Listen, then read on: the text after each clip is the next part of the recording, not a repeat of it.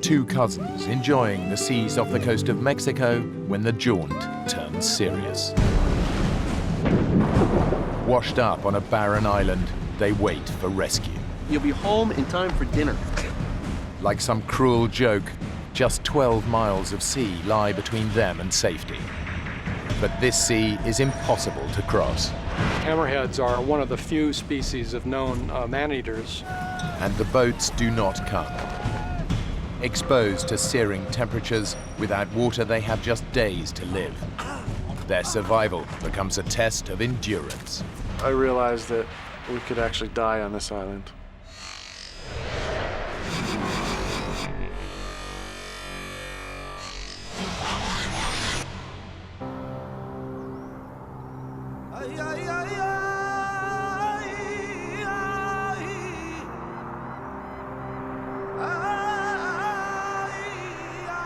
After a tiring 10-hour drive through the desert, Mark Sorensen and Rob Rusnak have almost reached the coast.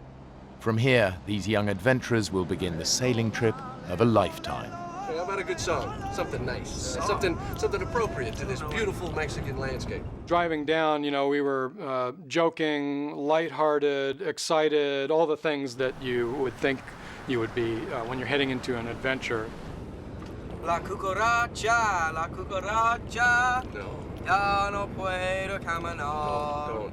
I was really excited. I had all these thoughts of how this was all gonna happen. So it was very exciting. Oh, if you're gonna do it, sing it like you mean it. You sing it with la me. Cucaracha, la cucaracha. Ya no puedo caminar.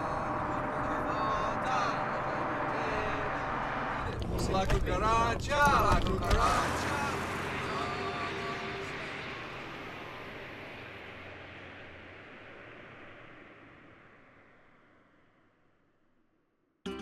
Their long drive from San Diego will end at their launch point, Bahia de Los Angeles. It's on the eastern side of the Baja Peninsula and is part of Mexico. The cousins' plan is to sail round-trip across the Sea of Cortez on a 16-foot catamaran, a dangerous voyage at the best of times. Their nights will be spent camping on the myriad of islands across the sea. Until they finish the 160-mile round trip, no one is expecting to hear from them. Wow. Incredible. Beautiful. When you see this placid blue of the Sea of Cortez stretching out in front of you and these dramatic islands coming out of the sea, seeing that was fantastic. Wow, we're here, this is what we were looking for. It's begun. Mark loved the idea of doing this crossing in such a small vessel because it was more challenging. He doesn't think probably anybody had ever tried it in a 16-foot cat before. Mark's my cousin. I basically met him for the first time as a young teenager. He was about 14 years older than me, almost like a big brother, but we would get together to do a camping trip here and there. Right in the middle of the cat? Yeah. Oh, man. Rob was about 26 years old at the time. Not so much a little brother or a little cousin, but more a peer-to-peer partner. The kind of adventure that we're often looking for borders between Weekend Warrior and Death Wish and that gray area between those things. Ready? Yes. Thank you. Is this baby gonna hold out? There's too much on it. Rob did see me as a mentor in terms of teaching him the basics of sailing. Doesn't sound good. I mean, you're the sailor, but too much weight on a boat. Boat sinks, right? Boat won't sink. Look, let's leave the wetsuits and the thick clothes. It'll be hot the whole time. Are you sure? Yeah. I'm gonna try and spread the weight out a bit. See if it helps. You give me a hand with this water? Heavy? About 80 pounds. The 8-gallon tank is almost like another person, especially when you consider the other gear that we had tied down.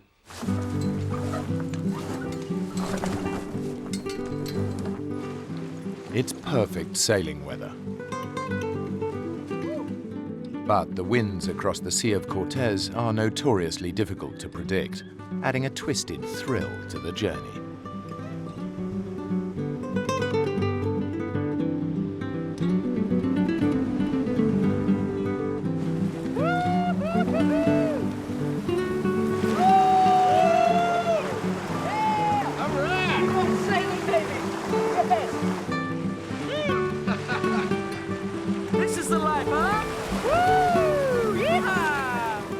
I love sailing because of the sense of freedom, of being out on the open water.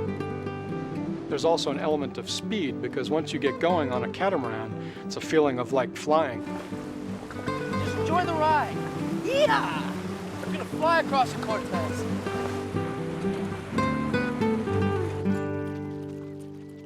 What happened to the wind?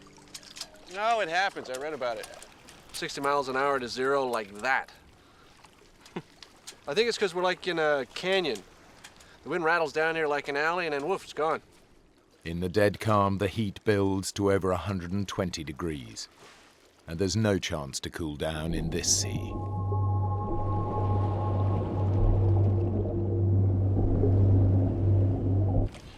Watch out for hammerheads.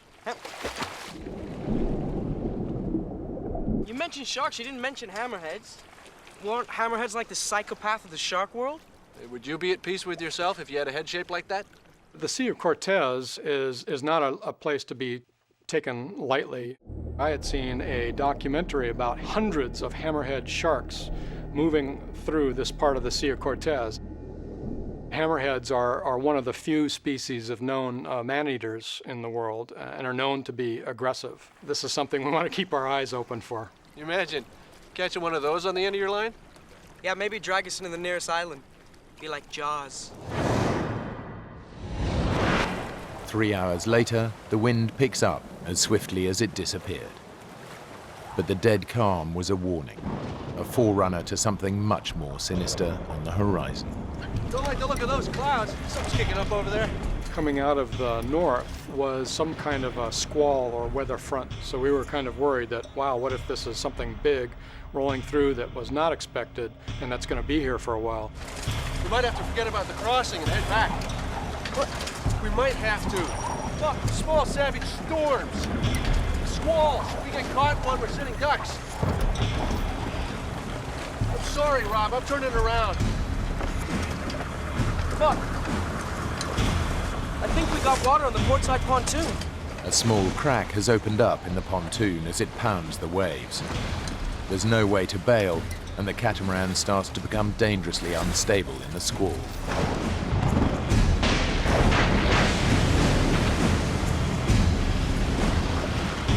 One big gust of wind, which was probably approaching about 60 or so miles per hour, hit us. We ended up in the water, tangled up in the sheets, with tattered sails in the water and, rigging everywhere. I thought, oh my God, this thing is going to crush my head. And so I thought for sure this boat's going to take my head off. Absolutely, I was scared. Is it me? Is it now really cold in here? Let's get the cat back up. We were both getting very cold, on the verge of hypothermia. I was shivering uncontrollably. I was very uncoordinated. With the shredded sails and stricken pontoon, the catamaran keeps capsizing as Rob and Mark battle with the waves, their gear and the water barrel drift away. Everything we're doing, everything we're trying is going wrong. And I said, well, what do we do now? Just die? And when he said that, that brought in basically a flood of emotion where you're going, this could be it. And what a ridiculous way to go. They're weak, and in this storm, a 12-mile swim to the mainland is out of the question. With no boat, the threat of being eaten by hammerheads is now all too real.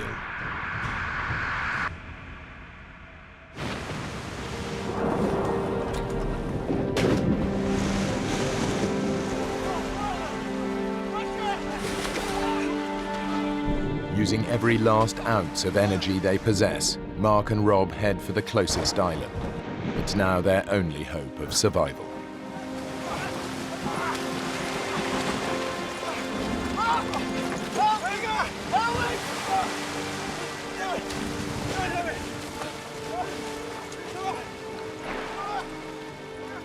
Getting up onto the shore was so incredible in terms of just the mental relief of having dry land under your feet.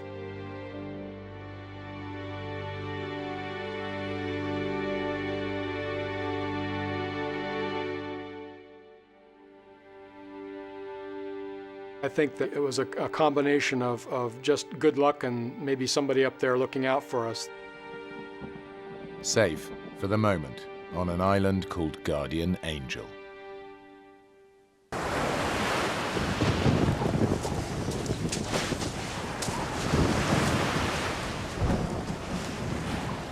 We were soaked to the core, and we stripped all of our clothes off and got in our sleeping bags and got into a fetal position to try to conserve warmth. We were probably in pretty advanced stages of hypothermia. You're still shivering like crazy, but you know you've got a little cocoon of what will eventually become warmth as your body heats up the damp parts of the sleeping bag. Rob, you okay?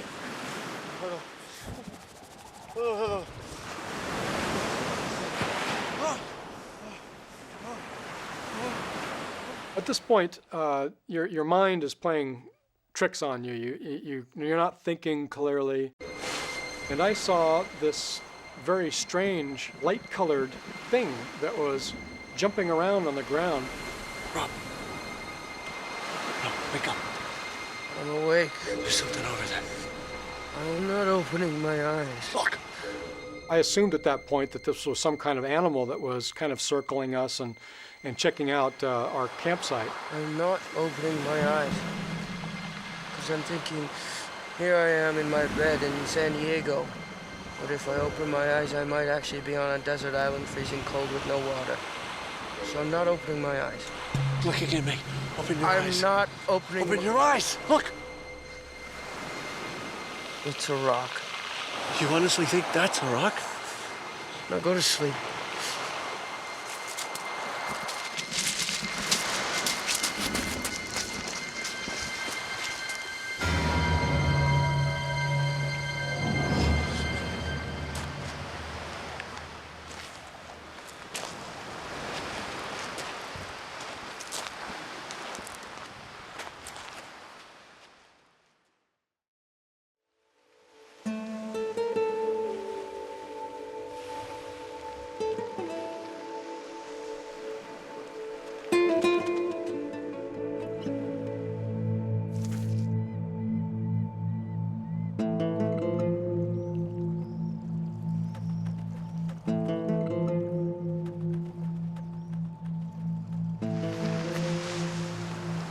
Wake up, dude. Wake up. The good news is the catamaran's sitting on the beach. Yeah? The bad news is it's in a million pieces. Must have taken a hell of a beating against the rocks. At this point, we realized we're going to be on this hot, dry, no water, no food island and situation, and we're going to have to figure out how we're going to cope with this. You want to try and swim it? Gonna be eaten by a hammerhead? We could climb out. Oh, this cliff's gotta be 100 feet high. You get to the top, there'll be a ridge, and then another cliff 100 feet high. It's gonna be over 110 degrees by midday. Without water, you wouldn't make it 50 feet, and then I'd have to watch your dead body fall back to the beach, so no thanks, bud. So we're trapped.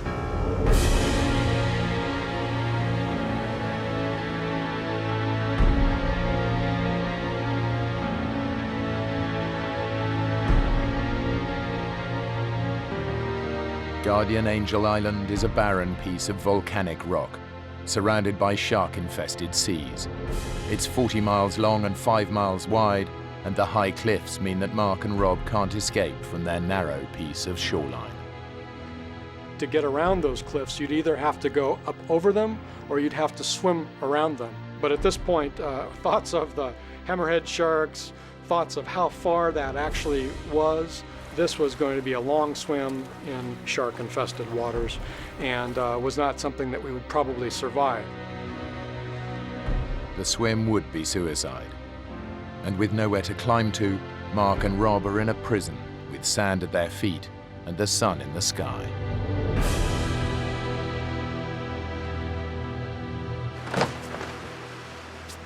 I think we could make it. It might take a day, but we can do it. We'd never make it. It's got to be 12 miles away.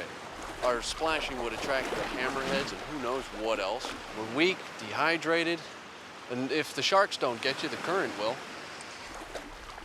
Let's build a raft then. With what? There's no trees, no wood. We're on a desert island, my friend. There's usually an oasis, isn't there? Well, not on this one. This is a desert island. Typical. Of all the islands to get washed up on. I'm gonna try it. There's nothing to seal the end of it with. I'm gonna try it. It won't float.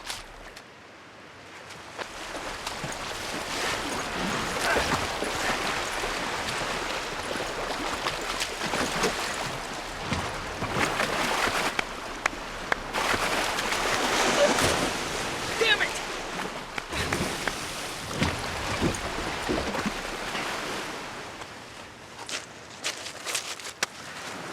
Look, it'll be fine. The fishing boat will be past soon. They'll pick us up, take us back to the car. You'll be home in time for dinner.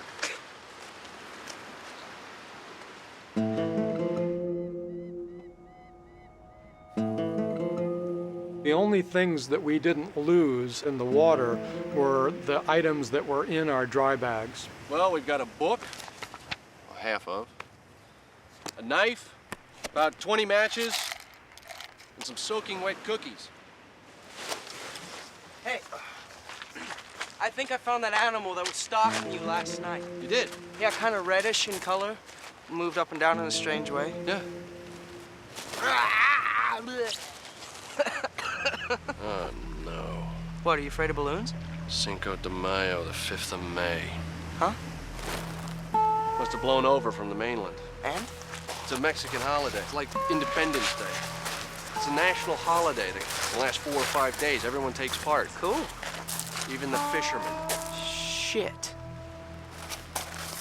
No one will be on the sea for a few days. We don't have enough to last, do we?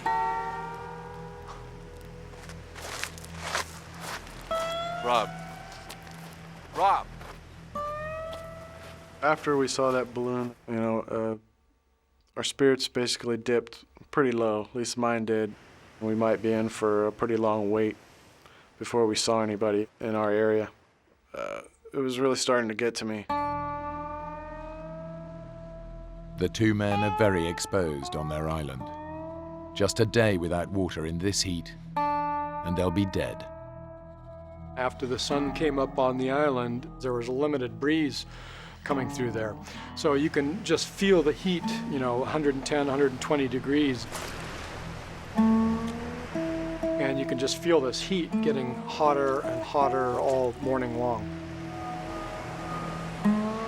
And the sun was just beating on you all day. There was no shade to be had anywhere. Much better. I basically stayed completely clothed, but even doing all that, a few parts of my skin that were exposed got burned.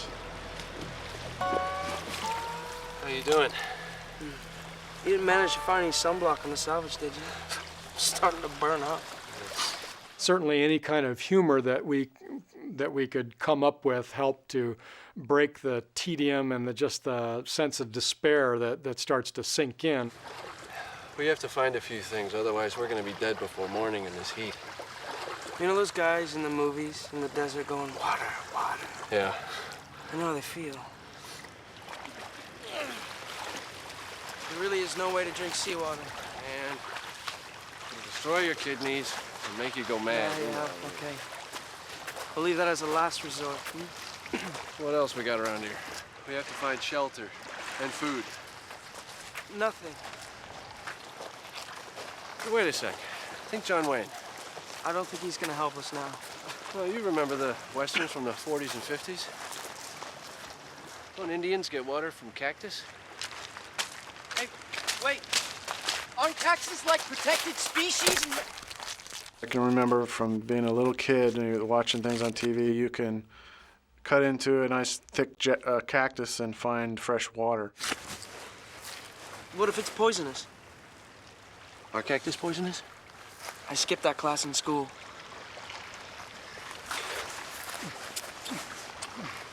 Yes! Huh? Nothing. What? Nothing's coming out. Maybe we gotta suck the pulp. Get the juice that way.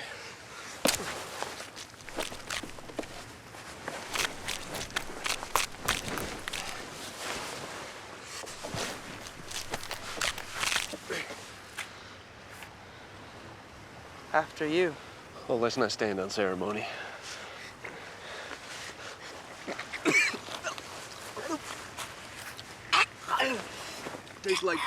Tastes like warm bile. I can't handle this. No, keep going. This is for the water.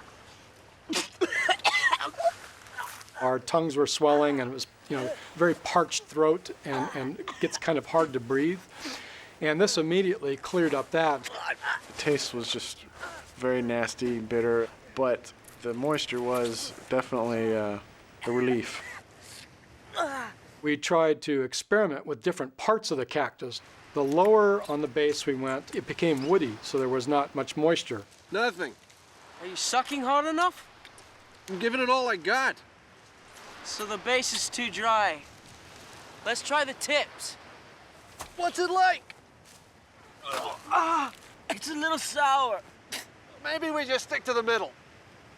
So we had to basically stick with the chest-high part of the cactus. Now the men have some form of moisture, they need to get out of the sun's burning rays. What little shade there was came from the cactus, which was, yay wide, and you could catch a little bit of shade. It's my turn. We still have more time. It's not true. Get off! More time. This is ridiculous. We have to find proper shelter.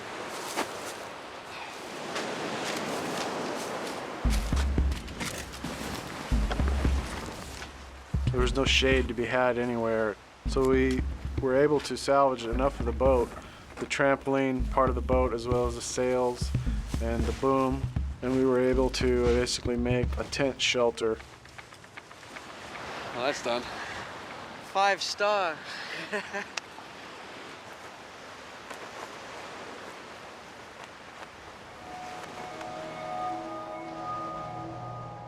And that made a reasonable shelter to get out of the sun, but it would become exceedingly hot during the day. It just became like an oven inside that shelter.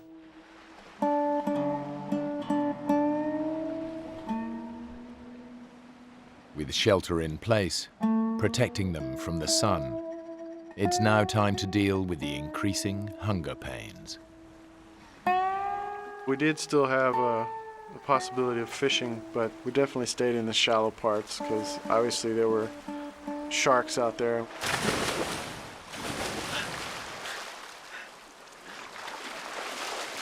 I'm now officially starving.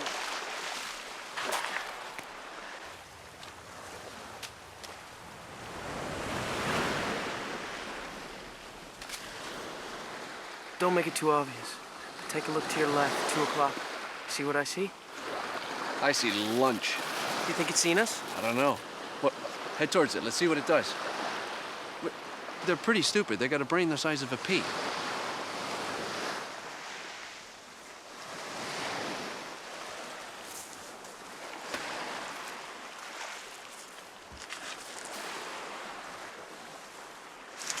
I think it's seen me. Move around a bit. Throw them off the scent. There was no way that you could actually sneak up on these things. Left, left, left. Go left. No, he's coming back. Get between him and the water. These things, have eyes that are looking all directions, and no way could we get close.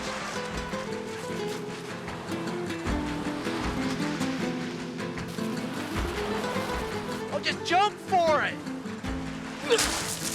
Man! I was pathetic. Except it's got like 10 legs, I've only got 2.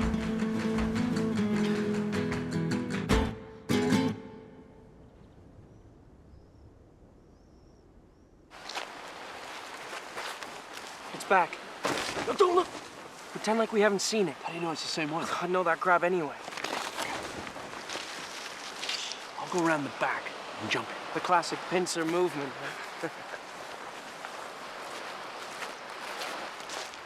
Hey, partner. Remember me? Yeah. We're gonna eat you. Move. Yeah. Huh? He's feisty, be careful. Don't mess this up, I'm hungry. I know what I'm doing. No, look this way. Look this way. Yeah, Grubby. It's me. How can something so small run so fast? Not so easy, huh?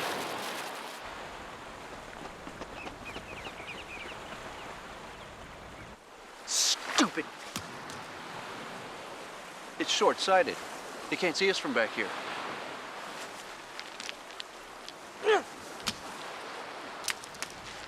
So he kept throwing rocks and he did not move until one just hit him on the head. Bingo! And we thought, wow, we found the way to get food. This was not your average sushi. It was kind of like a really bad oyster. We would have been grateful for anything that could have killed the basic taste of that crab, anything that would allow you to choke it down. But at that point, we were hungry and thirsty enough that it just didn't matter. There was not enough crabs that we would be able to survive on them more than a few days, and that if we weren't able to find some other food source in the vicinity, that eventually we'd die from hunger.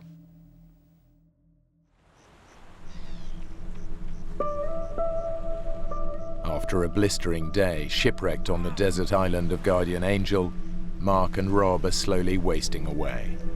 They're surviving on cactus juice and crabs, but the heat is a potentially lethal problem, even at night. Our spirits, I think, were not bad, but not seeing anybody, not seeing a boat, it was quite depressing. You think anyone will see the fire? Can't hurt. What I wouldn't give to be able to peel the top layer of my skin off. I'm burning up. My tongue is all swollen. Feels like a football. The stupid insects are driving me crazy. Ah! Another constant annoyance on the island were these sandflies. They were tiny little gnat-like things that had severe bites. Because you can't see them, there's nothing to swat. You know, these things somehow get on you and they're able to bite you, and you don't see them, you don't feel them until it's too late. I tried to stay in the sleeping bag to avoid the sand flies, but as soon as it got too hot, I'd open the bag and I'd start getting eaten alive by these sand flies. It was maddening to be too hot in the bag and get eaten alive outside the bag, so it was a constant back and forth.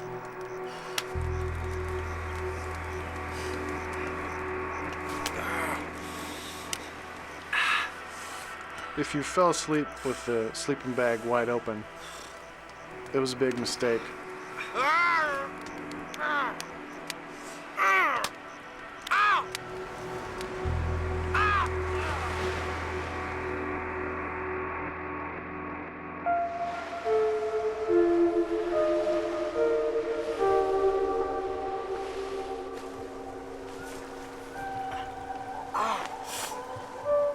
I've been bit. I've been bit all over.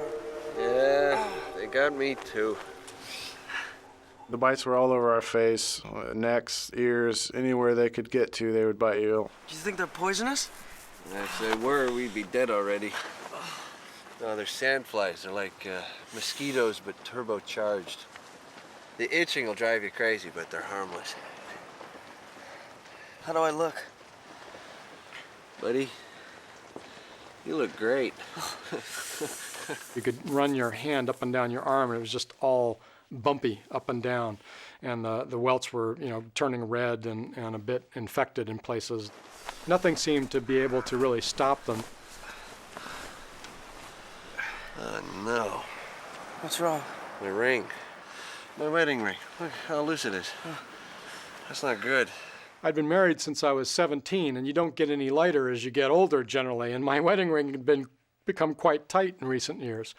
And when it slipped right off my finger, that was a new experience, and I realized it was because we were losing so much water weight from our bodies. How about a cookie to fill us up? They gotta have dried out by now. Don't do it. Why not? It's about 90% sea salt. Oh, How are they? they're a little salty. Yeah. Oh.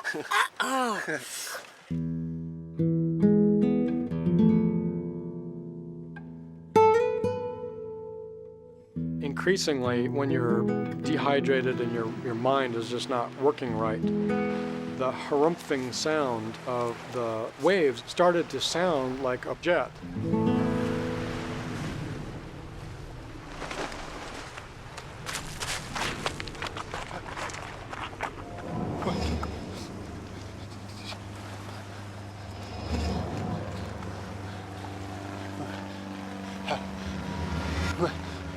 The sight of this plane going by, it drives you crazy. Something emotionally starts to tear you apart. I can't tell those people I'm down here that I exist, that I'm in trouble. There's something reflective. We'll try to signal it. We have nothing that reflects. The knife blade. Nah, it's too dull. It's messed up. Well, keep waving your arms then. I remember trying to signal, even though I instinctively knew that they were too high, and I'm sure they couldn't see me. Look. Here. You think you saw us? I doubt it. I would have circled back around.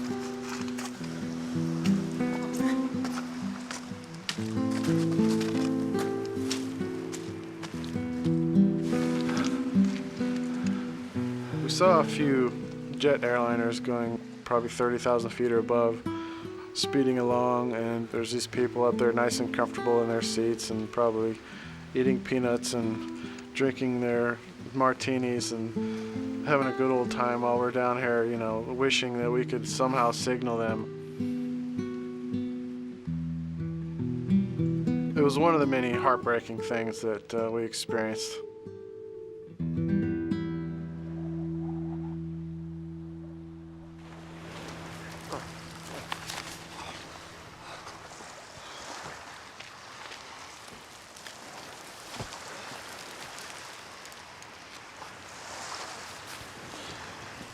What are you doing? What does it look like I'm doing? I'm trying to do something. I'm gonna find out what's at the top of these cliffs. Rob, you're in no water. We need to do something, Mark. Anything. And as fun as it is burning to death on this beach, eating You'll cactus be dead and before crab- you reach the top. I didn't know what was on the island or what was back up above those walls. I wanted to do something, just about anything. Rob, get out! No! It'll kill you! I can do that! Get up! It was very frustrating for me. You know, it would have been pretty easy for me to climb up these cliffs, being a rock climber. Climb it, come on! Get off! Come on! I can climb it! No. Get off of me!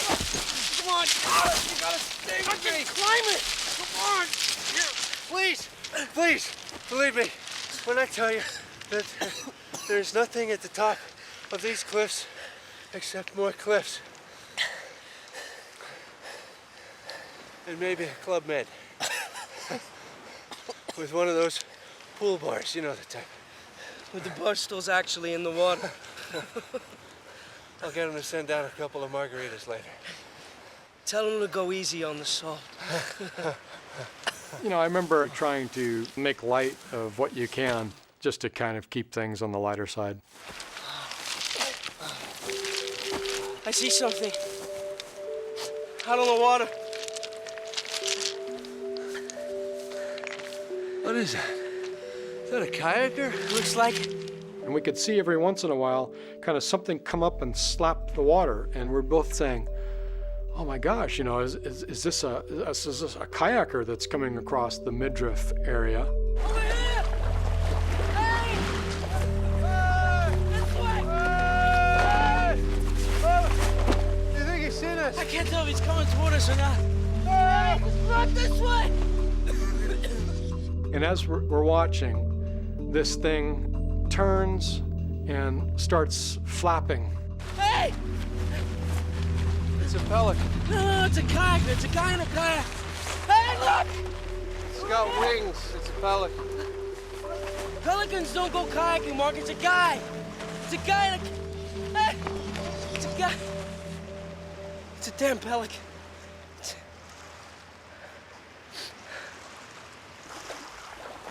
Talk about a sinking feeling. You know, we had all this hope that was coming up, and now the hope sort of flew south. Then our chances of getting off this island are not looking good.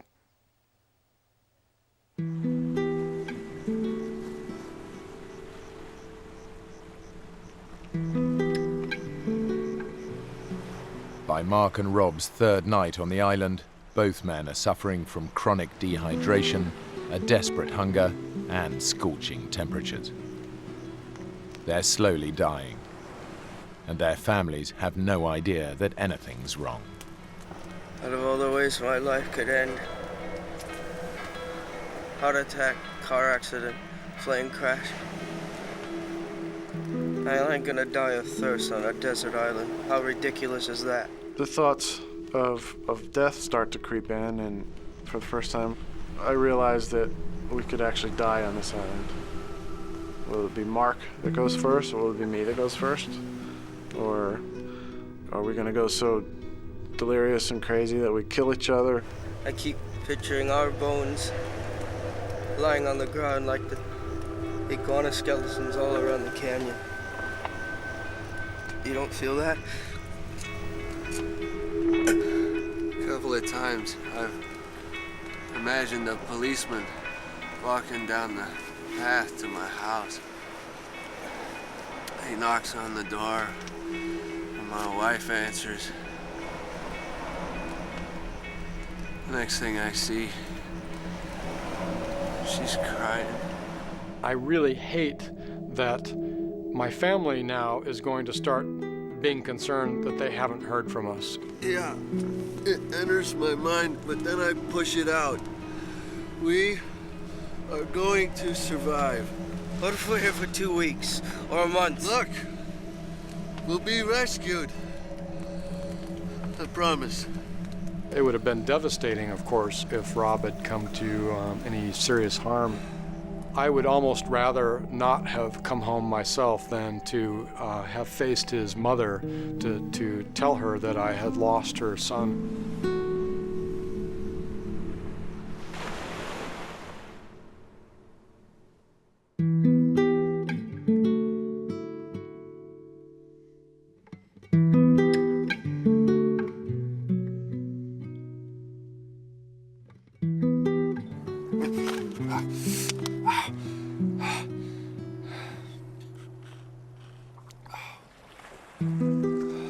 When I woke up the next morning, I reached down, as I typically do, kind of twist my wedding ring on my finger, and it was gone.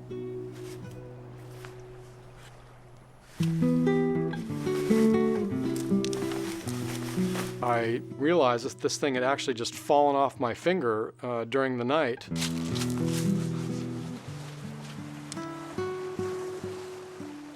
Rob, you seen my ring?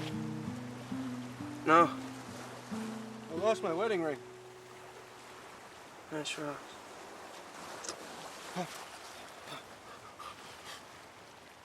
When it slipped right off my finger, that was, to me, an indicator that things were starting to get very critical. Got it.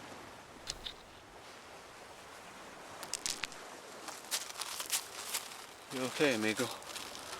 Sure. My mind and my vision and even my hearing were playing tricks on me.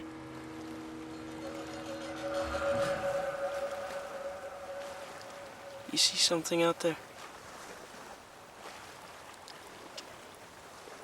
No. The dehydration was definitely the major culprit in causing delirium and the mind tricks.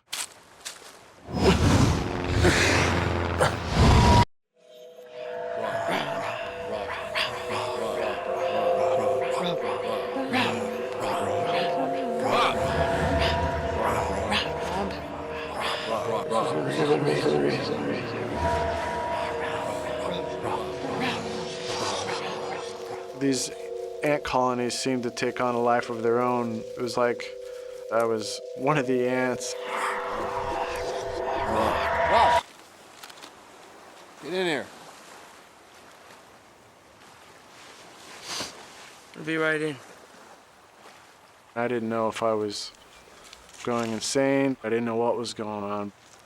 It was bizarre and surreal at the time. It almost seems like a dream to me now. It was really starting to get to me. I was drained, I was quite delirious, and I was beginning to lose it. At this point, I knew that I could possibly die. Did you hear that? Rock. Sounds like a boat. Man, it's probably a wave. Or a pelican. Or the cactus talking to you or something. Up! Get up! There's definitely a boat out there! Hey! Hey! Hey! This way! Sure enough, there was a boat just a few hundred yards out. Over here! And we're thinking, oh my God, this thing is going to keep going. But it didn't. It stopped. And we're going, I think it stopped, you know? This thing is sitting there. The motor started revving again, and it started coming towards us. And we're going, oh my God, this thing's heading our way. An incredible sense of relief and adrenaline rushed over me that I never felt before. Are they Mexican fishermen? Why have they stopped? I couldn't tell what they were saying, but they seemed pretty suspicious. Who knows what, who these two gringos could have been. Why aren't they coming to get us? I don't know. Hey! Let me deal with this. I am not fluent in Spanish, but I know enough to get along and was able to respond to them. Hey, ¿qué pasó? Oye, estamos aquí por 3 días. Mira, mira, el barco choco con rocas. That would have been devastating had they been so suspicious that they would just leave us behind. My spirits would have just sank to beyond the depths. There's nothing that Mark and Rob can do. They are at the mercy of these fishermen who don't seem to believe their story of being shipwrecked on the island and living off cactus juice and crabs. Mark begs for their lives. Es verdad. 3 días, no agua.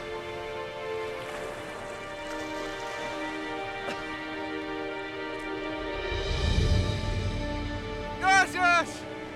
Muchas gracias.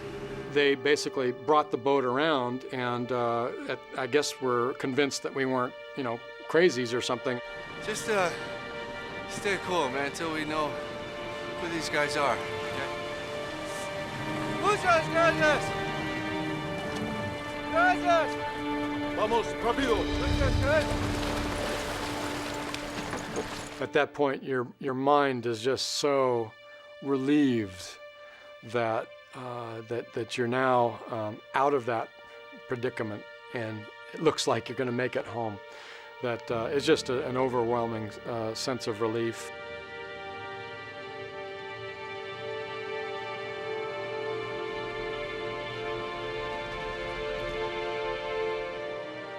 Glad to be alive and glad that we didn't die. They pulled up a 1-gallon container of water and headed directly towards Bahia de Los Angeles. The feeling of having gulps of water actually go down your throat was just incredible. It was a bizarre feeling to feel your body hydrate almost instantaneously. You could almost feel it pumping out through all of your limbs and all of your veins. It was the best water I've ever swallowed. The people in the boat brought us up to the actual town of Bahia de Los Angeles. and gave us a gallon of water and said, "Good luck." Looks good. And they turned around and they were gone.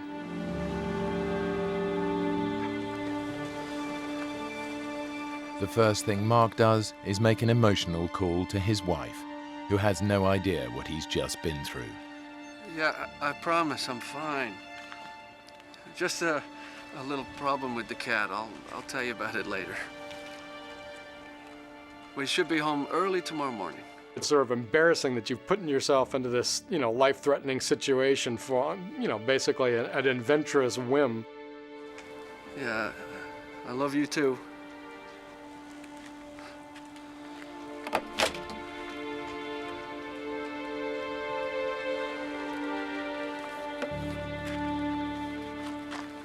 Before taking off, Rob and I at the general store basically loaded up on all the things your body is craving at that point. Things that are fatty, things that have some taste to them, things that are liquid, and kind of gorged ourselves.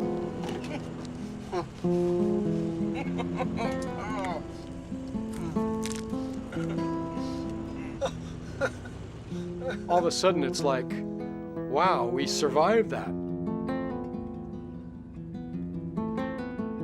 I feel lucky now that I made it through that, A lot of people might not have made it.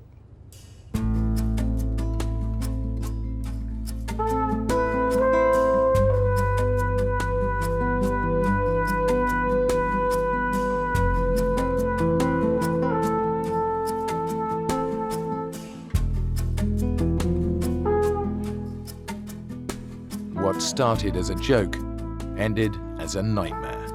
Severe dehydration, vicious insect bites, sunburn and starvation combined to take these cousins close to death and back again. When you come out of the tail end of this alive, that establishes a kind of a bond that is different than, a family bond. We share this common experience, but I'm not sure that he'd ever go sailing with me again.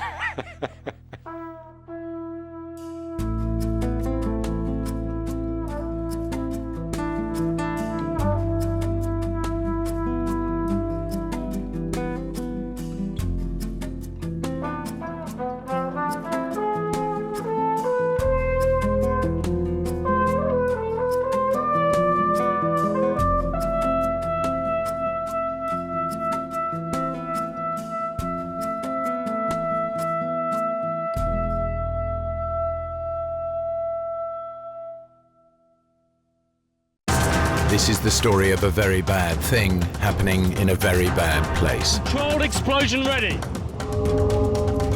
When Chris Moon left the British Army, he couldn't have imagined life on Civvy Street would be even more perilous.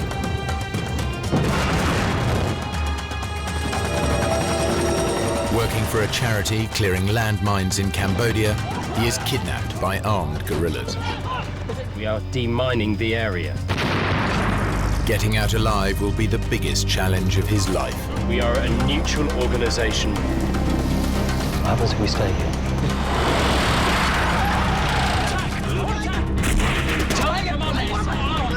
There is no threat!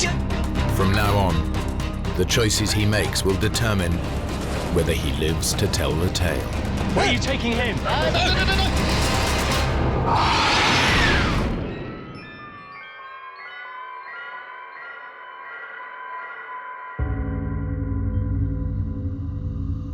North Mozambique, 1995.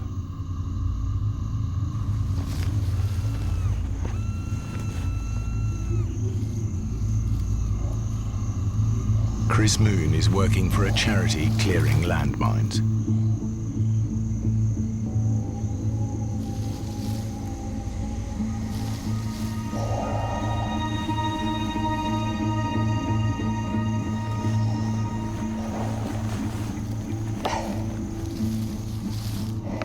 I was walking in a cleared area, 7th of March 1995. For some strange reason, I felt something was wrong.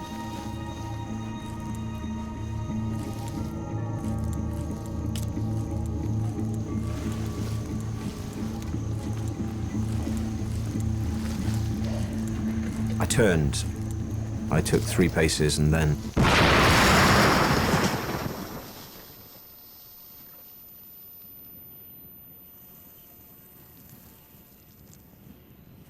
I realised in a split second that there was only one possible cause for the blast, and that must have been something I stepped on.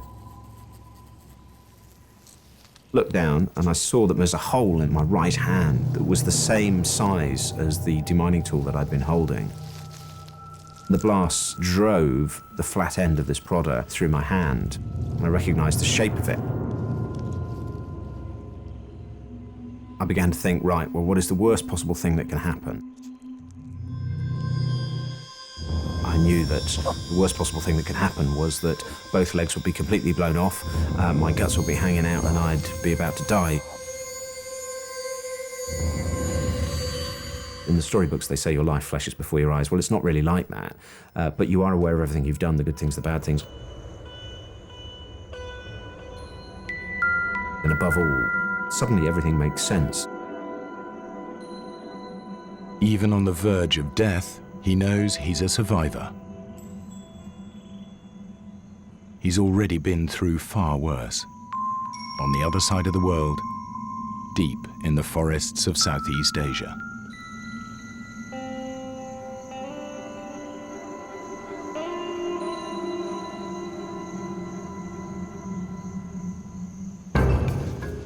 Two years earlier, after leaving the army, Chris Moon travelled to Cambodia.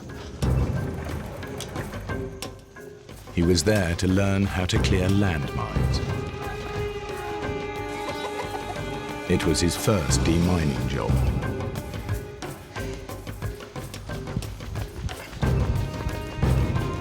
The whole Cambodian landscape was riddled with landmines, the deadly legacy of civil war.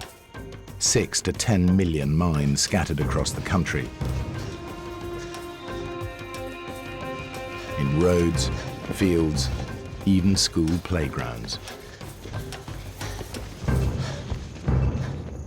The problem with landmines is that once the fighting stops, these things are killing and maiming people for decades afterwards. Chris and his team started working in a small village in a safe but remote area. We were working all together in Posat province for mine clearance. My job as his interpreter. Mine clearance is relatively straightforward. They're working in a metre-wide lane, which is very clearly denoted with white sticks.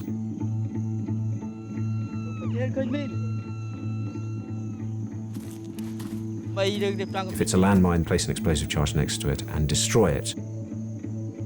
Controlled explosion ready.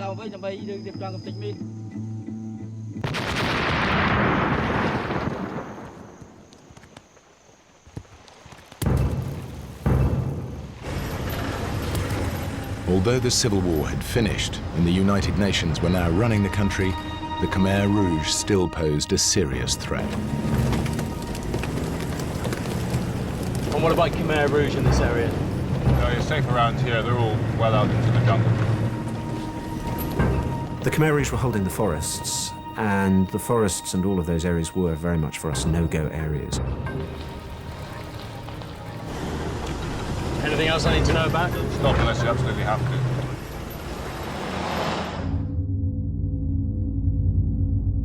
The Khmer Rouge committed widespread atrocities throughout the country. As many as 2 million people died, perhaps a quarter of the population. They brutally tortured many thousands. In modern history, perhaps the killing fields of Cambodia are unparalleled.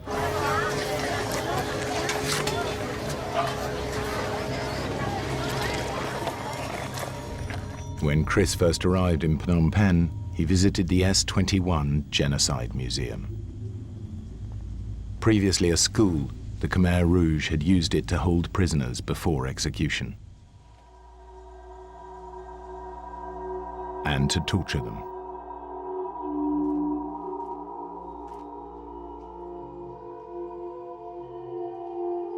He quickly learned the details of Cambodia's brutal recent past. The Khmer Rouge had taken over the country on April the 16th, 1975. They forced everybody out of the towns. They turned the country into a huge labor camp.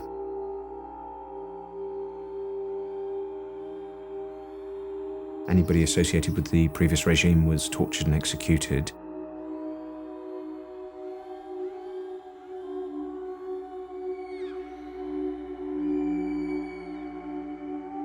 Before long, he himself would be a prisoner of the Khmer Rouge.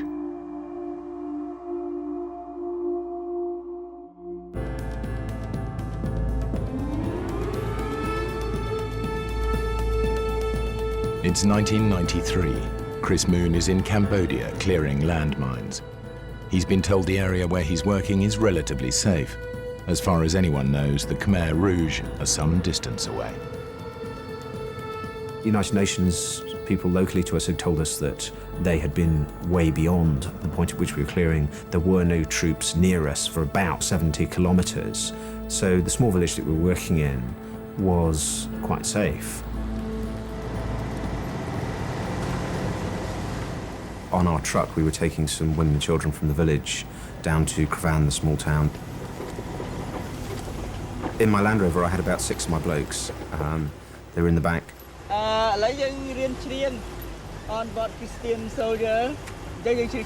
My Cambodian colleagues asked me if I knew any English songs, and for some strange reason, the only song that I could remember the words for was Onward Christian Soldiers.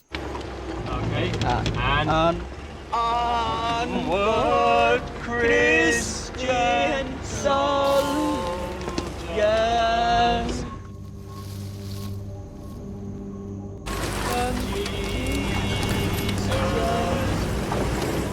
We were going down the same road that we'd always been going up and down when we reached a clearing. And I saw some movement in the bushes, and I just felt something was wrong. I began to wonder if my eyes were affecting me. The bushes seemed to be moving slightly. And then suddenly, charged 30 Khmer Rouge soldiers. I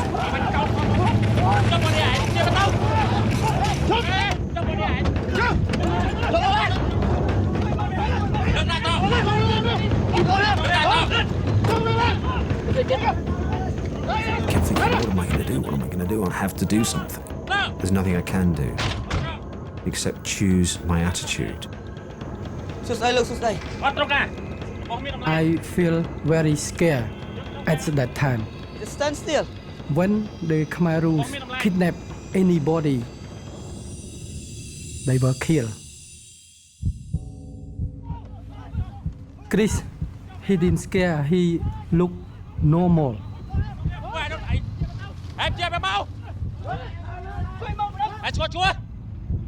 Everything that I did was focused on, well, how can we survive? How can we get out of here?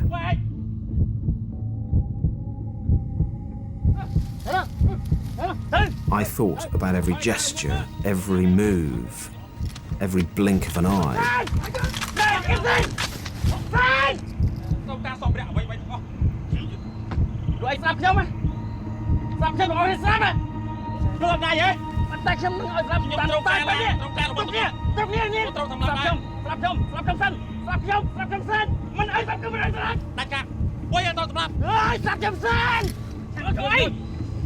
He said, why you come here? To help the Cambodian people. We are demining the area. We are a neutral organization working in Cambodia to help the Cambodian people. He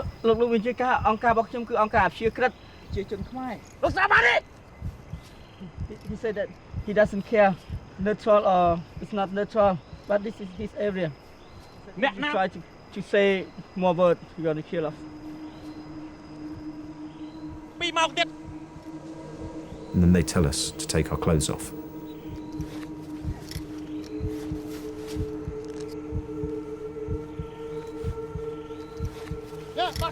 I suppose fear is such a lonely thing.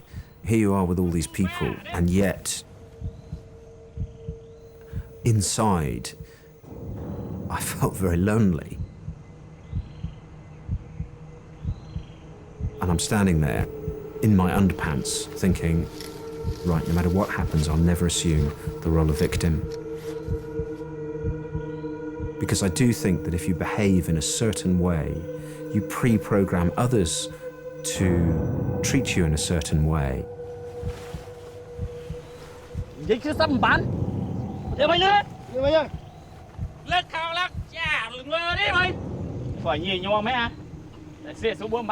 tell me to get in the Land Rover. I'll push things as far as I can. If I go too far, I'll take a step backwards very quickly. Mr. Hoon, please tell the commander that I will be happy to meet with his commander tomorrow, but my organisation will not allow us to go today. Look, maybe chia ca con sông ai chứ luôn. He said no, you have to go to see his commander today. I'm now a Khmer Rouge prisoner of war. Which way? Pleu na, look, pleu na. Let's go straight.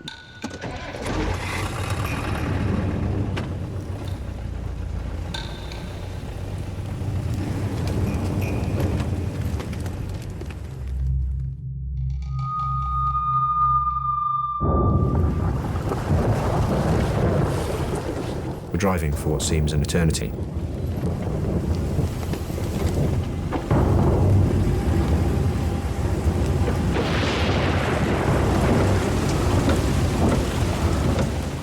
And then the most heavy monsoon rain.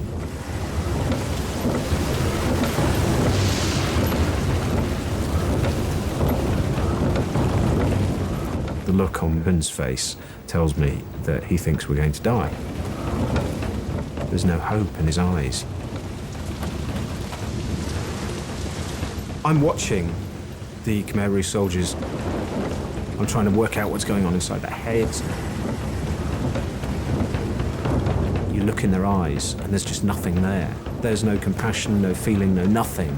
And there would be no point, you realise quite quickly, in ever asking them for kindness or mercy because they couldn't understand it.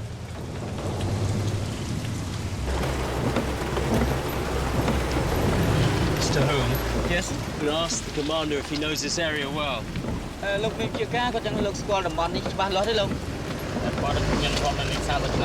He said he lived in this area for 30 years now. All the time we're trying to keep things polite, trying to communicate on their level. You have a wife and children. Look, maybe chia ca មានកូននេះមានប្រពន្ធទេលោក ពូនឯងលោកមីខ្ញុំជាប្រពន្ធរបស់ខ្ញុំត្រង់ជាកូនរបស់ខ្ញុំ Before he's married, but now he used the weapon as his wife, and the bullet is his son.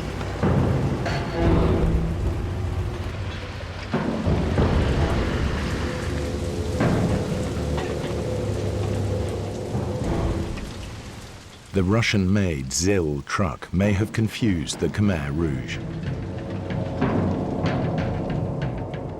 Their enemies have been using Russian military advisors for many years. Perhaps they think that's what Chris is really doing in Cambodia.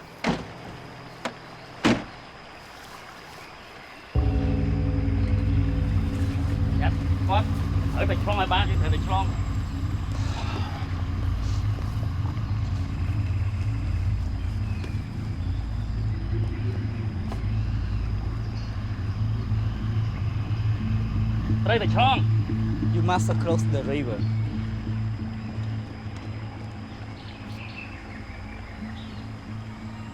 Tell the commander to send one of his men through the river first. Psychologically, it's going to be far better if I make him send one of his men in to get wet. What I need to do is create some sort of a relationship with them in which they respect me. The commander would be very unlikely himself to walk through. He'd get one of his guys to do it. This river marks the unofficial boundary between government and Khmer Rouge territory. The recent heavy monsoon rain has made it virtually impossible to cross. No, it is too deep for the Land Rover. We cannot go across. For the first time that day, I feel good because I'm calling the shots. I'm saying no. I am now in control.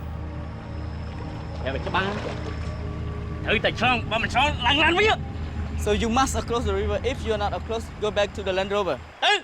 Let's go. The Khmer Rouge soldiers are nervous. Until they cross, they're worried they could be attacked by government troops. I speak to my driver and I say, look, you must listen to everything the soldiers are saying. Tell me what's going on. Be fine. If in the next 20 minutes we are not across the river, they want to burn our car and they want to kill us. We'll get across the river. I have to find a way to get the vehicles through.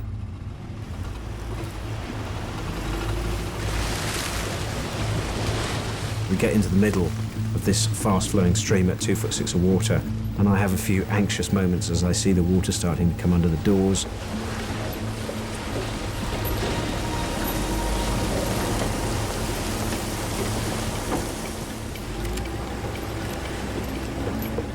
We just get through.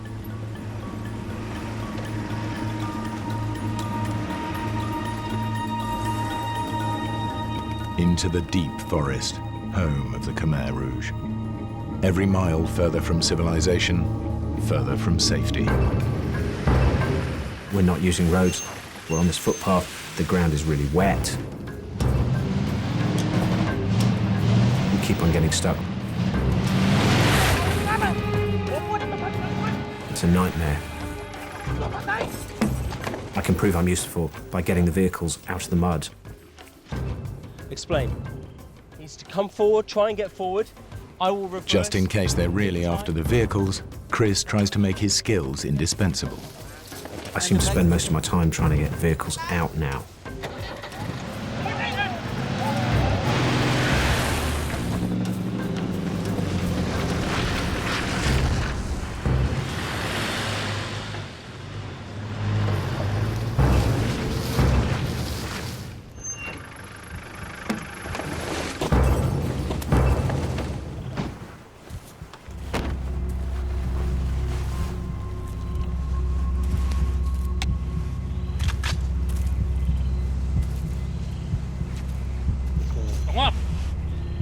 Don't look at them.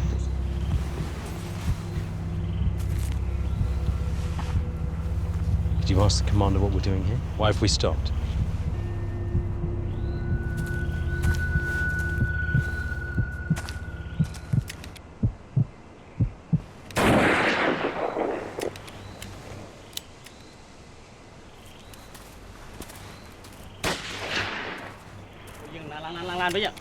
I know by now that we must be deep into their territory. This is their jungle. Okay. What's going on? You have to follow the commander. Ask him why. Why are we going? Don't talk too much.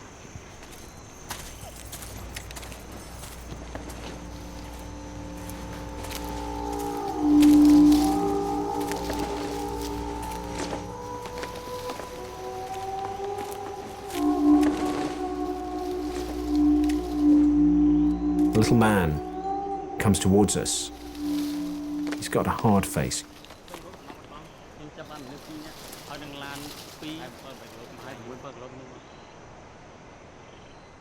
And he's got this strange little brown trilby hat on his head. That tells me he's an important man.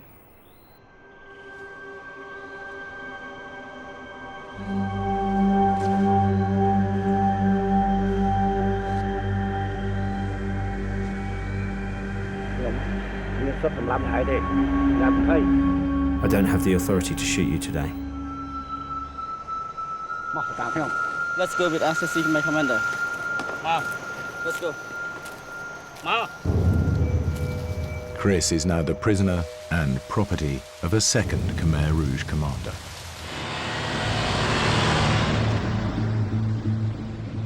Each of the commanders has his own territory and his own men. They're a bit like medieval warlords, independent, but also part of a pyramid of command and obedience, leading ultimately to Pol Pot.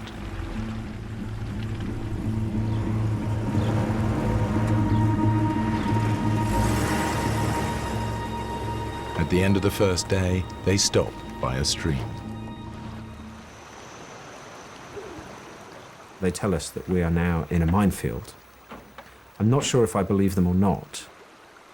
It could be a genuine warning, or simply a lie to keep them from running away. You asked the commander what his plan is. Why have we stopped? Are we staying here tonight? Tonight we sleep here. Tell the commander it is not possible. The rules of my organization will not allow me to.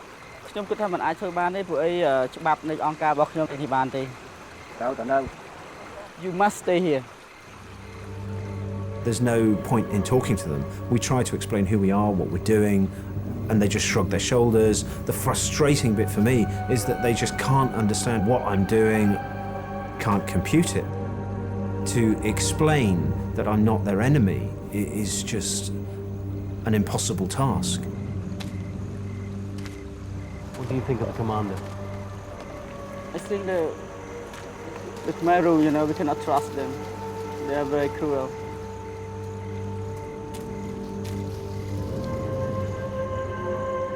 I can see from the look in his eye that he believes that this is going to be his last night alive.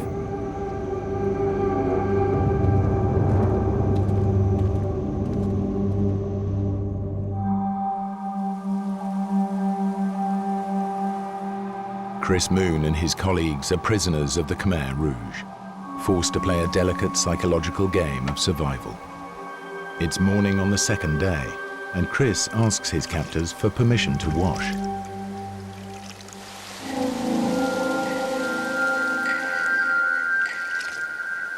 With no one guarding him, it could be a chance to escape. Now I have my darkest moment. My hobby is running. I just know that if I do a runner, they won't catch me. They just won't expect it. He might be able to make his way back out of the jungle, following the course of the stream. Human beings, we are selfish things. We are. We are.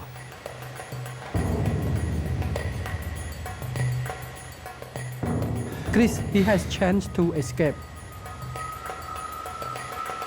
If he escaped, we would be killed. But he decides not. I can't leave my colleagues. Now I can't leave them, so I walk back slowly to the vehicle. I think that Chris Moon is a brave man in my heart.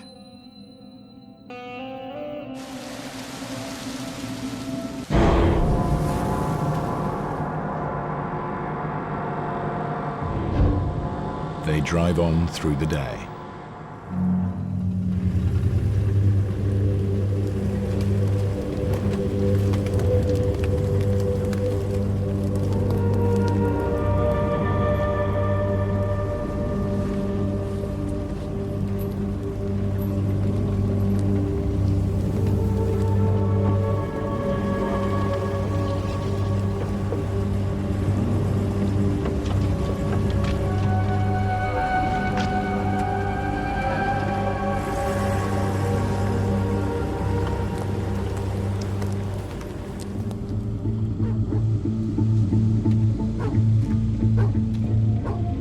At last, they approach the heart of darkness, a Khmer Rouge base deep in the jungle.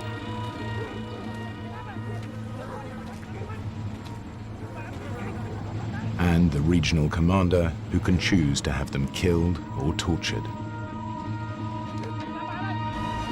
Deep down inside, I begin to think maybe there is no hope. And that's when I have to banish the demons.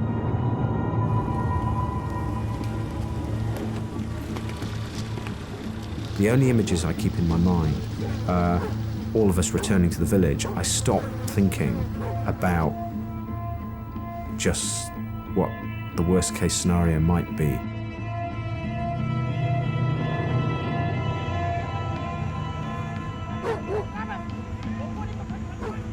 My imagination keeps leaping off.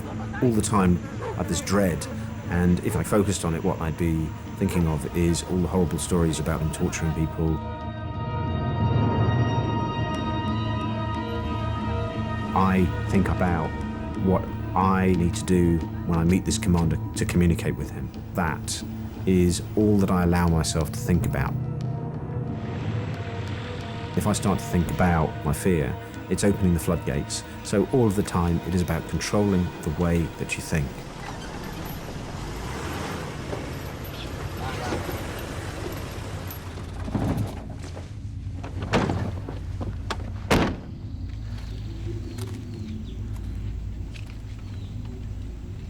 Why? Not up there. He said they will bring you to the house. Where you go? Where are you taking him? The Khmer rule, when they want to kill, firstly, they separate, and then they can't kill quite early. They've separated me from Pern.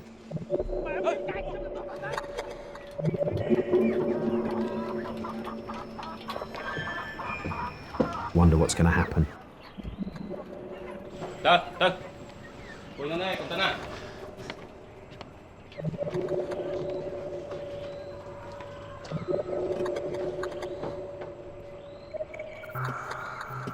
All of the time, I'm telling myself not to focus on stories that I've heard of people being tortured.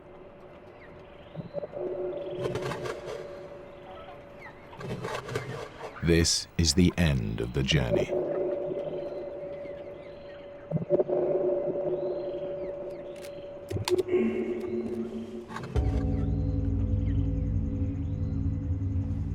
Now Chris comes face to face with the one man with absolute authority to decide their fate.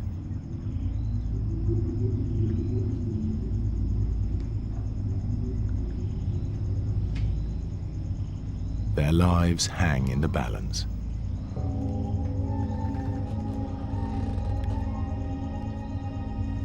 Speak Khmer. No. Speak Thailand. No.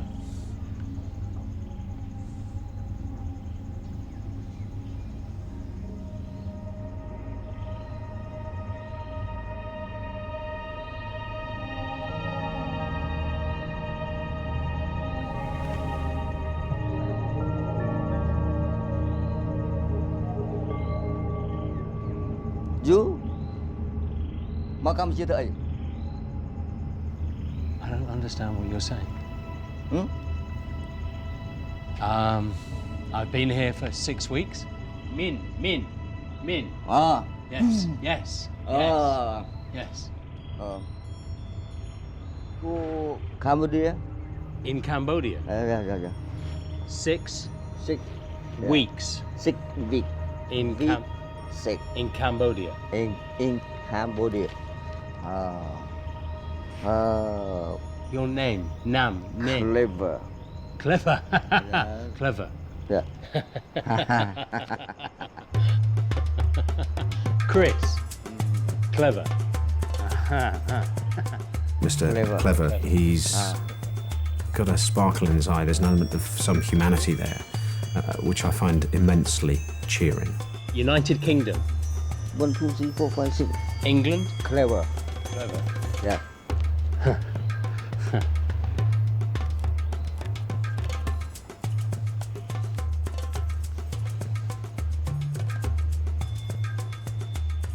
Look, Chris Moon, don't judge it about. He said that you have a good heart. Now he will use me as interpreter. Don't you look bad. He said, don't worry, he tried to help you.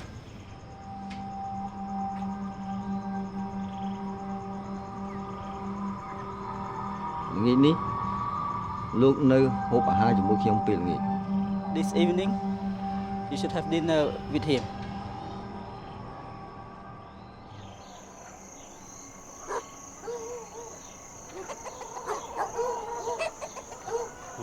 That night, dinner with the Khmer Rouge.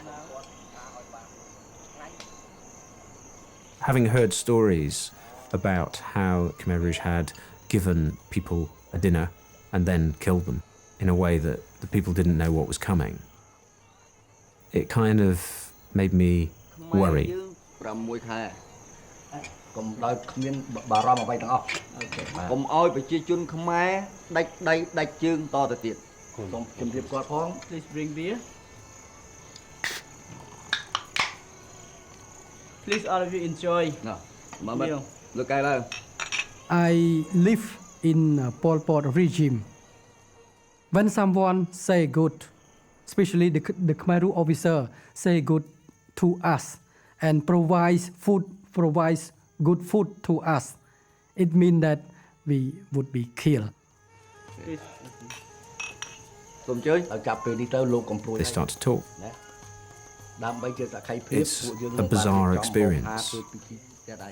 ទេមកតិចពីកិច្ចការដែលរៀនសូត្រទាំងអស់នោះដូចជា Please thank the commander for his hospitality. ខ្ញុំសូមអរគុណលោកមេវិជ Although things were very polite, we didn't know what to expect. So please enjoy your supper. បើឃើញលោក In my mind, ជូនដំណើរគាត់ I thought that we would be killed. There is going to be no concept of us being held for a long period of time. We are either going to be killed or released. ពេលនេះតទៅយើងអស់គ្នាបើឃើញលោកគ្រូ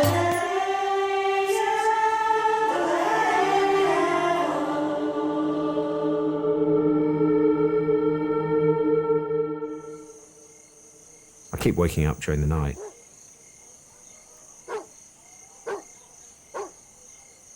I can smell a cigarette. I can see a cigarette light somewhere out in the darkness on the edge of the trees.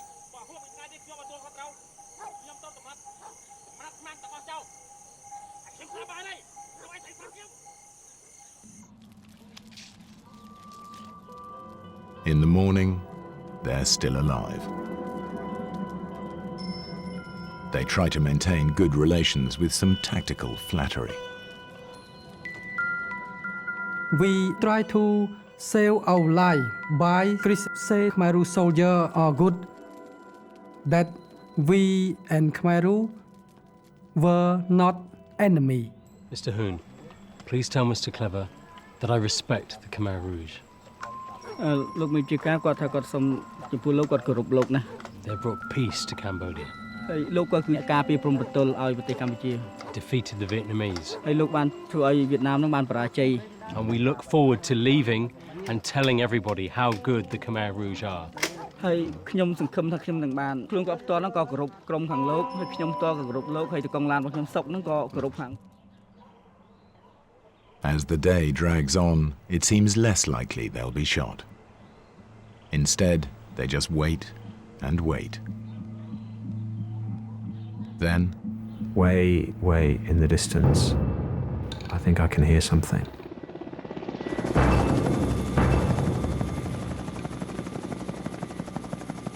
And then I see a tiny dot of a helicopter. Go, he said go. a United Nations helicopter has been searching the jungle for them. I think it's seen us. All friendliness is gone. It's not armed! Mr. Hoon, tell the commander it's not armed! There is no threat! It's not armed! Suddenly, No! Stop shooting!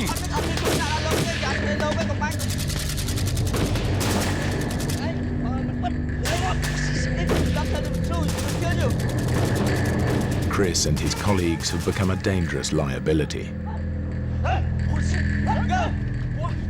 Mr. Clever needs to get rid of them. Fast. So Mr. Clever changed his mind. And I thought that, it finished our life. He orders the commander who brought them in to take them away again. This time, he can do what he likes with them. by sending us back, it was the other commander's problem. That's why he sent us back.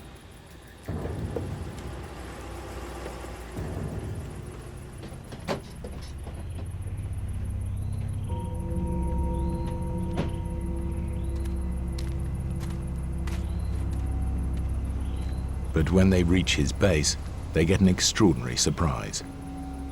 Hello? He said now he let us free to go. He sets them free and grants them safe passage for a day. We're free. We're going back.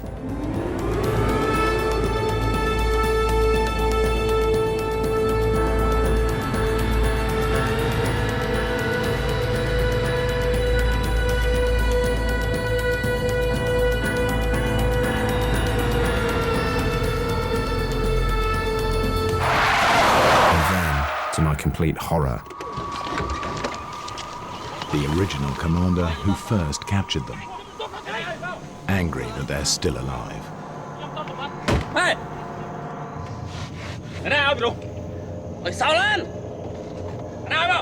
Who allowed you to come?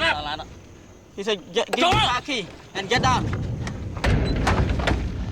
Tell the commander. His commander has given us safe passage through this area. Look, make your guy look. Give me the car key. If I give him the car keys, how are we going to get home? He said, get in the truck.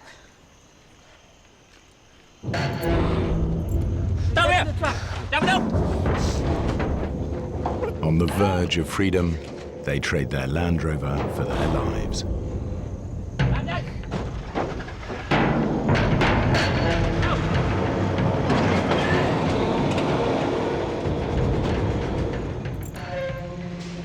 Chris and his companions are being driven out of Khmer Rouge territory on an old logging truck, with 2 boy soldiers guarding them.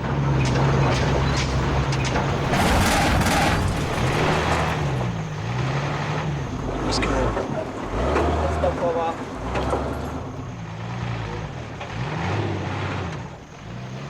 They only have safe passage for 1 day. If they haven't made it home by then, all bets are off. They must get out of the forest.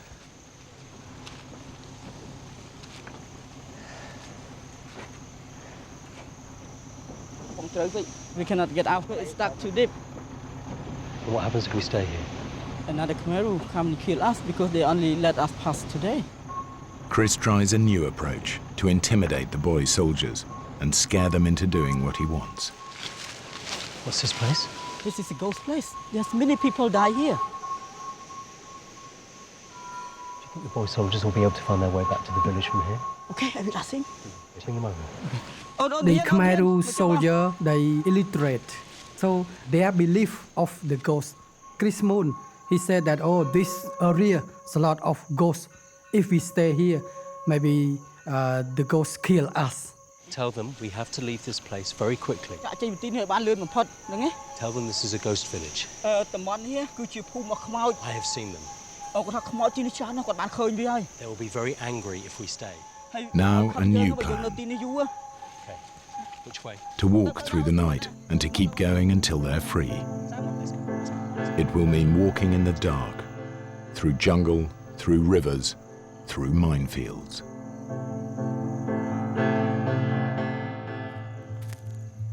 Chris Moon and his companions must get out of the jungle. It's now their 3rd night in Khmer Rouge territory, and Chris is determined it'll be the last. We're walking for our lives. We have to be out of there by daybreak.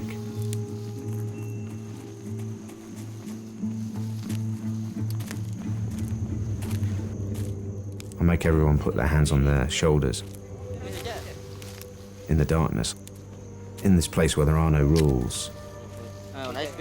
Where I'm just so angry with them for what they've done. I have to confront the fact that what I hated in Khmer Rouge might also be in me too. Because I have a very wicked thought. Maybe I should kill the boy soldier. I've even got my hand on his neck. I could snap his neck like a pigeon. And then I've got the weapon to get the other one when we emerge out into the night.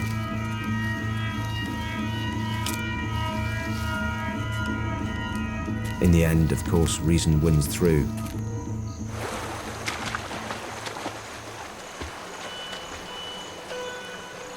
We walk almost the whole night.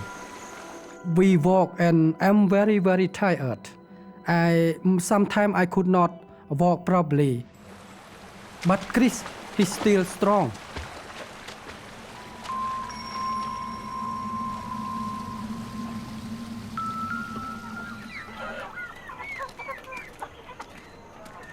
Two hours after sunrise, they reach the village where they started, and the villagers they last saw at the ambush.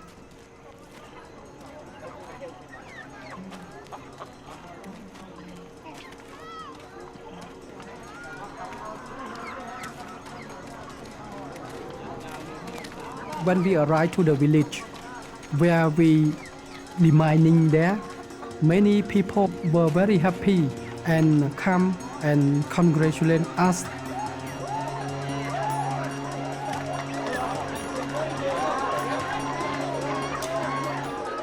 This is a place where the children are laughing and the children are playing.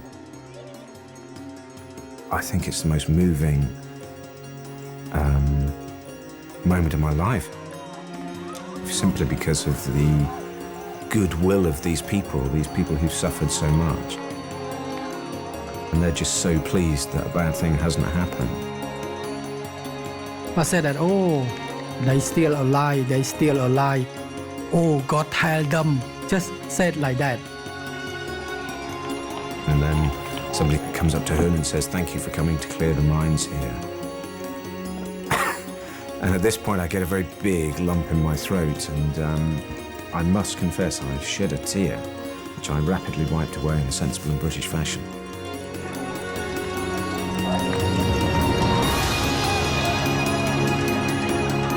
We were released on Sunday.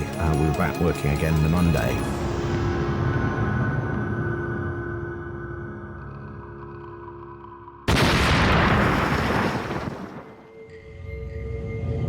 Get back! No one in the safety lane! Get onto US aid! Try to get the copter to come in and do a casevac!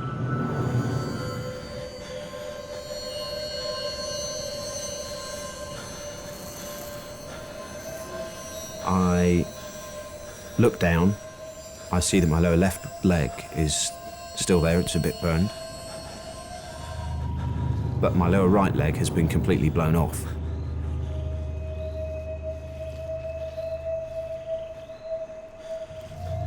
And then I have this overwhelming desire to scream, oh my God, I've had my leg blown off. I take a deep breath and I say, think before you act, think before you act. Fine, I'm back in control. And I think, well, there's actually not much point in shouting that, because when the medic gets here, he's probably going to notice.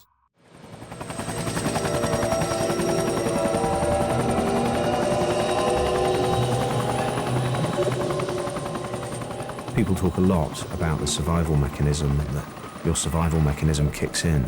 Well, that wasn't the way it was. After a while, when the pain starts to hit you, I think it reaches a stage where it is so bad that you actually want to die. You would rather give up and pretend it wasn't happening.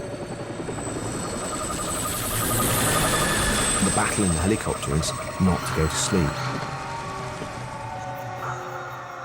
It was easier to go to sleep, to pretend it wasn't happening, to turn over and just fade out. And dying is definitely, in those circumstances, the attractive option. It's easier to die. I knew I'd gone into shock. I desperately needed fluid. The medic was struggling to get the drip lines into me. I had to get some fluid in. I decided that I would drink my drips.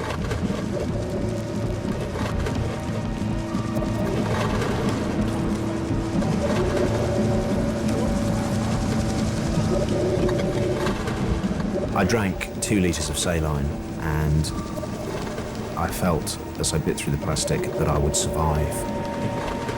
It didn't enter my head that I wouldn't survive.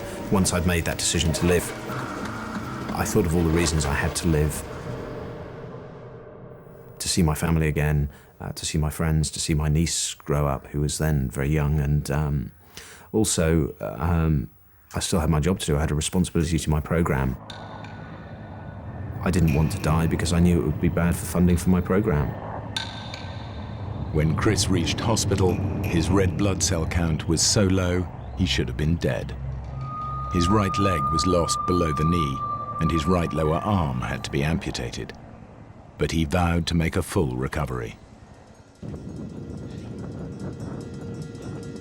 Within a year, he was running marathons. Eventually, he ran the Marathon des Sables, 7 grueling marathons across the Sahara Desert. 7 marathons in 7 days.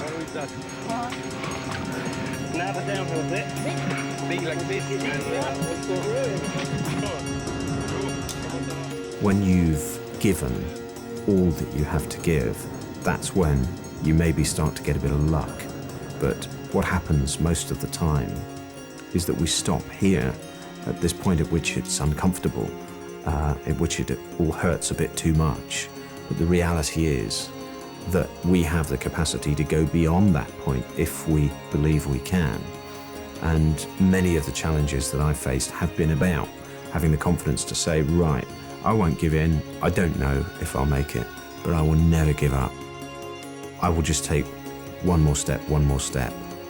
And maybe that's what the journey of life is about keeping on going. If you fall over, keep on getting up.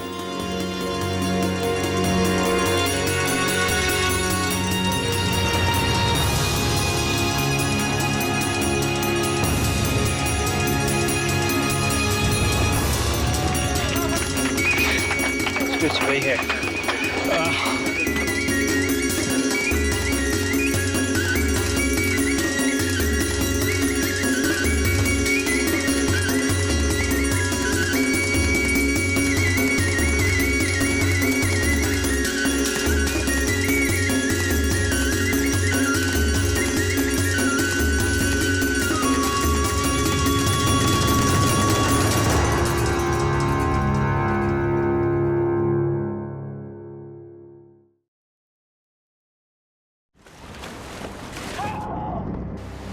The ocean is no place to be abandoned alone.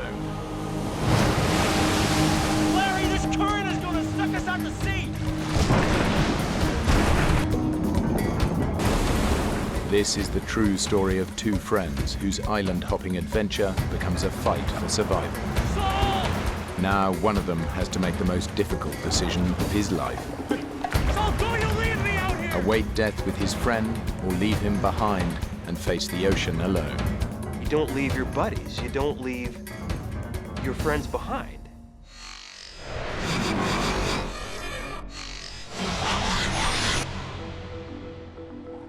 The San Juan Islands in America's Pacific Northwest. It's a sea kayaking mecca. But every year, these waters claim the life of at least one sea kayaker. It's 3:45, folks, the end of a beautiful November day. But winter is on its way, so plan your weekend accordingly. The sea kayaking season is over, but endurance athlete Saul Kinderis wants to conquer the San Juans. Hey, Larry, it's Saul. Where are you, man? Get here. Saul and his track teammate from college, Larry Kaiser, are regular weekend warriors, but they've never kayaked together before. Plan is to hit Strawberry Island, and after that hit Doe Bay, a 60s resort. It's got 2 hot tubs, 1 cold tub, clothing optional, which generally speaking means nobody wears a stitch. The goal was to head there and take her clothes off and hit on women, basically. I mean, that was the goal.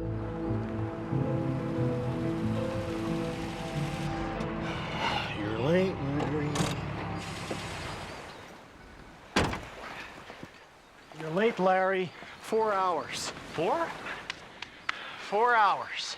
I'm sorry, Saul. I just got stuck in that damn Seattle traffic. So you gonna be up for this? Yeah, I'm up for this. Fat tourist like you can do this sport. I don't see what the problem's gonna be.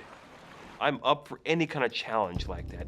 Any kind of physical challenge, especially if Saul throws that at me. If he can do it, I can do it. And not only if he can do it, I can do it, but I can do it better. Yeah, competitive would probably be a defining and describing characteristic. We tended to compete in almost anything. Chop, chop, Larry! It's that kind of relationship that, kind of got us in trouble here in this situation. Hurry up, you slug. Get down here.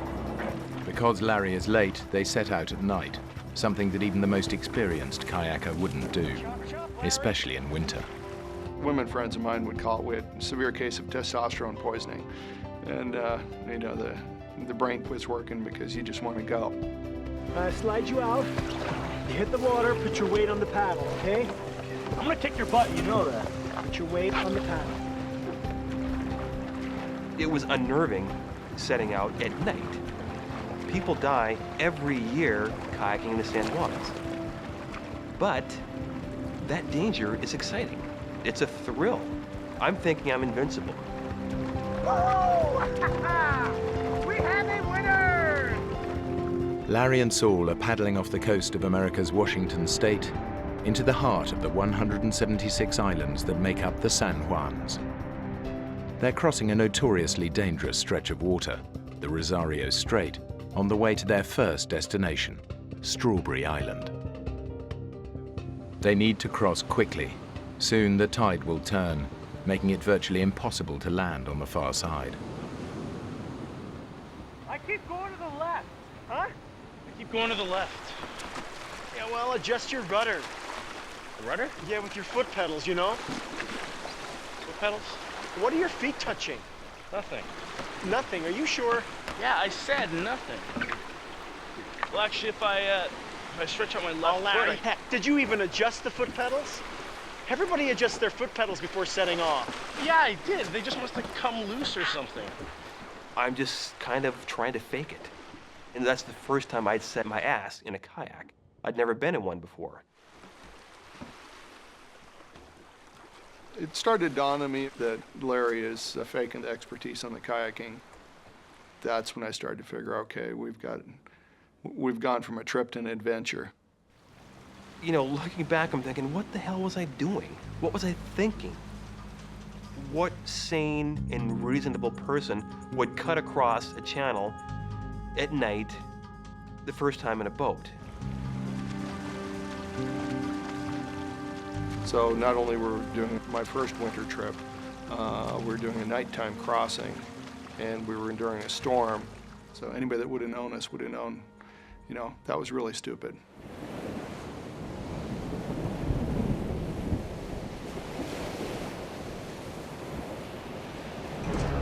Eventually, Larry and Saul reach Strawberry Island, but they're late. The only landing spot is a sandy beach surrounded by dangerous rocks. Now, in the darkness, they face the ferocious tidal currents swirling around the island, giving the area its nickname, the Witch's Cauldron.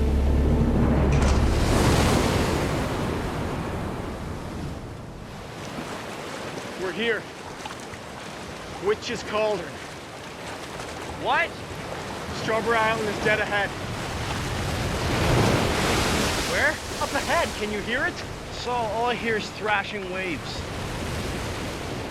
Waves are smashing and crashing on the rocks up there. The wind is picking up. It's hard to hear. And it's just looking pretty nasty up there, too. And I'm just thinking, well, this doesn't look fun. This is the plan. There is only one beach on this island, only one slot in between the rocks. We can't miss that slot. I'll paddle in first. When I land on the beach, I'll wave my flashlight. That's your signal. We're gonna land on that. Aim for the flashlight and paddle hard. You got it? Larry, you got it! Yeah, aim for the flashlight.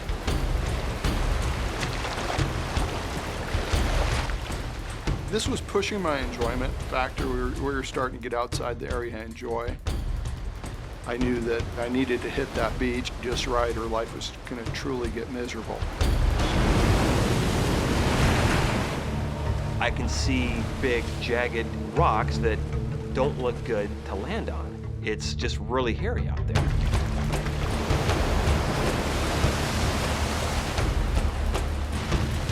The flashlight I have, you know, it's just not that bright. I see the rocks in front of me, and all I'm thinking is, oh, shoot.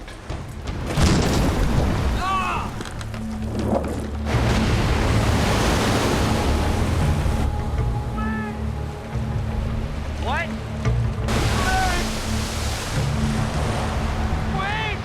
I hear him yelling. I can't tell what he's doing. I'm just like, what? You know, what? What are you saying? I can't hear what you're saying.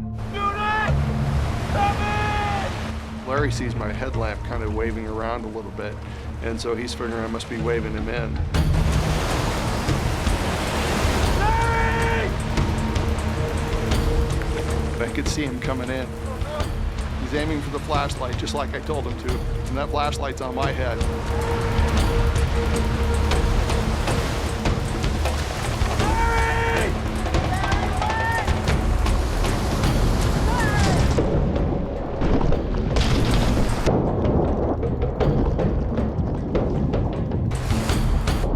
The waves are smashing our boats on top of us and on top of the rocks. Very scary situation. Totally caught us off guard. It just happened in a split second.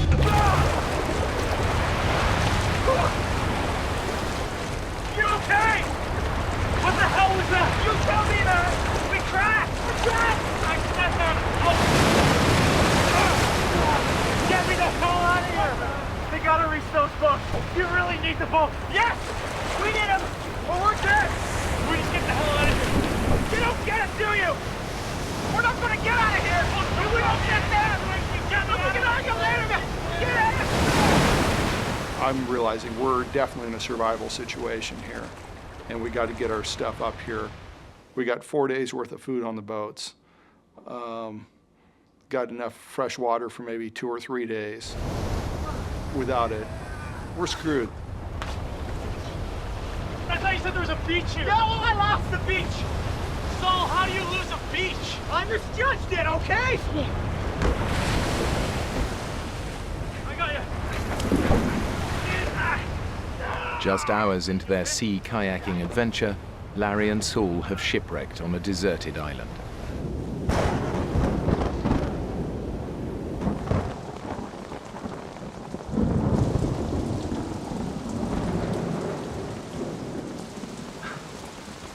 I'm looking forward to getting warm. We could have been killed, but we weren't. As much as Saul and I both seek out these fun, dangerous, athletic situations, we don't have a death wish.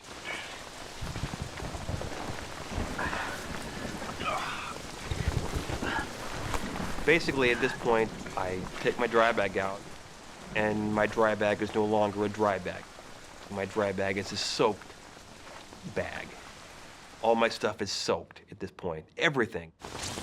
Larry, what happened? All my stuff is wet. Well, obviously. Did you even seal this properly? This is broken. No, it's not broken. You didn't seal it properly. What the hell is all this? This is all cotton. How could you ever think for a winter trip packing all cotton? At that point, he was probably a little angry, and for probably good reason. My sleeping bag, all my clothes, all the gear I had, it's all just drenched. His stuff was fine. Get into this. This is your bed. I have dry clothes. I can sleep in them.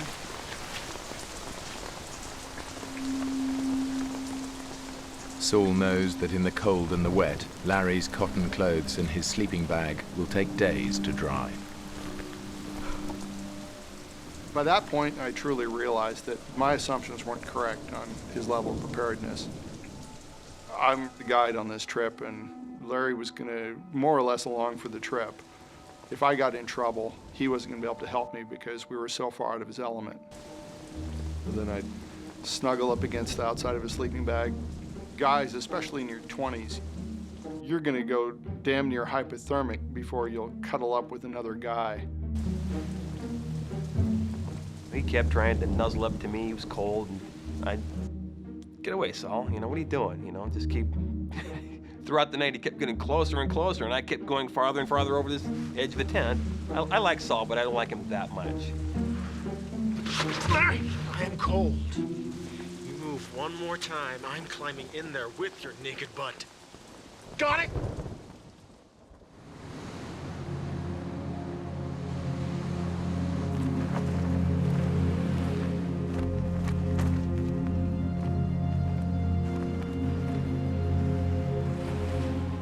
Larry and Saul's adventure was supposed to last 9 days, but the weather is getting worse and Larry's gear isn't drying. So Saul makes a decision. I've rapidly realized the trip I planned isn't within our reach. Not for the two of us together. It's not going to work. It just wouldn't be a prudent thing to do.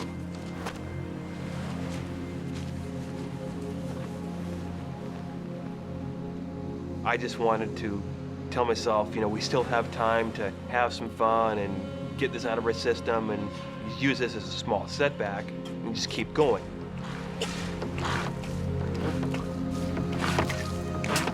So we're still going to Doe Bay then? The trip is over. Your stuff won't dry. One of us will end up hypothermic.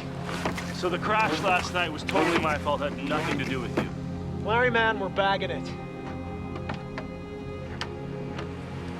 I agree. Hey, do I get a say in this? Because I agree with you. Start to pack your stuff up. We're leaving. The trip is screwed at this point, but he's the boss. He's the leader. Saul is the expedition leader. That's how he always is. He likes being in charge. Did you seal your dry bag? Yes, I did, Daddy. Okay. Boat's in water.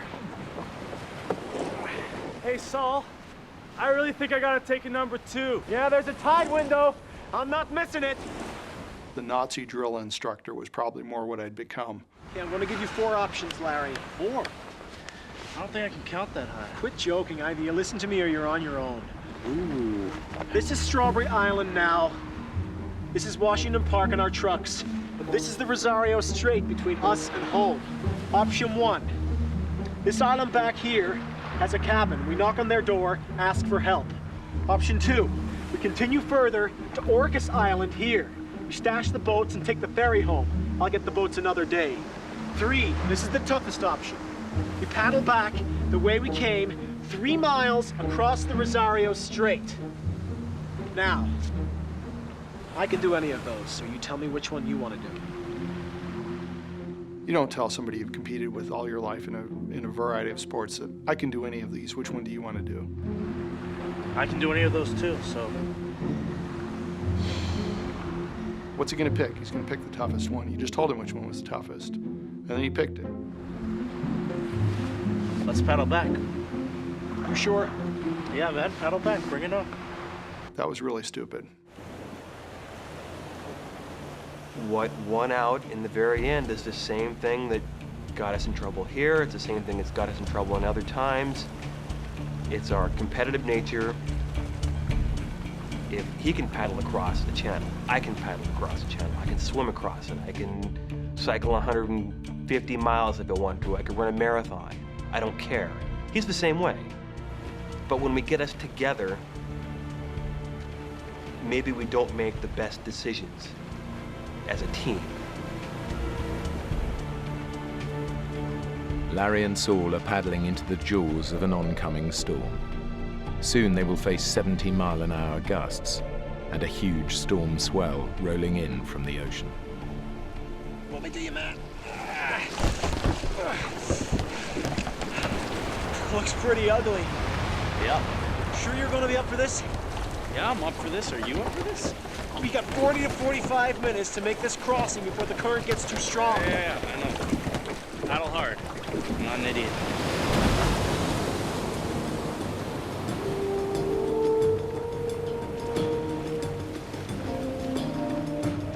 The conditions now are dangerous.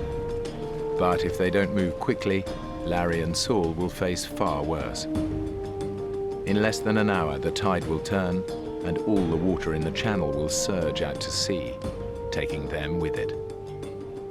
Rosario Strait is 20 miles wide of water, with the water cranking through there at a peak faster than any of the rivers that we bother to measure, you know, the Mississippi, the Amazon, the Nile, any of those.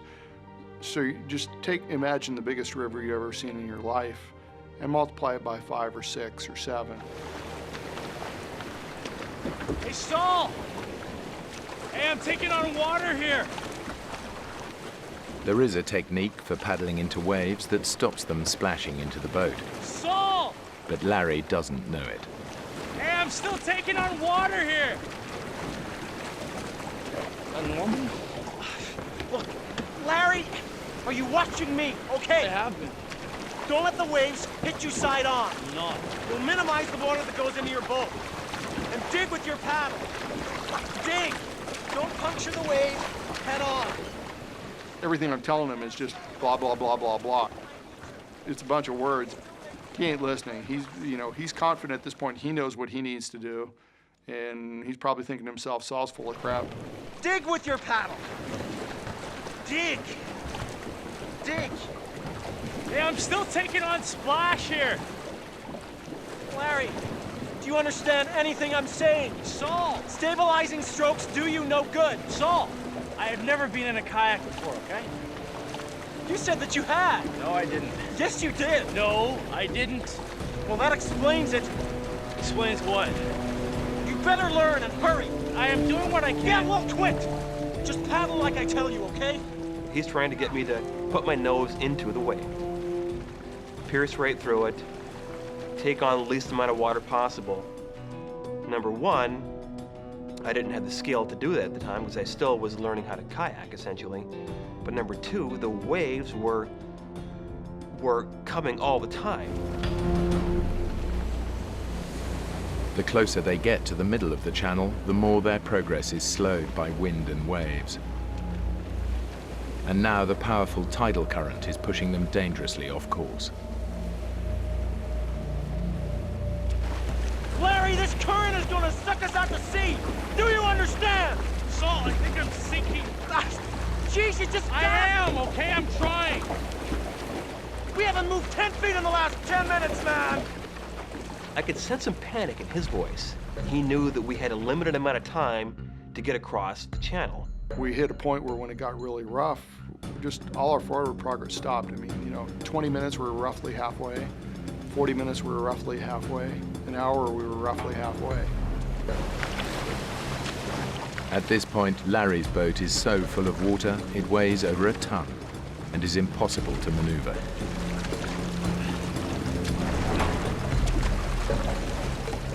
Larry, damn it, your shoulders are slack. Okay. Okay. Balance strokes do you no good. Okay. Forward. Okay. Paddle. Okay. Okay. Okay. Man, are you a complete idiot? Back off. Okay, I am trying. Blood pressure is definitely cranking up there. I figured that it was a good possibility that we could get killed.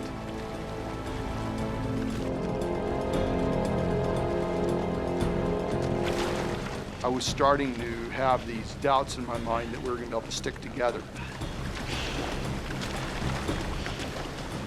Your loyalty is to your friends, but then your first loyalty is to yourself. Saul, get the hell back here! You're slowly getting to this decision. It's not an easy decision to get to. Saul, wait up! The key for my survival and even his survival was that I make it to shore and get help.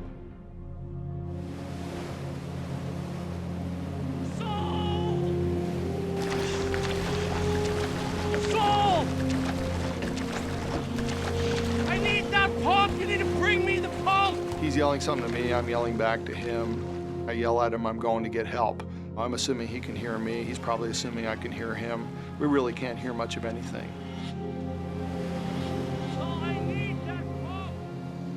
I mean, the time I was so focused on the pump, I wasn't focusing in on the fact that he essentially was abandoning me. Saul!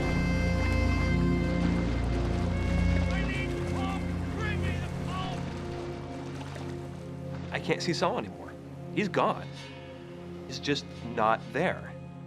You don't leave your buddies. You don't leave your friends behind. I love the guy, but he left me.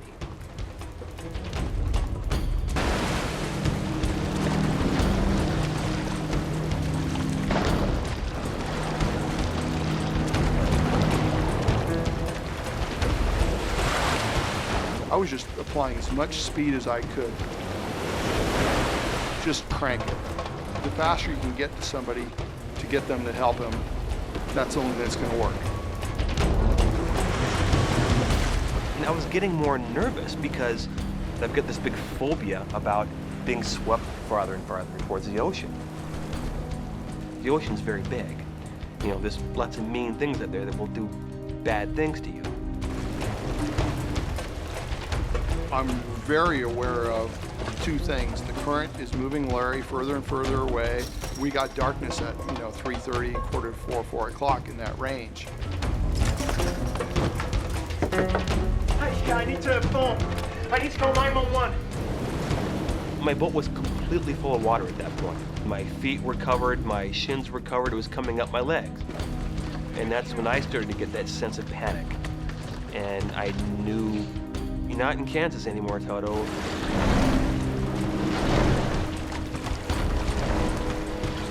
This big wave just cracks down and everything stopped.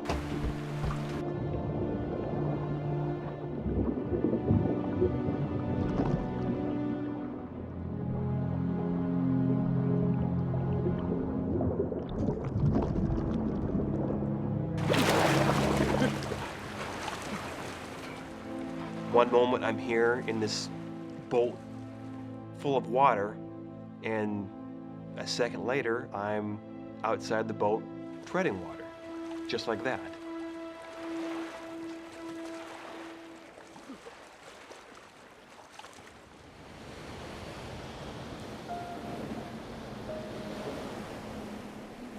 Less than an hour before dark, Larry is in the middle of the 3-mile-wide Rosario Strait. The tidal current is sweeping him away from land and into open water.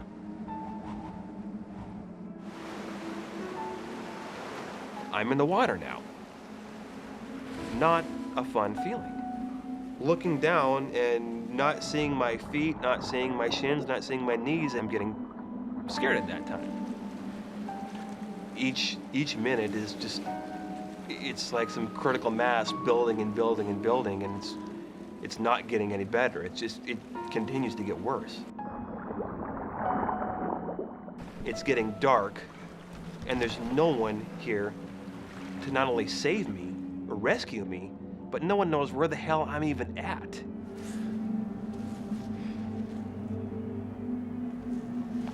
I'm starting to have some self-doubt. Did I make the right decision?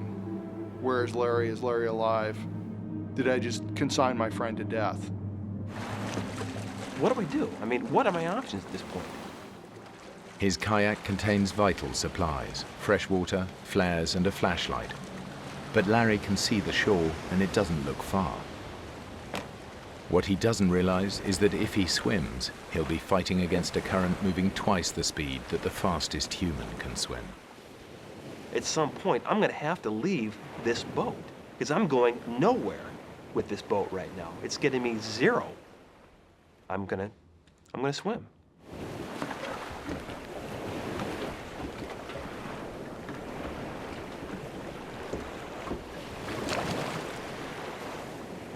So I take off and leave the boat.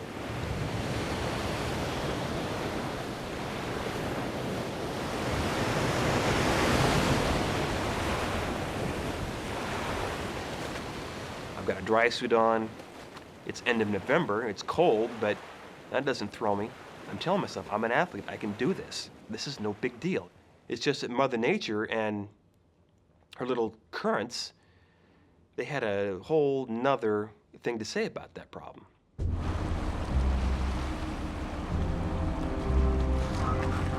It's been an hour since Larry capsized. Now, a full-scale rescue operation is underway. But without the lights or flares from his kayak, Larry is all but invisible. I wish I would have grabbed the flashlight I had taped to the bow of my boat, which I didn't do. If I would have grabbed that flashlight, I probably would have been saved in half an hour.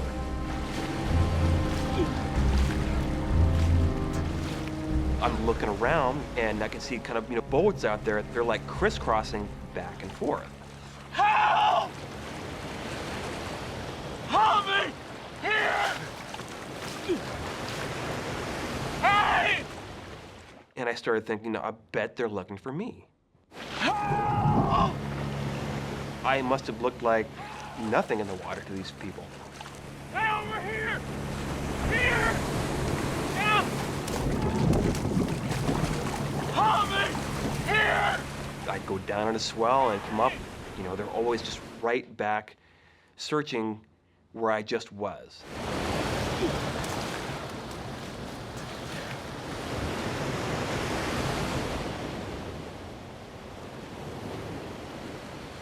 Not only was I a small person in a very big place, I was also a very vulnerable person in a very, very big place.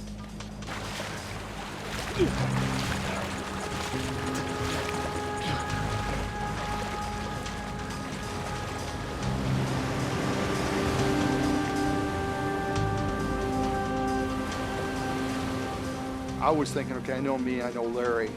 If there's people that can survive for a long period of time just by being stubborn and being fit enough, we fit that description. Several miles away, a rescue team is scanning the shoreline in the hope that Larry might have made it to one of the islands.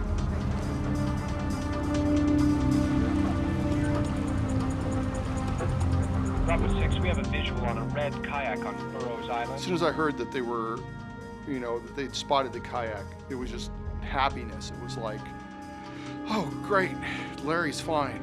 He's there, he landed the boat.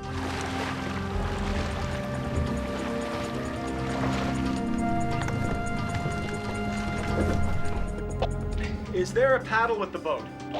Affirmative. So he paddled it onto shore. Any gear with the boat?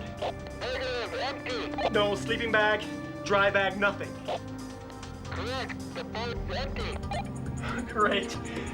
He's on that island somewhere. What more clues could you need? I mean, paddles with the boat, sleeping bag's gone, the guy's alive. He's somewhere here in the bushes, just gotta find him. Yes! You've never seen somebody so excited in his life at this point. I'm happy, I'm going, good, this is a good time to call his parents and let them know what's going on. Mr. Kaiser? Yes, it's Saul Canderas. I don't know how to tell you this, but Larry, he's gonna be okay. We think he's on an island somewhere, probably in the woods. The Coast Guard now concentrate on searching the island. But out to sea, Larry is still swimming hopelessly against the current. I'm in trouble. I'm being sucked with the current down a channel. I could head out to the Pacific here any time.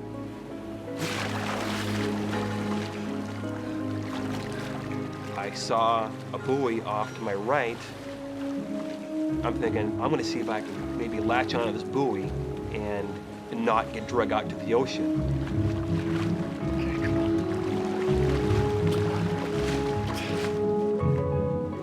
Kind of put my head down, I started swimming again. I started kind of cutting diagonally across to get to the buoy. Head down, swimming away.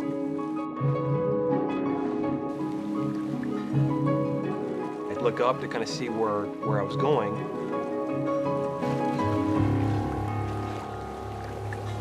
I was already past the buoy. The current has got me by the balls here right now, and I'm being pulled this way. And that's when everything changed. It went from survival, I'm big, strong swimmer, I'll get across, to, I'm not gonna get out of this. 8 hours since he capsized, Larry is nearly 4 miles out to sea. But the Coast Guard are still searching the island where they found his boat. Because they found a paddle with it, they assume he must have paddled to shore. What they don't know is that Saul equipped the kayak with a spare paddle. Our best hope is that he'd be on the island right now. Yeah, he paddled here. He left a red paddle with his boat. Did you say red paddle? The red paddle's the storm paddle. It's tied to the boat. The boat with nobody in it would still have the red paddle. Did you say red paddle? Yes. No black and white paddle? No. Are you near the boat? Yes. How many holes are in the top of the boat? 2, 1 for each person. No, it's a one-man kayak. That's the storage hatch. Is there anything in there? Yes, there's gear in here. A dry bag with what feels like clothes and maybe a sleeping bag. He's not on the island. Damn it! At this point, I'm really going, man, we're in trouble. I really screwed up. He's dead and we're gonna find the body. You realize that somebody that you're fairly close to is no longer here, and you're the one that killed him. Just an incredible sense of no hope again, just no, it's all over, it's all over. Why did I invite him on this trip without making sure that we're both ready for this trip?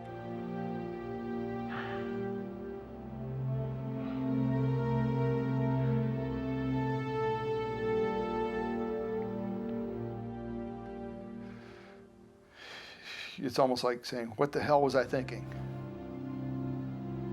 Yes, Mrs. Kaiser? It's Saul Kinderis. I'm sorry to call you so late. It was the hardest phone call I've ever made. It was nothing that in my life I'd ever expected myself to have to do was call somebody and say, hey, I just went out with your son and did something, and as a result of doing something, he's dead. You know, I took your son out, it was supposed to be fun. I got him killed. Shortly after midnight, the Coast Guard call off the search. They assume that in the morning, they will be looking for Larry's body.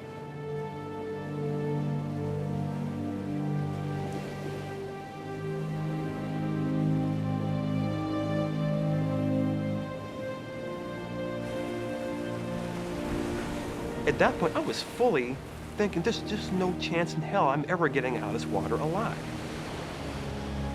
Exhausted, Larry's body temperature is now so low, his life is in danger. If he doesn't start swimming again to get warm, he'll die.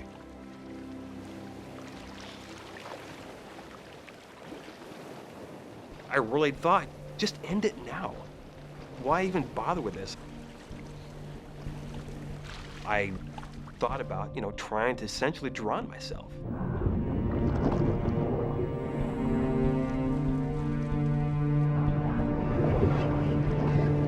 You think about weird stuff like that.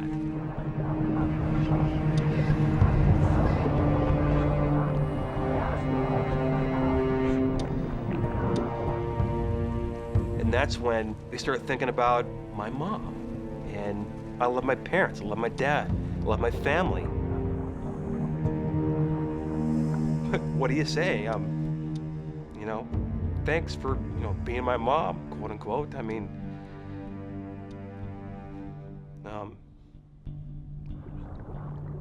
I was ready to die. It's not an issue. I didn't want them to feel that suffering and pain, though. And not know what happened to me.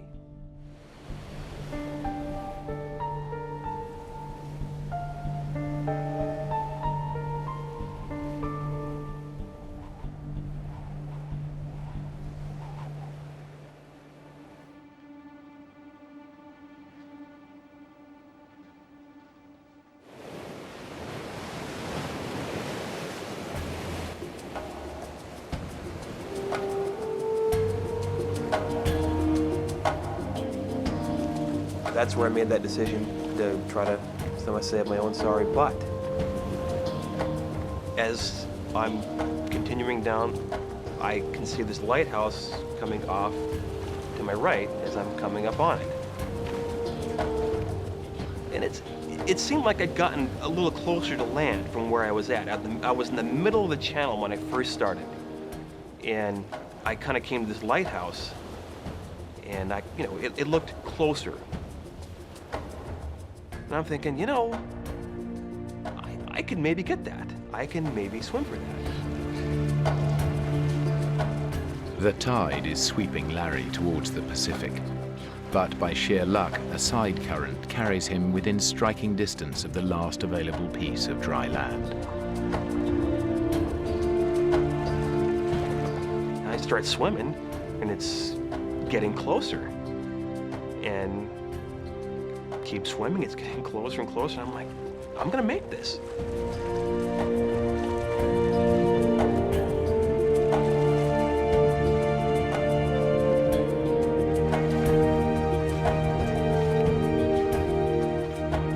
My God, thank you. Thank you, Lord. I come up onto shore, and there's this big rock right there, and I just swim up and put my arms around this rock. This is the most beautiful rock I've seen in my life. That's all I could think of. No one else, nothing else, just lie there and enjoy this rock. This stupid rock that was my buddy at the time. A feeling of relief. Everyone knows what relief is, but if you've ever been in a situation where it's literally life and death, and you feel that you've cheated death that one time, it doesn't get much sweeter than that.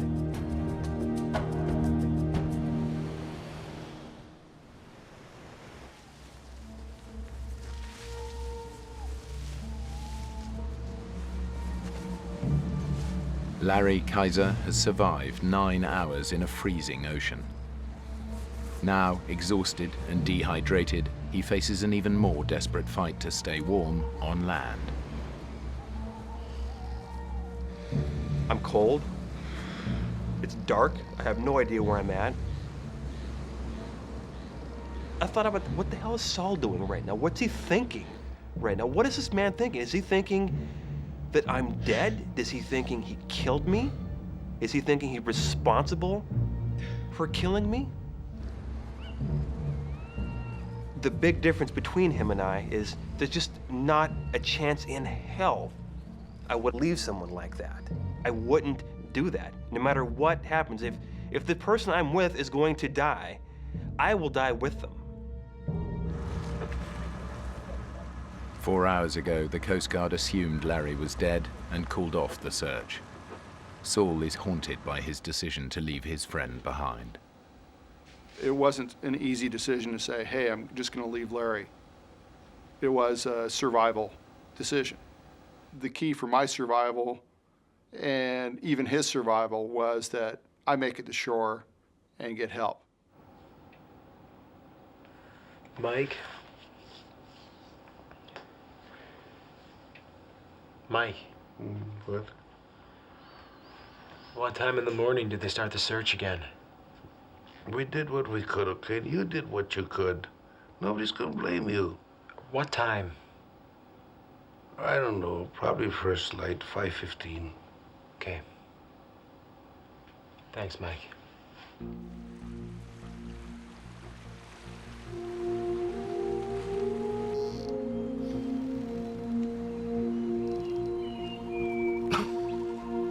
Larry assumes he's on the mainland.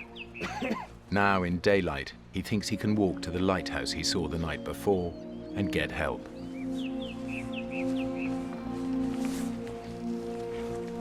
At that point, to me, in my mind, absolutely the worst was over.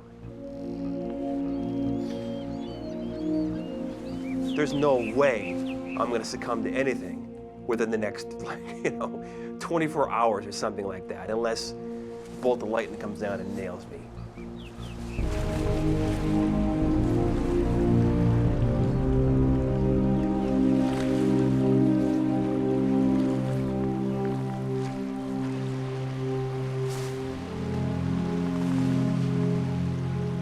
I'm thinking, what is this? I'm on an island right now, and it's another mile across to get to land again. What's the first thing they tell you to do when you're lost? You know, tell you to stay put. I don't see any helicopters, I don't see any planes, I don't see anything. So I just figured they'd given me up for dead, and I'm on my own again.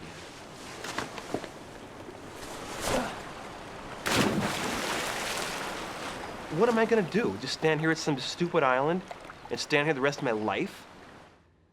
That's not gonna work. I'm not Tom Hanks. I gotta go out and get going here, for God's sake. I'm thinking, I'm an athlete, I can do this, I can swim that. I'm gonna swim.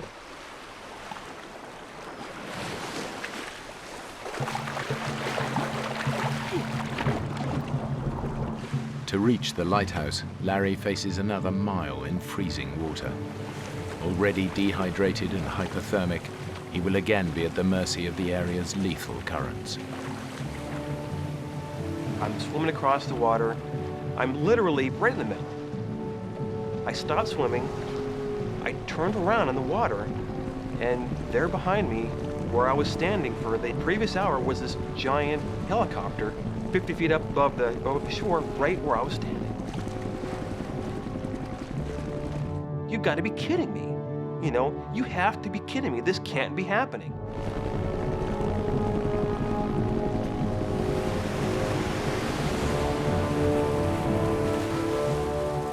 Why can't I get rescued? I mean, why can't they see me?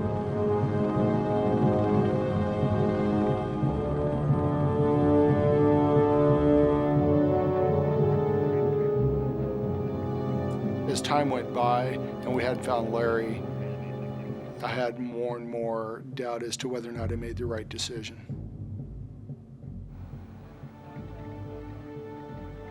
Not only did you get your friend killed, but it's proof you're a failure.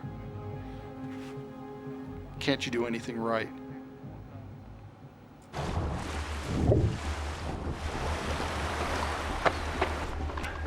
Is there anybody here? Hello? Is anybody there? The lighthouse. It was uninhabited. Everything I do is not the right decision. Hello?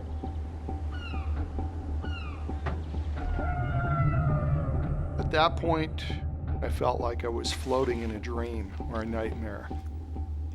You know, hope has been slowly draining away, and feeling really depressed. I got him killed. Nobody else got him killed, I did.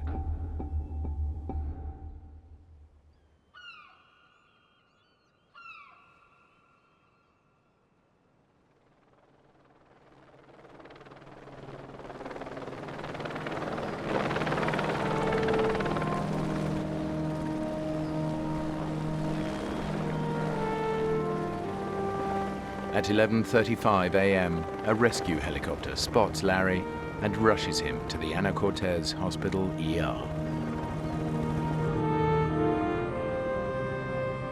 Then the helicopter kind of flies overhead, and the guy there crewing the station just jumps up and says, "God, great news for you." He said, "They picked your friend up and they're taking him to the hospital and he's okay." Man, was I happy. Never seen somebody so happy in his life. Like, okay, where's the hospital? Where's the hospital? Where's the hospital?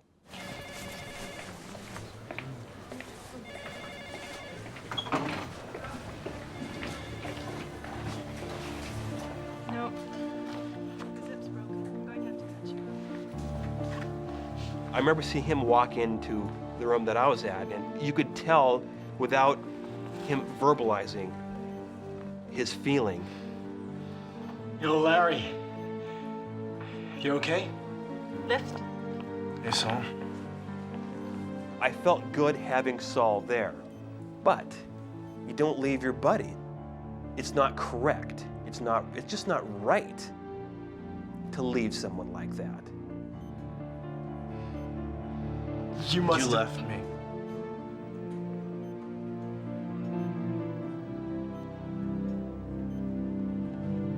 Sorry, go ahead. I'm just glad you're all right. Yeah, me too.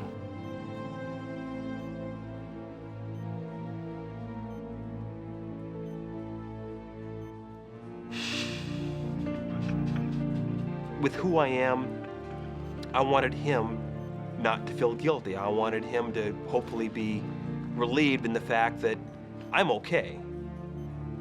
Do I hold a grudge against him for doing that? No, I don't.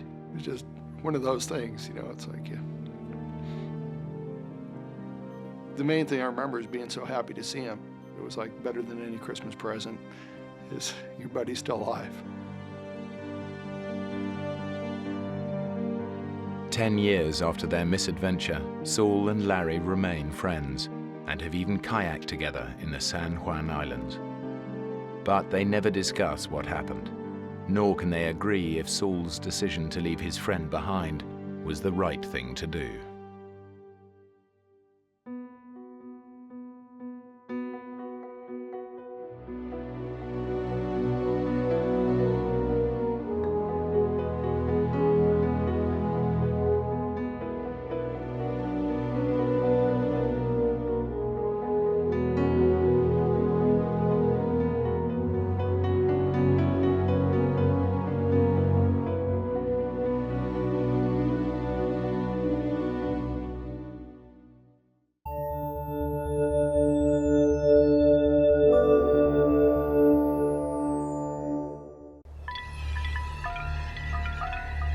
The Amazon rainforest covers an area the size of Australia.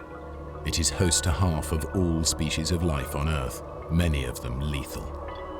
It is no place to be lost alone. In the jungle, there are countless ways to die.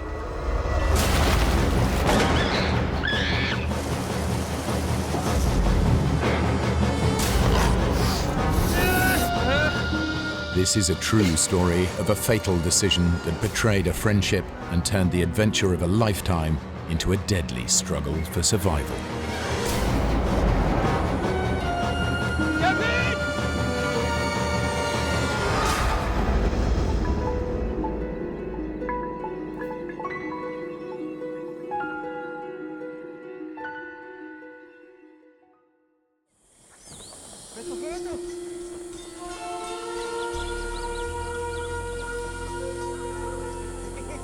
Bolivia, South America.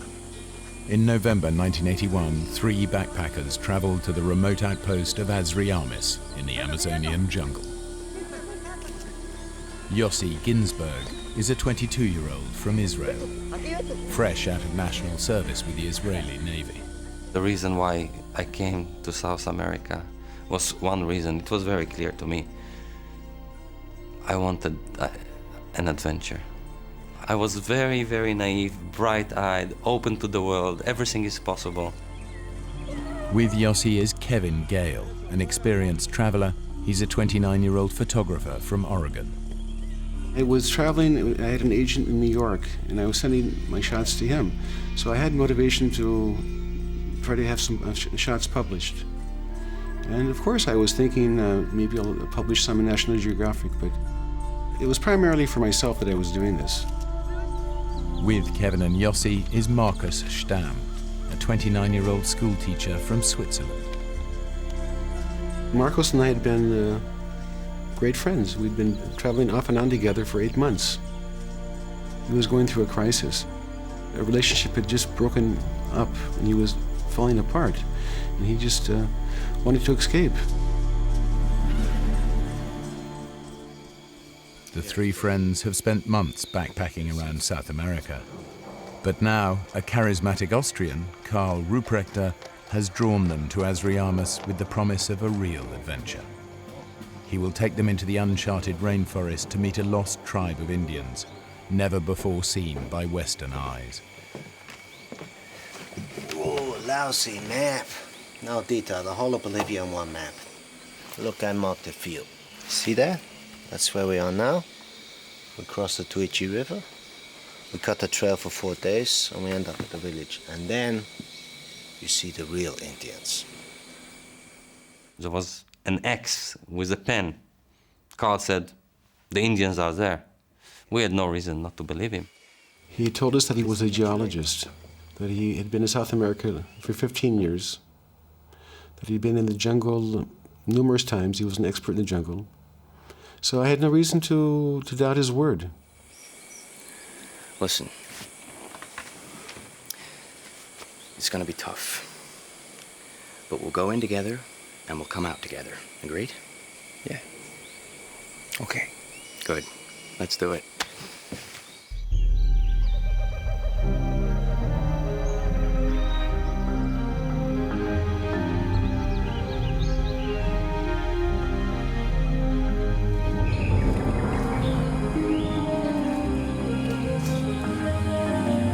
Guys. As we set off from Asariamas, we started seeing, like things were changing, and we weren't exactly the same people already. And I think the reason for it was that we knew we're leaving civilization behind, and this is it, just the 4 of us.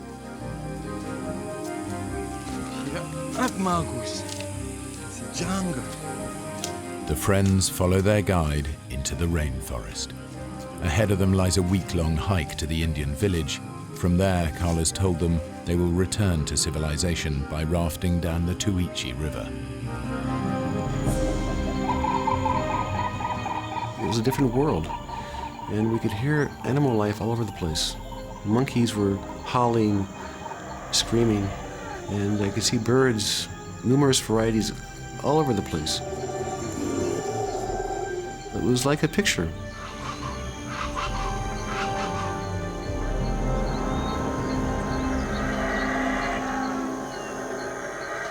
We don't have food because Carl sensibly is saying we wouldn't carry, like tins and stuff. There's lots of game, so we'll hunt. That's what you do in the jungle. All we have is rice, beans, and salt. That's all. The rest comes from the jungle. But what we kill is not so pleasant.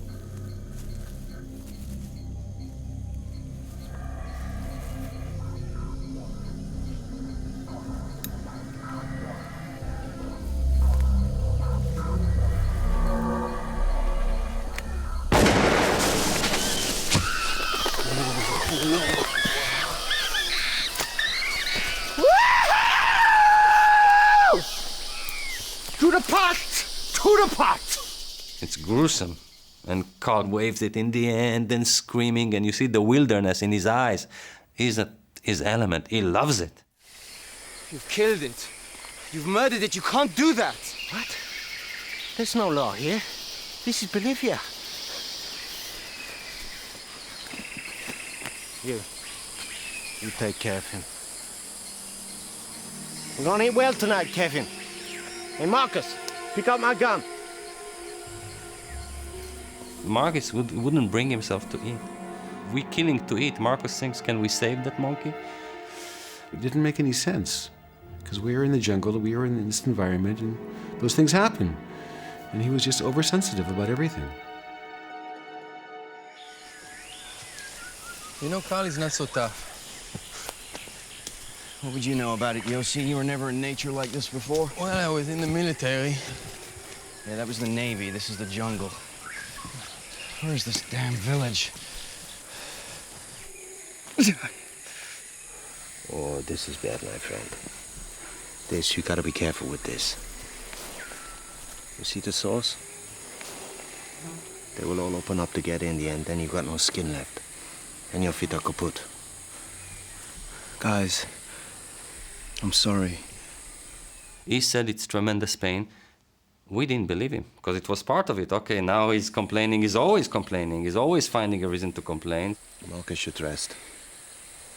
One of you could go now with me to make contact with the village and then come back for Marcus. The village. You said 3 or 4 days max to get there. It's been more than a week now. Marcus could be here for days. Hey, you don't believe me? You think I don't know where it is, huh? Nobody's leaving anybody behind. So, what do we do, huh? It wasn't fair to Marcos to continue. I wanted to continue. If Marcos hadn't been there, I would have continued. It wouldn't. There's no question about that. We should go back down to the river. We should build a raft now. Marcus can take it easy on the raft. What do you know about the river? I know the river is back that way. Ah, screw it. It's your choice.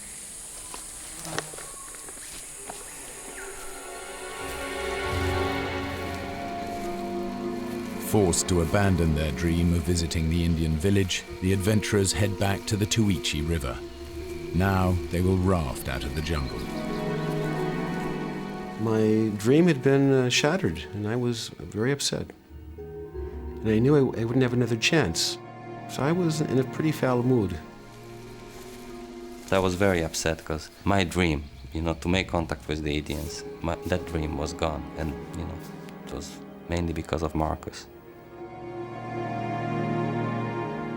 But ahead of them lies nearly 100 miles of river before the nearest settlement and the airstrip home. Immediately, we knew it's a mistake. Left! Left! Go left! What left? Easy, Carl. Good line. We're on the Carl line. We're right on course. Roll deep! In the rainforest, Carl was the authority, and rightly so. But not anymore, because on the river, Kevin saw immediately that Carl is no authority. It was ridiculous, because Carl didn't know how to swim. It was very obvious to me that Carl didn't know what he was doing in the raft. And I let him know. I told him that he was doing everything backwards. Listen to me, we do okay. Carl, nobody's gonna drown. I think we are okay. Maybe it's my imagination.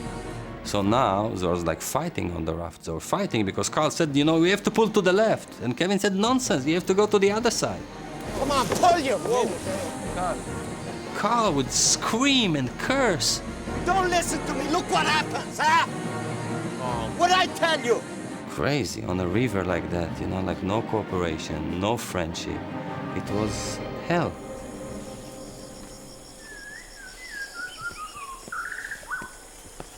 We're pretty close to the canyon. Huh? I told you. You gotta forget the raft now. Look. We are here. Almost the Cape Down River. It's the Malpaso San Pedro Falls.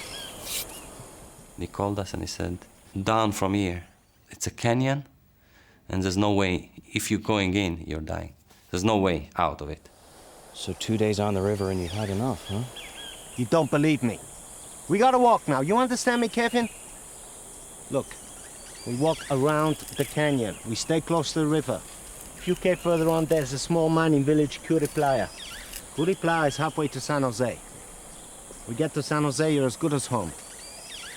Carl said, if you want to live, let's walk. We wanted out. This was a misadventure. It wasn't fun for me either. And Kevin was the only one that was not happy at all. I wanted to continue. The worst comes to worst, we'll bounce off the rocks and continue. And we'll just continue with our plan. We'll stop before the San Pedro Falls, hike around the falls with our equipment, build a new raft, and then we continue. We can't let Carl take the river away from us, Yossi. Think about it. Why did we come on this trip in the first place? Carl promised us an Indian village, which was supposed to be the highlight of the whole thing. We never saw it. Was it ever there? All we have left now is rafting on the river, and how long have we had on it? Less than 2 whole days. And no way is Marcus coming. He'll drag us down. We could do it. We could go it alone.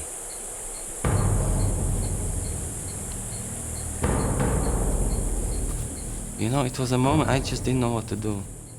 In my guts, I wanted to go with Carl and Marcus. But I already had this relationship with Kevin, Kevin was my hero. Kevin, I chose Kevin, in that split, I chose Kevin. He was my man. So I stuck with him. I said, okay, you know, I'm coming with you. I felt Marcos was in a very bad place, bad spot. I certainly didn't want to hurt him. I didn't want to make him feel worse, but I couldn't help the guy. I mean, my best buddy, and I couldn't help him. We had this wall between us. But you promised we'd go in together and we'd come out together. This is different. Don't you get it? I don't want you to come. You're not coming.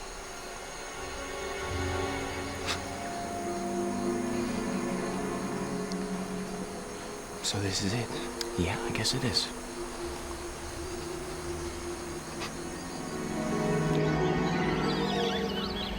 In retrospective, how did we do that? How can you split in such an environment, you know?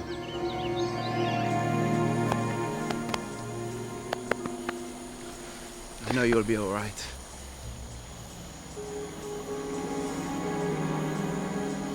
Let's get moving. See you soon, Marcus. I'll see you soon, Carl. Ah, you'll see. La Aventura. Still haven't had enough, huh? You're full of it, Kevin.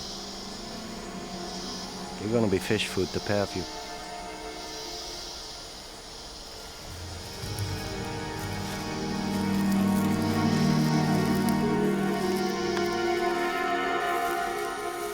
It was heart-wrenching. It was like a betrayal, and it was a terrible feeling. I really felt ashamed. It should take little more than a week for Carl and Marcus to hike out to the nearest village. But now Yossi and Kevin face the dangers of the river alone. Kevin and I went into full excitement into let's the adventure begin. A new chapter, no more 4 people. Kevin became the authority, and I accepted his authority. I guess part of it was an issue of age, but the other part was that I didn't know rivers. All right, get it dead straight. Go. Keep in time with my rhythm. Almost immediately, we entered a series of roller coaster waves. Hard your side. It was a different river. Paddle hard.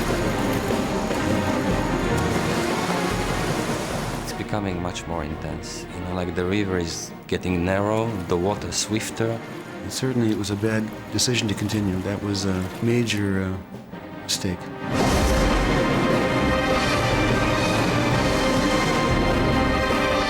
We're just shooting straight into white water. Both of us were lying on the raft. That was the only thing we could do. Suddenly, it was clear to me that nothing that can prevent us from colliding with this huge rock that was approaching.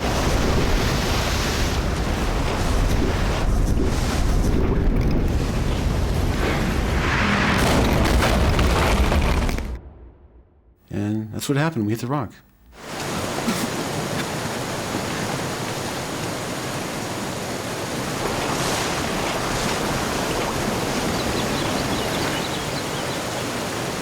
All right, Yossi. I want you to listen to me now, okay? We can't stay here. All right? So I'm gonna jump, okay? I'm gonna swim to the shore, and I'm gonna throw you a line. I don't want him to jump. He tells me why he's jumping, and his plan is completely suicidal.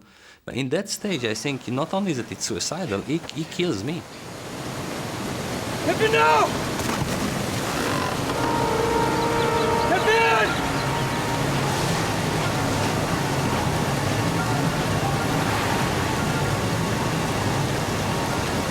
Kevin!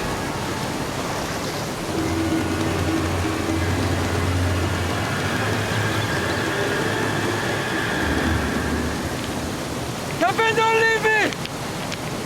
All right, Yossi, throw me the shoes and the machete! I saw the raft teetering back and forth on the rock. And then at the same time, the raft moves, and I hear that terrible screech. The mass of water just...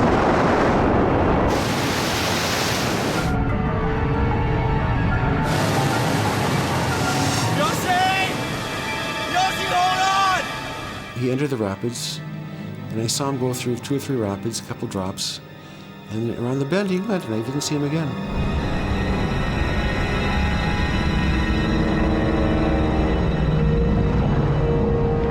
It's like huge pressure on my chest, and I can feel that, you know, like the power of the river. I'm shooting at such a high speed and deep under the waters. It's like the pressure surmounts. I cannot breathe. I feel this is it. I'm exploding. I'm dying. And I knew this is my end.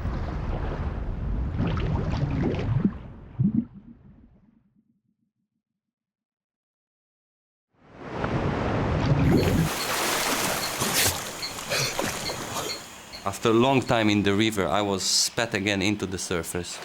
And that terrible canyon was behind me. How did I pass it? I just don't know. I just have no understanding of it, but I was on the other side. By a miracle, Yossi has survived.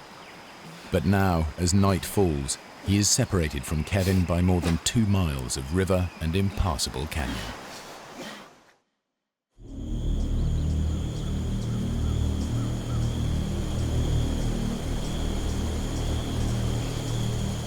The next morning, Kevin starts to search for Yossi.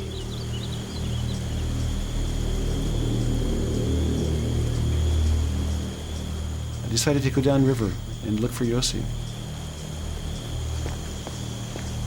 Yossi! I was responsible for him being there, and I didn't know if he was alive, if he drowned, or if he was hurt. As Kevin works his way downriver, Yossi struggles back up the canyon towards him. Kevin, I'm walking up the right bank!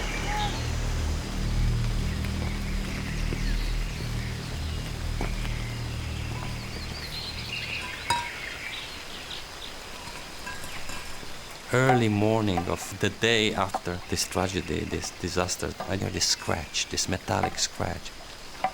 Behind the rock, there's a small pool. In the middle there, the backpack is waiting. Yes! When Kevin made this bag, he said, "Give me everything important to you, because this is the life bag." He tied 2 empty things to have it float.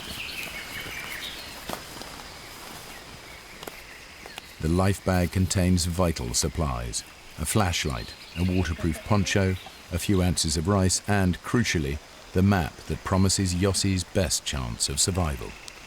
I put the backpack on my back, and now with a new spirit, I climbed up thinking that it's gonna be easy now. Kevin and I get together, and it's gonna be over. We've got the equipment.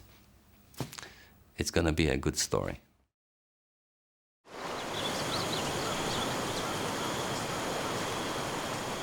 After another day of searching, Kevin is less than a mile away from Yossi when he comes up against the canyon walls. He has no choice but to turn away from the river and climb up into the jungle. I knew that the San Pedro Falls was before me, and I wasn't about to swim through that. So I decided to leave the water and hike into the jungle.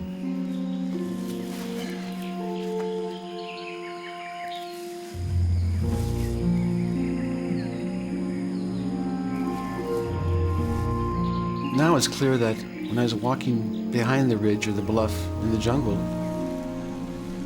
Yossi was walking upriver, not very far away.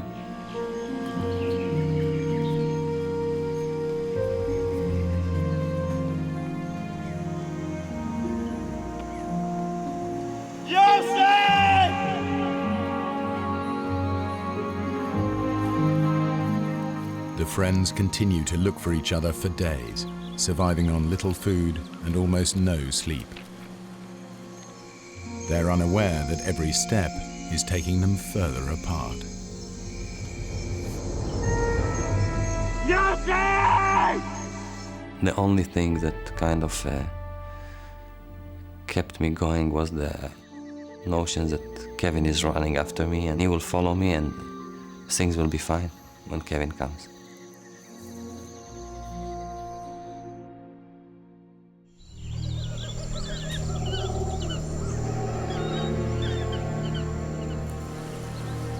Kevin has finally worked his way back to the river, but he is now miles downstream from the canyon and Yossi. After 5 days alone with no food or equipment to help him survive, he is exhausted and starving. By this point, I realized my chances were very minimal. I mean, I thought I was going to die. So I had one shot. That was to make it to San Jose. Kevin's only hope is that the current will carry him down to San Jose. I was no longer thinking about Yossi. I was thinking about my life. I didn't have anything left. So now I was trying to save my life. And that's what I did.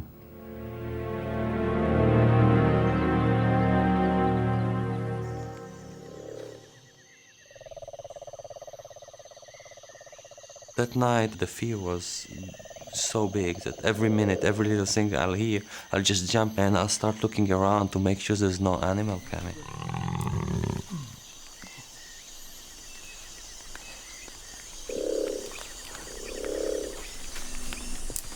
I just clearly heard some branch breaking. Something is moving. I knew I'm not imagining that something is moving near me. I look with the flashlight around, but the moment I put the beam on, I see the face of a jaguar.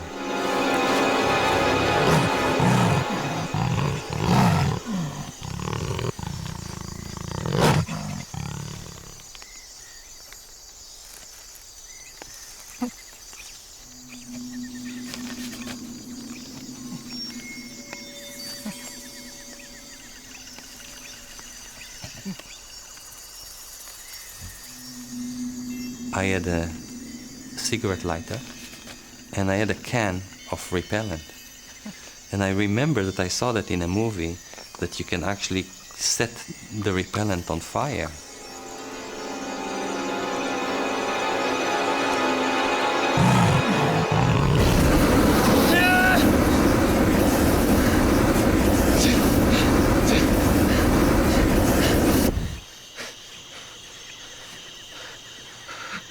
The flame died, and there was no jaguar. You know, like I managed to scare him. I sat there for the rest of the night, and you know, I started crying and screaming and trembling. It was consuming, that fear.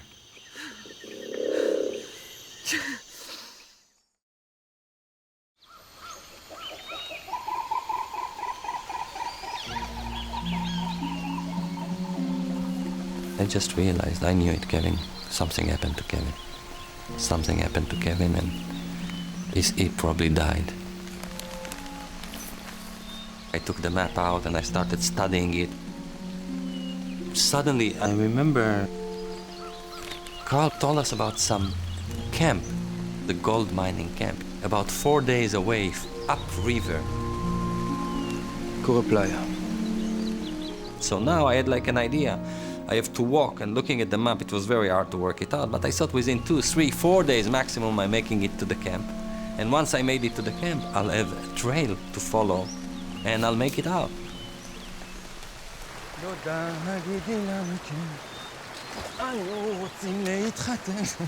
Yossi heads for the mining camp at Playa.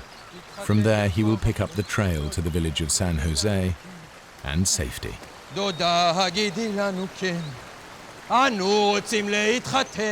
And here I am singing out loud, my chest open, enjoying the scenery and fully trusting I'm gonna make it. Then I suddenly discover a tree, and I saw clearly it was actually cut with a machete. Kevin? And then it all makes sense to me. Actually, Kevin was doing the same thing. That was, he knew I would be trying to go to Playa. So I'm sure Kevin is there before me.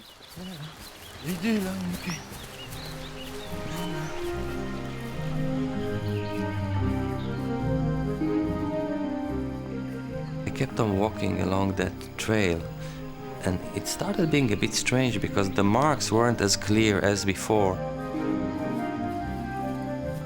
Deep in the bush, I had no sense of direction, and now I was stuck with this little trail and hoping that it would lead me back to the river and to the camp. And then after hours where I'm already despaired because, you know, it took me away from the river, I see this footprint. It's not an old footprint. I see that footprint in the mud, and I realize this is a hiking boot, and there's only one person in the world that could have left that footprint. It's Kevin. Kevin!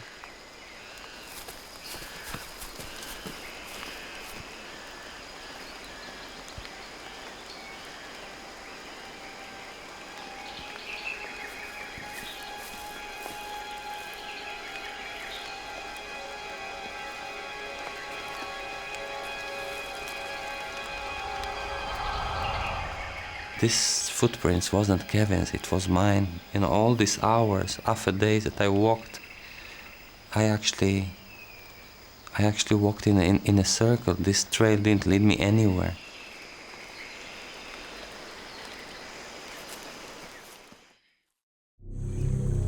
After hours on the river, Kevin's condition is critical. He's barely conscious and has no idea if he has passed San Jose or not.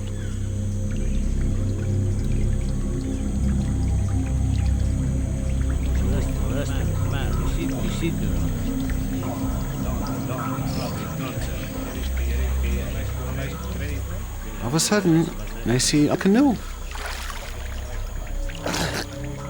The current is swift, so it's taking me downriver quite a ways.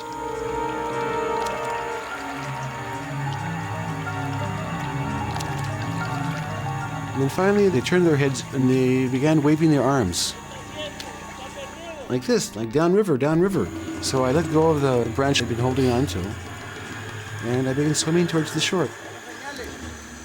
When they approached me, they asked two questions. They asked me if I was lost, then they asked me if I was hungry.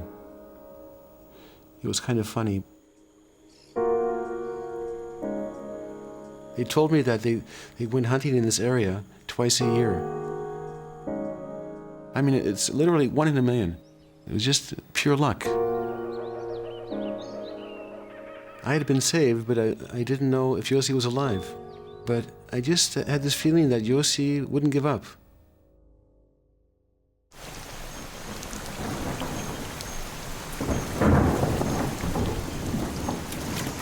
Yossi pushes on towards the old mining camp. With the rice gone, he's surviving on little more than scraps of fruit scavenged from the jungle floor. I just made it a rule. I'm not gonna lose the river again. Suddenly, there was this opening along the river and I saw the hut. Gold player.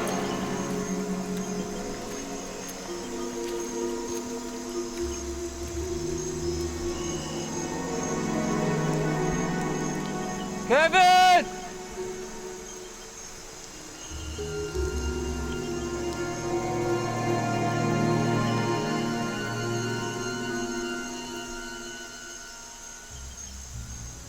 I was so hurt. The disease on my feet, this fungus, reached my hands as well, and my hands were raw as well. And I felt that not only the pain that was so excruciating, but I actually remembered how Marcus had that. And I remember that I actually didn't believe him, and I thought that he's a wimp. And for a second I was thinking that maybe what has happened to me was directly related to the way I behaved to him, to my friend. And now I know, because I suffer myself.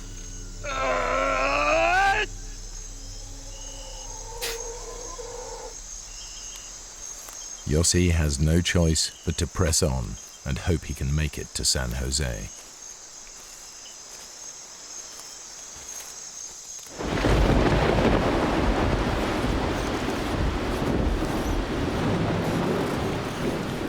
The rain was merciless. It was so tough. The night came and it was very hard to escape. What happened is quite unbelievable. I didn't know of that phenomena, but literally the jungle started collapsing.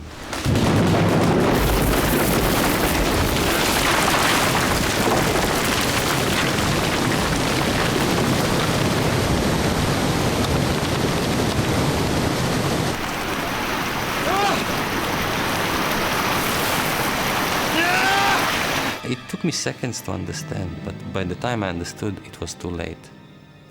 It was a flood, and the river rose. No, no, no! No!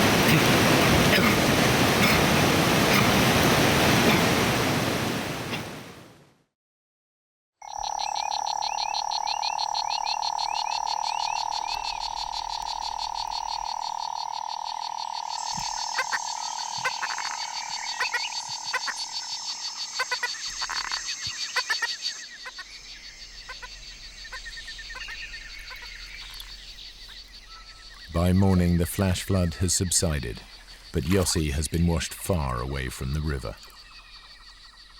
By that time, I was really in bad situation. It was the 15th day of my solitude.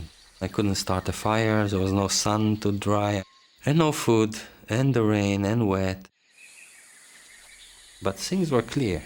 I just had to stand on my feet and keep on walking. Because I knew now there's one thing, find the river.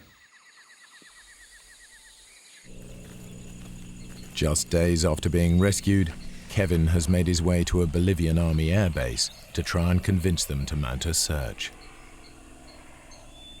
I went to the office of the commander and I spoke to him. And he said if a gringo, a traveler, was lost in the jungle, that he didn't have a chance. Si él fuera tu hijo, o tu hermano, ¿por qué no te regresas a los Estados Unidos, donde tu familia? A pasar las fiestas navideñas. Pero hay una persona perdida en la selva.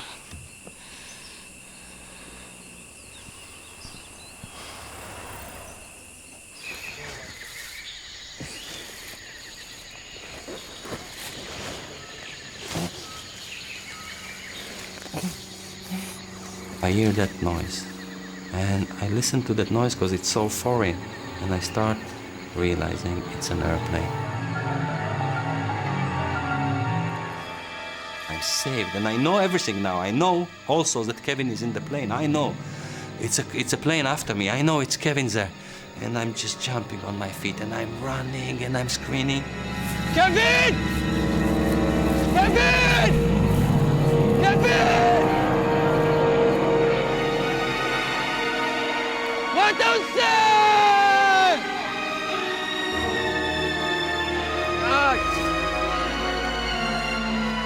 What don't say?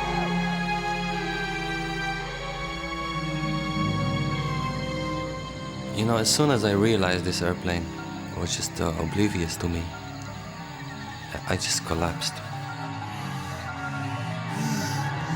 For the first time, I was defeated. You know, I felt defeated. I knew that so much hope, and they didn't see me, and there's no way they could see me. Flying just a few hundred feet above, in a Bolivian army spotter plane, Kevin shares Yossi's sense of defeat. I realized that we couldn't see much. And I asked him to fly lower, and he wouldn't. He said it was too dangerous.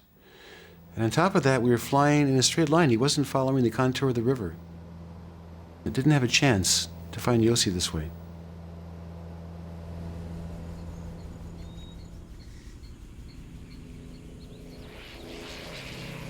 I was going crazy. It was very, very frustrating. Like, every day was very important. Time was the key element. And every day that passed, I knew it was another day that Yossi's chances were diminished. They were getting smaller and smaller.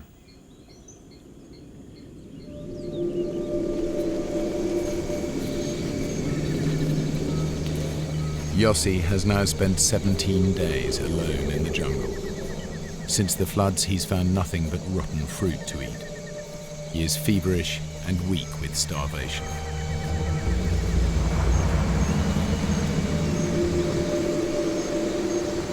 I was famined, I was diseased, I was injured and weak. I started realizing that I don't know what's going on anymore.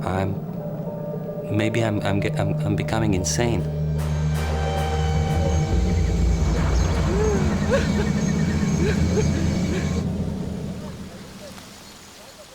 I thought that Yossi wouldn't give up, so I began thinking about the next steps.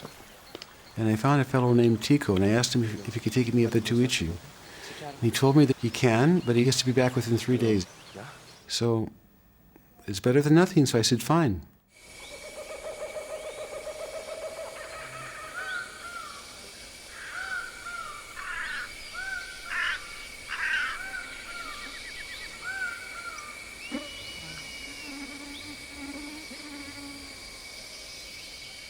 Something bit me. It was a strong bite. And I can feel it's like a termite, an ant. And then another bite, and then another bite. And then I attracted a nest of termites.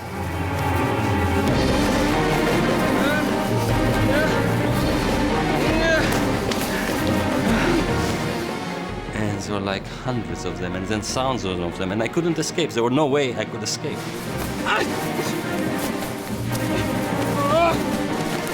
But the worst horror was the ray of light hitting a red carpet, you know, like everything around me. 5-6 meters around me, everywhere. It was all red and moving.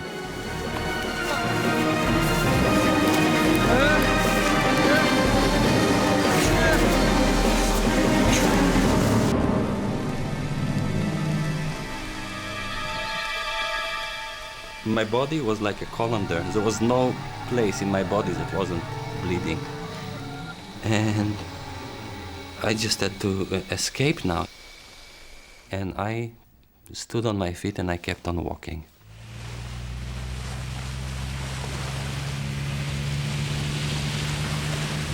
I told him that I want to go as high as possible, up the river as much as possible. Just kept going up and up and up. I didn't want to stop.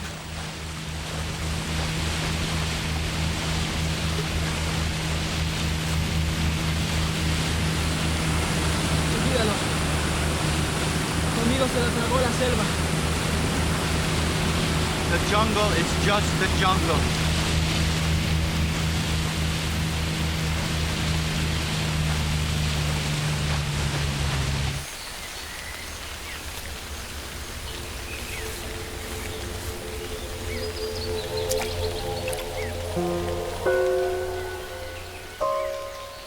On my knees, on my elbows, I'm crawling.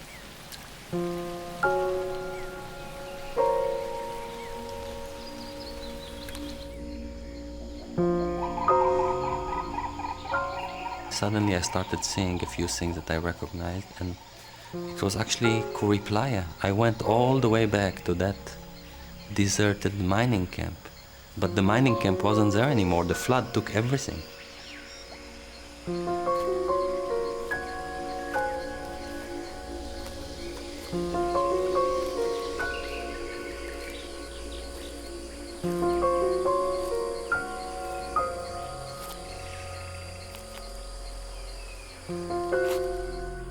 My feet weren't feet anymore. They were like two lumps, two chunks of blood and pus. I gave up.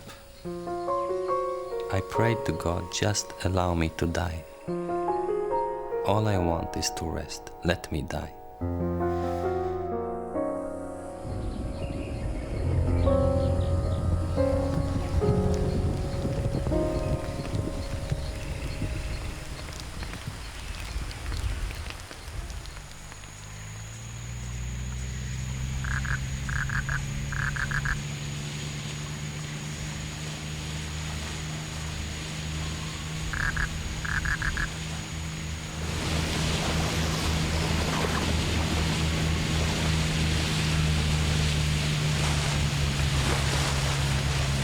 No podemos seguir. Mira, el río está creciendo de nuevo. Hay rápidos arriba. Siento. No podemos seguir.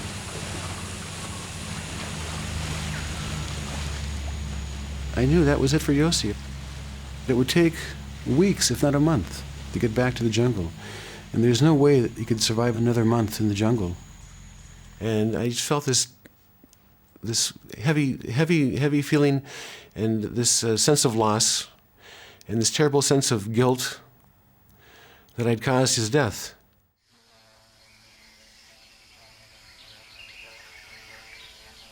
I clearly heard a buzz, like a bee or a wasp, and it's like coming closer, and I can start hearing it circulating my head. So, you know, I'm already in like the zone of like delirium. I'm just trying to get rid of that wasp, and it's so strong, that noise. In a certain point, I think maybe it's trapped inside the mosquito nets, and I raise my head and I just try to get rid of that wasp, and the buzz is in my ears, and as I raise my head and I don't see the wasp, but when I turn my head right there on the beach, I see shades and people.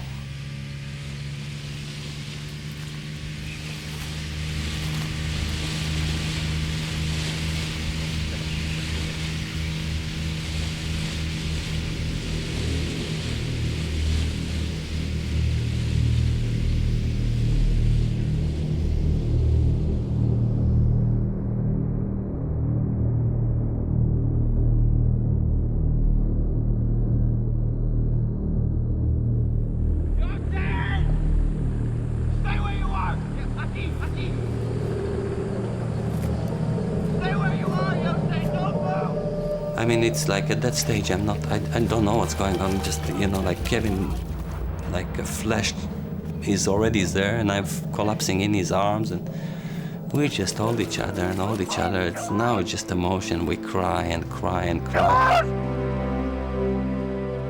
I couldn't believe it that we'd found him. If he would have been upstream, just 100 yards away, he wouldn't have heard us. We wouldn't have seen him. I mean, it's literally 1 in a million.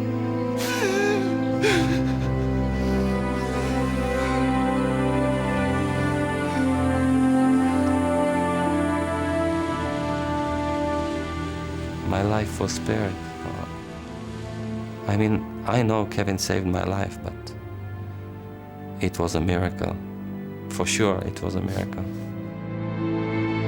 I think that Yossi saved my life, because if we hadn't found him, if he would have perished in the jungle, I would have had a very heavy burden to bear, knowing that I caused his death.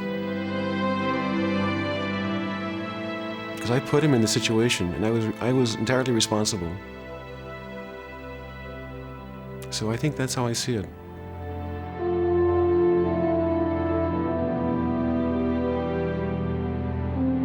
Yossi and Kevin were safe, but they had yet to find out what had happened to Marcus and Carl, who they'd left to walk out of the jungle 20 days before. It was a shock to us to discover that there was no trace of Marcus or Carl. Of course, when I realized that Marcus was lost in the jungle, it was a very heavy feeling. Kevin went back into the rainforest immediately to search for them, and he couldn't find anything, any sign, any track. It just evaporated. The Bolivian army also mounted a search and discovered that the Indian village that Carl had marked on the map did not exist. They told me that Carl had a history of taking people into the jungle and leaving them. It happened more than once. They were very, very familiar with Carl, and they said he's a troublemaker, and he found refuge here in Bolivia. And I was shocked. Over the following years, both Kevin and Yossi mounted searches for Marcus, but no sign of him was ever found. I don't feel guilt about not taking Marcus with us. Then and even now, I feel that it was the right decision not to allow him to come. But I always thought then, and I probably do occasionally now, that if I would have gone back with Carl and Marcos, if we would have gone back together, that it would have ended differently. It was a life and death issue, and we decided for him that he should go out Yeah, we did think, both Kevin and I, we were thinking that what we are doing is more dangerous. If this is an excuse, we were thinking that. Still, we made that decision for him and he never came back. Kevin Gale is now a fitness instructor and photographer living in Israel. He is married to Orna, an Israeli he met while searching for Marcus and Carl. Yossi Ginsberg is now a writer and a motivational speaker and has done much to preserve the Amazonian jungle. He lives in New South Wales, Australia.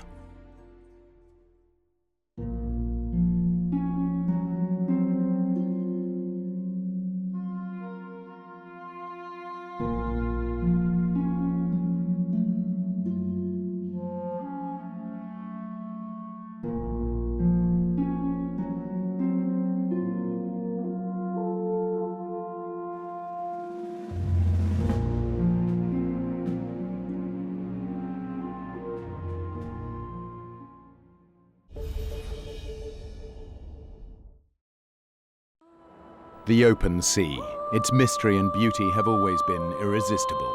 But when the ocean turns, it shows no mercy. Mayday! Mayday! This is the true story of 5 sailors shipwrecked in the Atlantic with no food and no water. We're gonna die! Every choice they make is life or death in these shark-infested seas.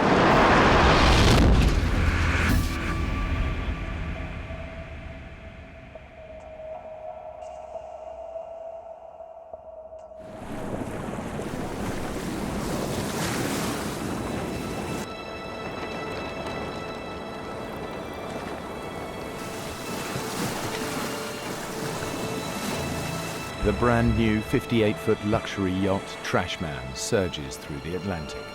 Her owner made his millions in the rubbish business, and a hastily assembled crew who've never sailed together before are delivering the yacht to his home in Florida. The 6-day voyage begins in Bar Harbor, Maine. The crew will sail 1,300 miles down the eastern seaboard of the United States to Fort Lauderdale.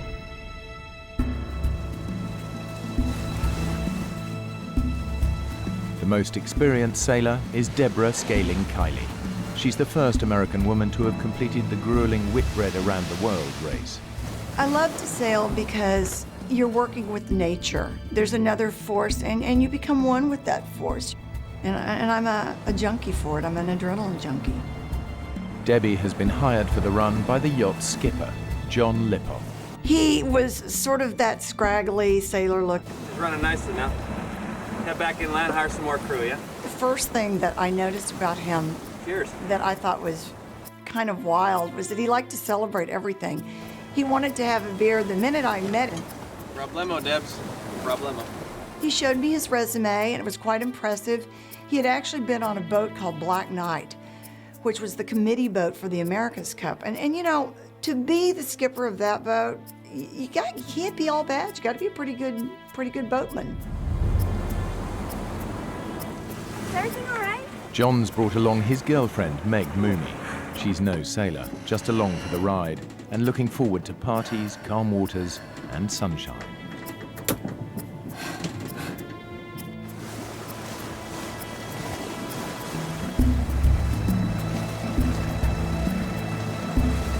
Weatherfax says clear sailing all the way. Brad Kavanagh's the youngest crew member. He signed up because Debbie's on board. All right, why don't you go to sleep now? I'll take the next watch with John. Ask him to come up. Brad's a decent sailor, although he's not yet in Debbie's league.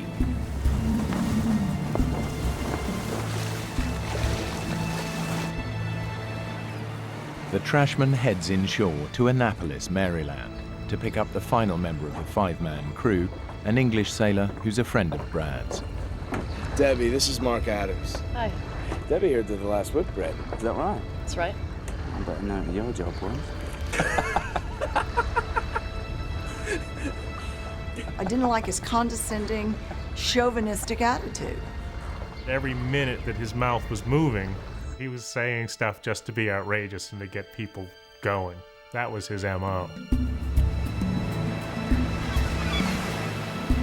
When we left Annapolis, I was in heaven. I was on the big version of my parents' boat with these nice new people heading to Fort Lauderdale, and I couldn't have been happier. There's something about pushing off and being back on the ocean.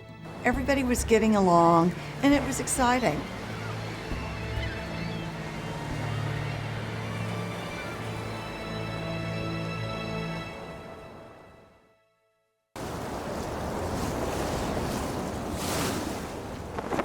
The first day is an easy sail.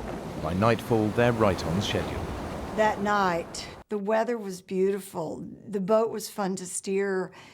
It really just didn't get much better than it was right then. But this calm doesn't last long. A storm is gathering, and it's moving quickly towards them. Debbie! Wake up! Debbie! That was 4 hours? It's blowing a gale out there. Meg's fallen. She's hurt, and we're taking on water. John! She's hurt real bad. Can you come take a look at her?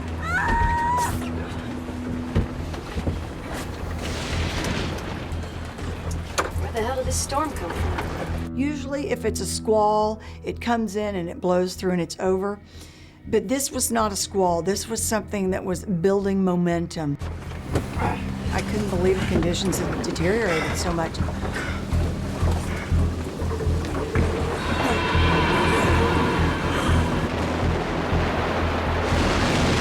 Surfing down those waves, it was like a roller coaster.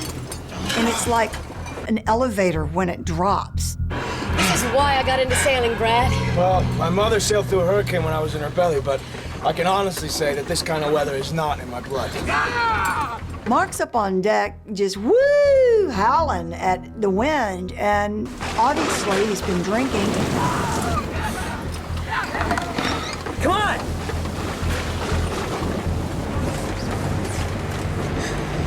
Gotta help her. She fell on her back. Well, I'll take a look. Meg had gone up on deck, and when the boat fell and wiped out, her tether didn't keep her from falling. I was like, what was Meg doing on deck to begin with? She has no business out in this kind of weather. Debbie, leave it. Just help her, okay? But John... Debbie, for once, would you just do what I say? She rolled over slightly, and you could see the bruising begin, and it was all through the kidney area. I could just tell she was in so much pain. I want to go home, John. Take me home. Okay, Ellie. I'll get some help.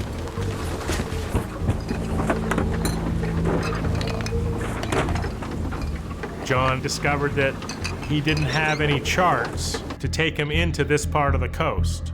It was just one more little omen that things weren't great. It was that he wasn't prepared. A sailing vessel trash man calling Coast Guard. We urgently need a compass heading so we can head inshore. We have no chart. Over. Brad and I went up on deck to take our next watch, and it was wildly out of control. The winds were gusting 50 miles per hour, and Mark's up on deck, and he is just wild. Are you out of your mind? We're in a gale and you're hammered! You're a bigger idiot than I thought! Good watching! Still floating, isn't she?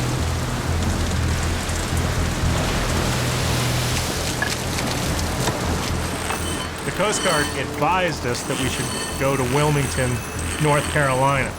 But when we altered course and headed into the coast, those waves just started smashing into the boat and impacting us. And it was like one of those amusement park rides that, you know, kind of jerks you up, but it wouldn't go over and jerks you up.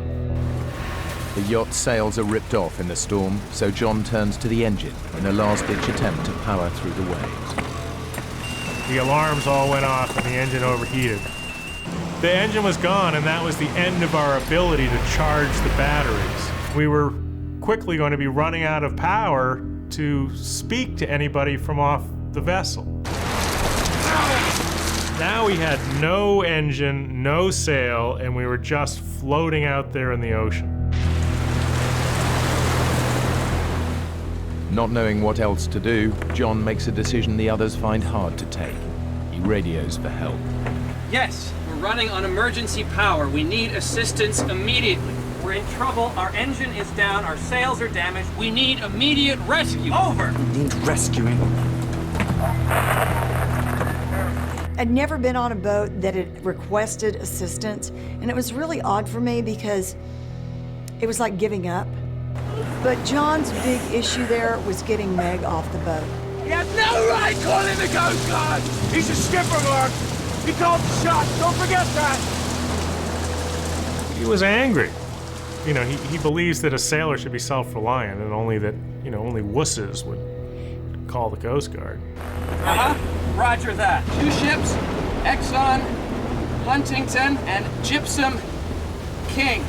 4 hours away. Since the 2 merchant vessels are the closest ships to the trash man, the Coast Guard requests that they head towards the yacht to assist. Help is at last on its way. It gave us this false sense of security, and I think that's probably the kiss of death. They will rendezvous. Roger that. Over. Come in, please, Coast Guard. This is Trashman. Are you still there? Over. Anybody there? Anybody there? Over. Anybody? Anybody? Powerless, the yacht is battered by the enormous waves.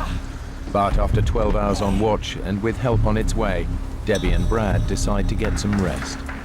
I crawled in. I was so exhausted.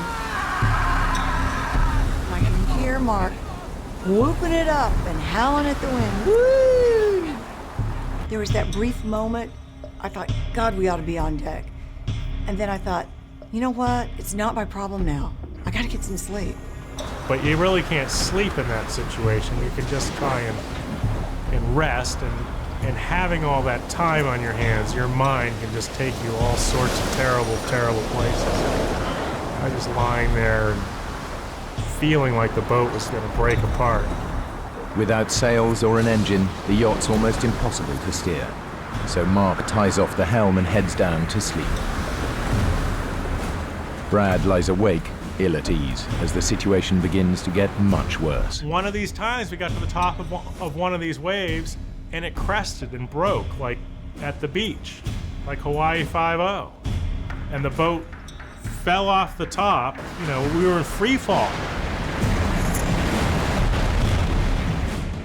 And then we impacted against the window. And the window just smashed out, and the water just poured in. Debbie! Debbie! We gotta get out of here! Go, let's get out of here! Go! Here's the boat sinking, and we're scrambling to get to the deck, and I hear John over here going, Mayday! Anybody! Mayday! Mayday! We're sinking! We're sinking! We're sunk! Anybody!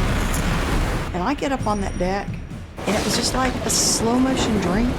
I don't even know how to describe it. It was just gray, and it was crazy, and it was tumultuous. And I look around, and there is nothing. And we're going down fast.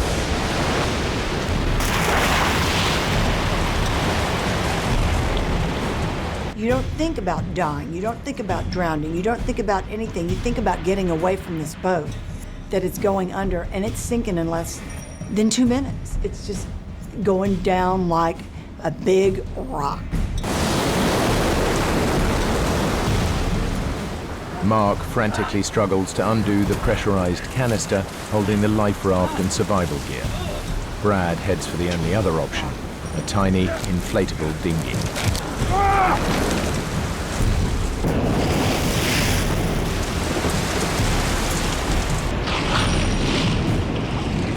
But I swam after the dinghy, kicking off my sea boots and my foul weather bottoms, thinking, my dad's gonna kill me.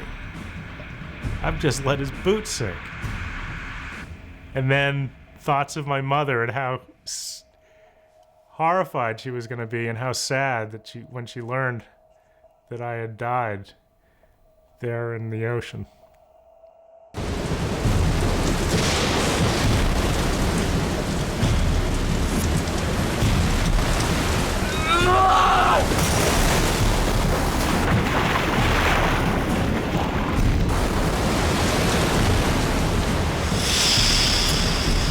The canister inflates, and he's still holding on, and eventually he just lets go.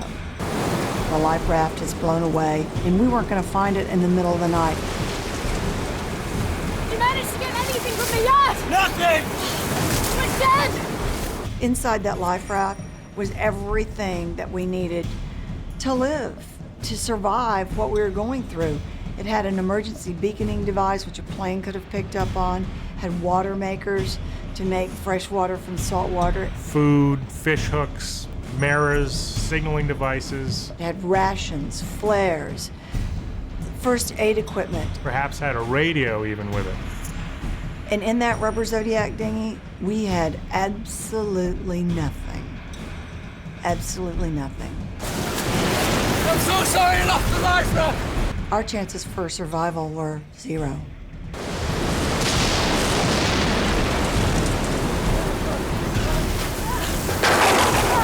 Where's Meg? As the boat sank, Meg was within the rigging. Get away from the yacht! And she just didn't have the sea savvy or the knowledge to, watch the waves, and then when the wave action was right, to swim out. So I knew if I didn't go back and get her, she'd die. Debbie! Be careful!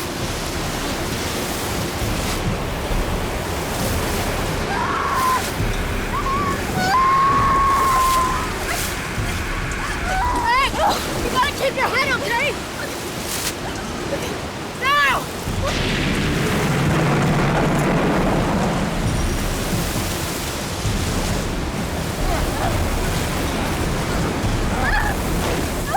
We're all gathered around the rubber Zodiac dinghy, and I remember watching Trash Man as the last little foot of her mast slipped under the water, and it was the most devastatingly lonely feeling that I've ever felt in my life.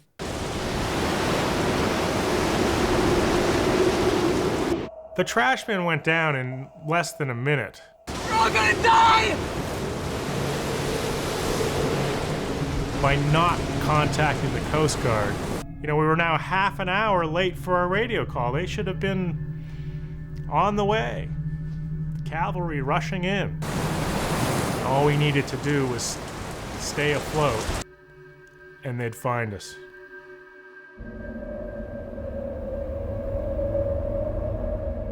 The next day, when the sun finally came up, the sky was overcast and gray. The air temperature being 40, we would definitely succumb to hypothermia. Let's get onto the dinghy. There's a shelter. I can't.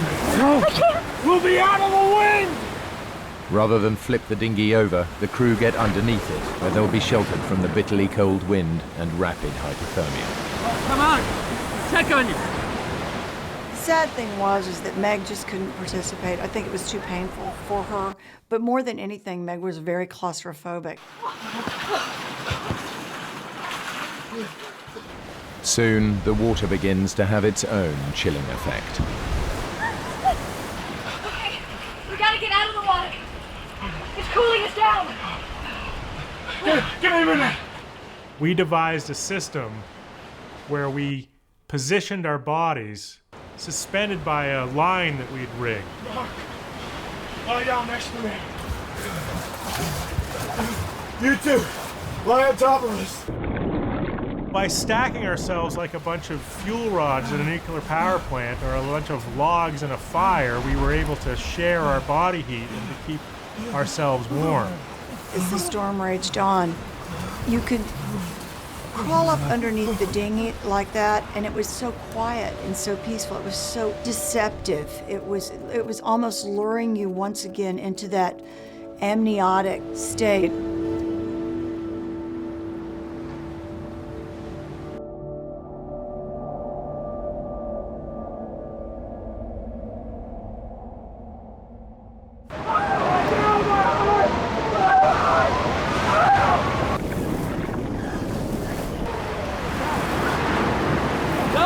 Help me! Help me! It's having a heart attack! Right! Call 911! When John started talking about his heart pains, I knew immediately he was probably just hyperventilating because the air would get very thick under the Zodiac dinghy. Please, get him into the dinghy! The wind was like 40 degrees and it was blowing like 90 knots. And we decided we would flip the Zodiac dinghy over and we lift Meg in.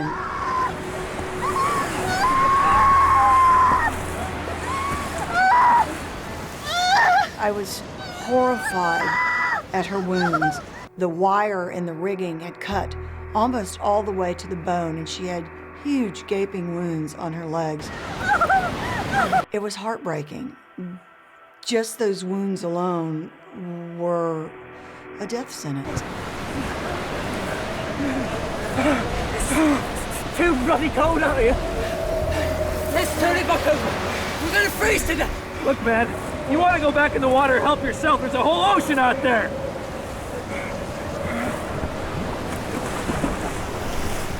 We hung there for a minute, and pretty soon he goes, "Quit kicking me." I'm not touching you. You did it again. Cut it out. What are you talking about? I'm not kicking you. Stop now. And I thought, you know what? I'm going to look in the water, and I'm going to see where his legs are, and I'm going to stay as far away from him as I can. And it was the most eerie sensation.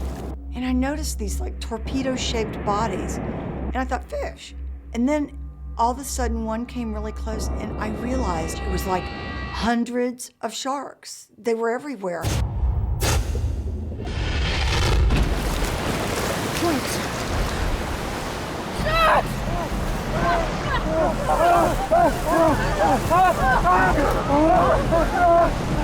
And just the minute we got in, fins just everywhere in the water. And I don't mean like 2 or 3, I mean 10, 20, they were everywhere.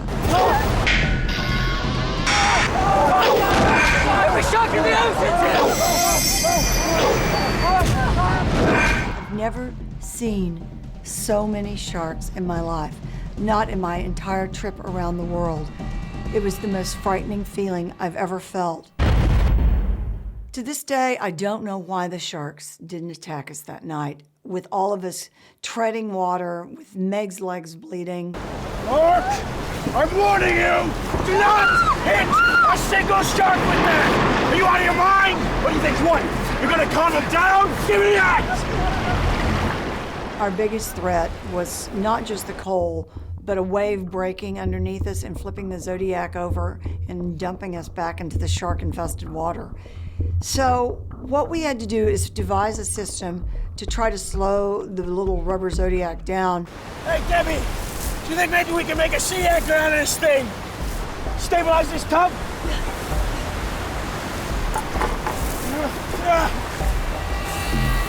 But as soon as we threw the piece of plywood over the front of the boat, the shark swam up and grabbed it in its mouth.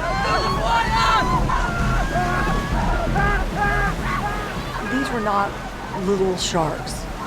And this one was big enough to pull a 13-foot rubber Zodiac dinghy with 5 people in it, which is at least, 700 pounds, wildly through the water.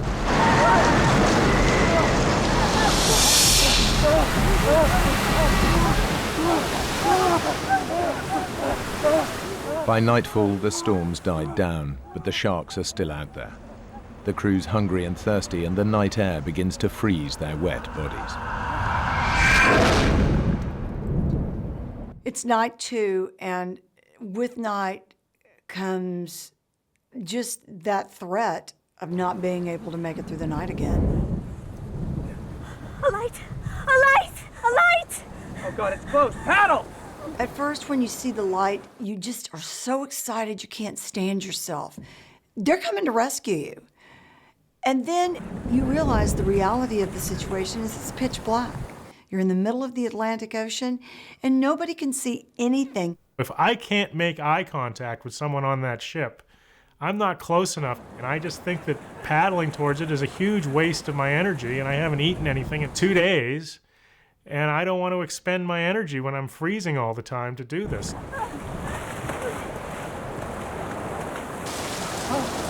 The craving for water is like nothing I've ever felt. It's as if every cell in your body needs it and it's crying out for it. You haven't had water in 24 hours, you know, almost 48 hours. But all I got was the wind blowing through my mouth and actually drying my mouth and my tongue more than the moisture coming in from the rain. Damn! It was as if God was spitting on us, laughing at our situation. All of a sudden, we remembered about the ship and we looked out and the ship was gone. Maybe that was a chance for survival. It's the ultimate despair. And at that point, I just couldn't take it. I felt that I was being teased by the environment, by the powers that be. Oh, I stood up and I gave God the finger, started, saying, what are you doing to us? You're gonna make it rain, let it rain so we can get some water. The last thing you wanted to do is curse God, because that was about the only chance we had for survival. I don't want to die. The ship has gone, but some unwanted guests refuse to leave.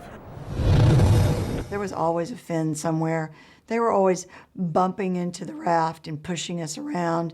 Then they'd go away for a while, and just about the time you think that they'd gone away, they came back again. The situation was going from bad to worse to nightmarish. Day 3, and the crew of the Trashman are still adrift in the Atlantic, suffering from dehydration, infection, and the fear that they'll never be found. Well, we were starting to get very frustrated with the Coast Guard because without food and water, we were really starting to suffer.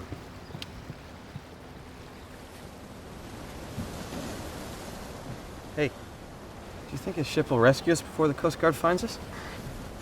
Coast Guard's on its way. Yeah, sure, of course. Coast Guard's on... Hey, guys, I got news for you. The Coast Guard ain't coming. They never were. They forgot about us. We're on our own. Thanks a lot, Debbie. It was as if I had dropped the final curtain on the show. They just all kind of sat back and looked at me like I'd lost my mind. Hey, Brad, where do you think we are?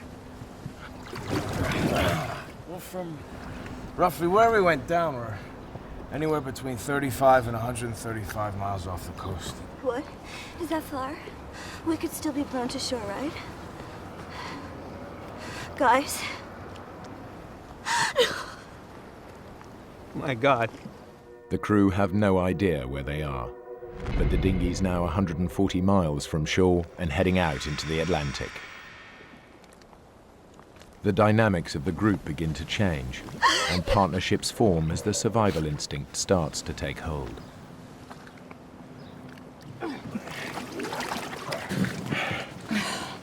What are we gonna do? I don't know. I'm so sorry I cut you into this. If I didn't have you, if it was just me and those guys, I don't know. We just need to stick together. You and me. If we lose this bond, then we're lost. And it's what's going to keep both of us alive. So I'm going to watch out for you, and you watch out for me. I can hardly stay awake. Why don't you go to sleep? I'll watch you. Make sure you're okay. If it had come down to someone trying to hurt Brad or kill him, I would have done my best to take him out because Brad was my partner in survival. And I wasn't going to let him go. There was no way.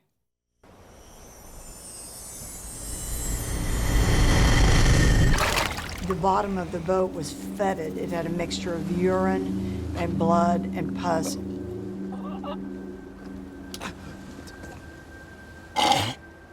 We were in absolute agony because we were starting to get massive staph infections all over our bodies. These staphylococcal infections are caused by bacteria entering cuts in the skin. They can soon attack the heart and lungs, and Meg is at particular risk because of her open wound. I felt so bad. She was dying of blood poisoning, and we were sitting there watching Meg die. it was just tragic.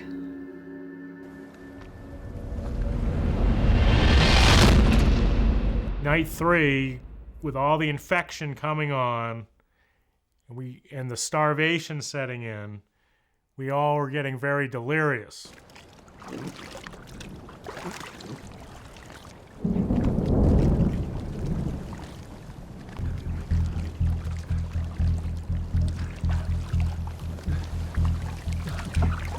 What are you doing? That stuff will kill you. Here, Miss Whitbread. Help yourself. Everyone knows that you're not supposed to drink seawater. They tell us that from the time we're little kids, and that's one of the things you just don't do.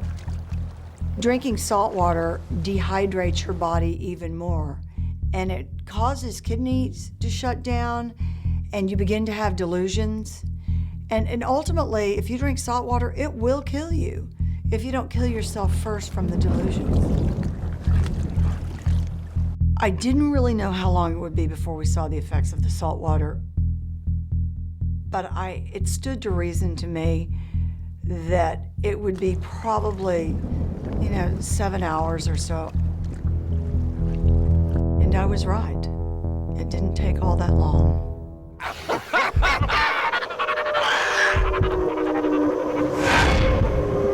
It's too hot.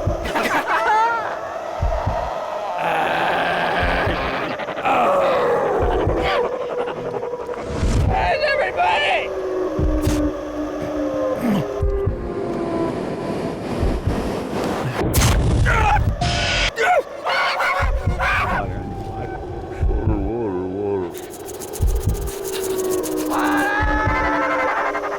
Come here. Come to Johnny.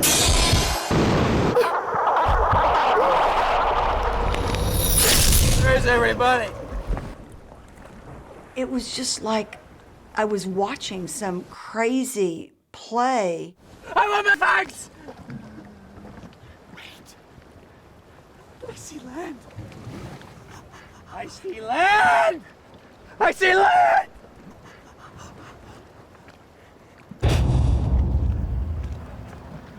It's right there, man. You see it? It's right there in front of us. We're just off Falmouth, Meg. We'll go to the hospital where my mom works. She'll take care of us. We're in the middle of the Atlantic Ocean. We're nowhere near Falmouth. That's total crap, man! It's over there. This went on all day long. Oh, I want my cigarettes. I need one now. The monotony of it was starting to drive me crazy. I'm just gonna get my car. We're in the middle of nowhere. You guys bring the boat in, and I'll go get the car. There is no car, John.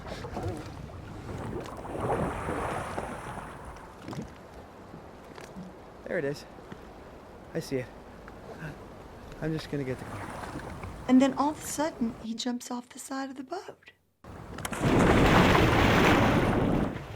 John.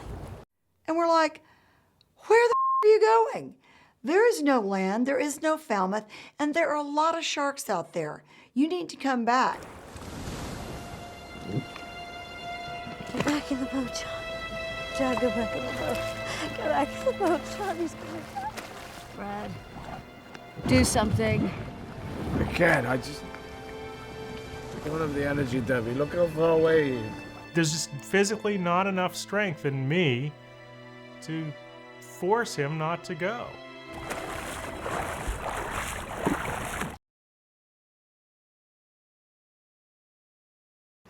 I can't see him.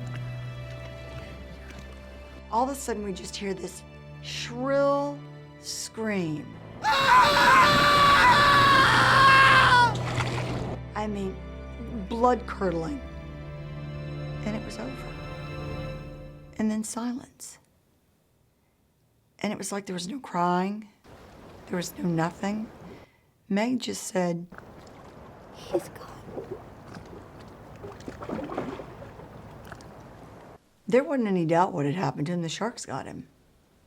The sharks never left.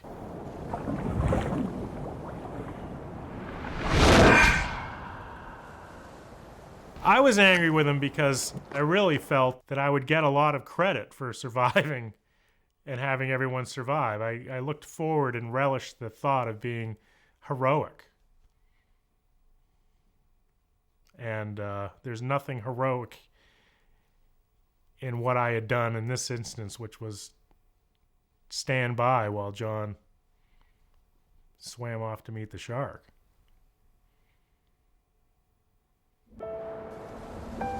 The 4 remaining survivors of the trash man cling to life as they drift helplessly in the Atlantic.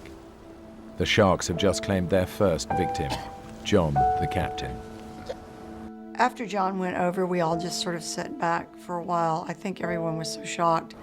And Meg was crying, but she wasn't sobbing. She was so sad, and she was so sick.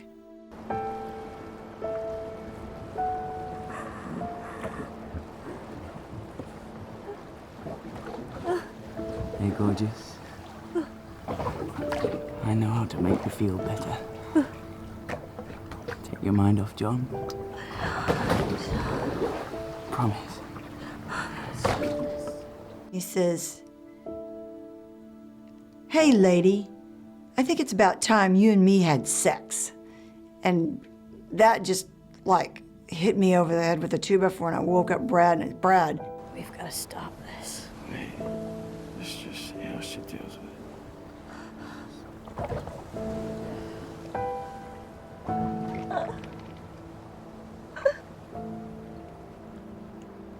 Right. I'm tired of playing games. I'm just going back to the 7-Eleven to get some more beer and cigarettes. Mark, you're not going to the 7-Eleven for anything. You know we're in this dinghy, don't you? I'm just going over for a minute. Just to stretch my legs. And get rid of the cramps. Just for a moment. Brad and I get up and go, "Man, the sharks just ate John." No. I'm just stretching my legs. I'm getting right back in. And just about that time, we feel this. Bam! And then we feel a bam again. And all of a sudden we realize there's like this frenzied attack, and the sharks are eating Mark underneath the Zodiac. Poor sharks. It was, without a doubt, the most horrifying moment of my entire life.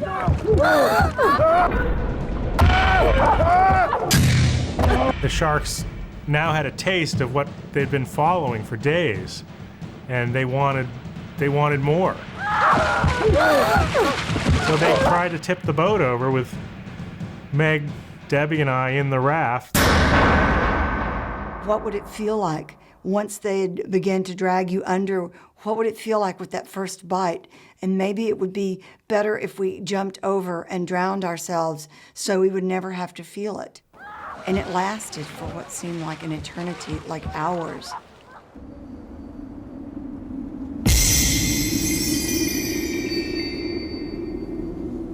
That night, I remember waking up and looking up, and there were stars everywhere. It was like a starry night.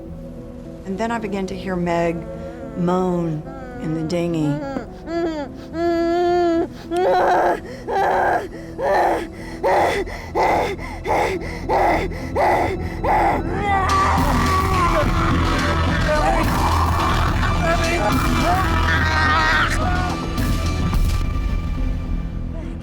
I think she was frustrated and she just wanted to strike out at somebody.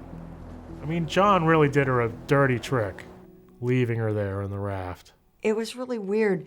She took her hands and started moving them in the air like a Spanish dancer, like she was in completely some other world. And then, out of the blue, she just started talking. What did she say? I don't know. And it all of a sudden became very clear to me. that Meg was speaking in tongues. She's dying, isn't she? She was dying. She was really close to death.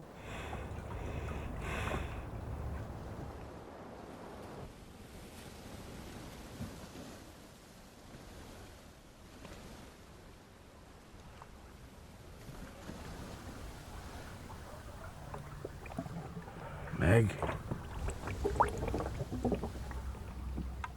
When we woke up, Meg was dead in the bottom of the dinghy.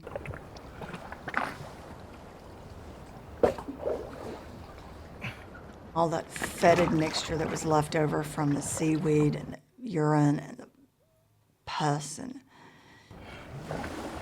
Debbie. Should we eat her? We were starving, and you've heard of cannibalism at sea, and are we gonna, nourish ourselves by somehow figuring it out how to butcher her and eat her, or what are we going to do? Ugh. She's too infected, Brad. We have to get rid of her. I'm so hungry. My stomach's twisting in pain. You're right.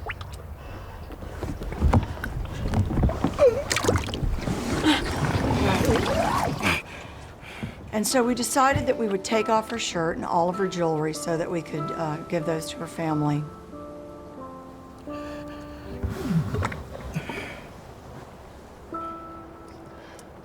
I got really mad at Brad because he was like, I can't get the ring off. I'm like, get it off. It's not like you're gonna hurt her. Just take it off and get it off.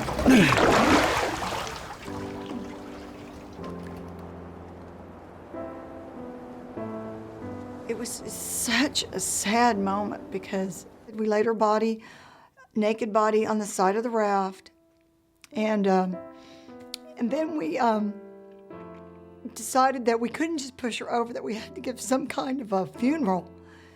And so we said the Lord's Prayer and Psalm 23, and then we just gently pushed her body overboard. And we decided then that we would just go back to sleep so that if the sharks attacked her, we wouldn't have to see it. And so that's what we did.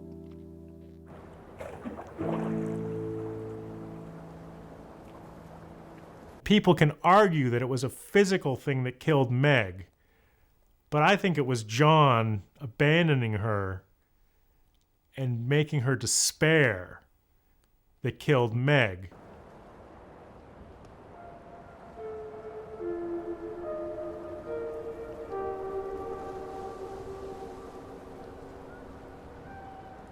Are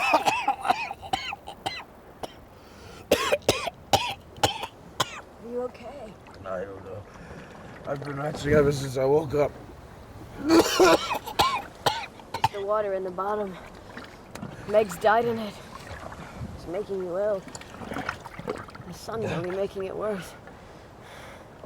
We gotta wash the dinghy out. I can't. I don't have the energy. Yes, you do. We're turning this thing over right now. What about the sharks? I haven't seen sharks for hours. Come on, Brad. Don't give up on me. And it really scared me because I did not want to have to live in that life raft, in that little rubber Zodiac dinghy, alone. I gave it a few good pops and I almost got the boat over, and then I lost my grip on the line and I fell over the side of the boat.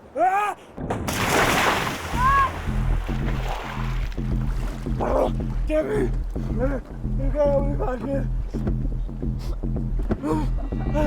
And this time I don't have the strength to get myself back into the boat. For God's sake!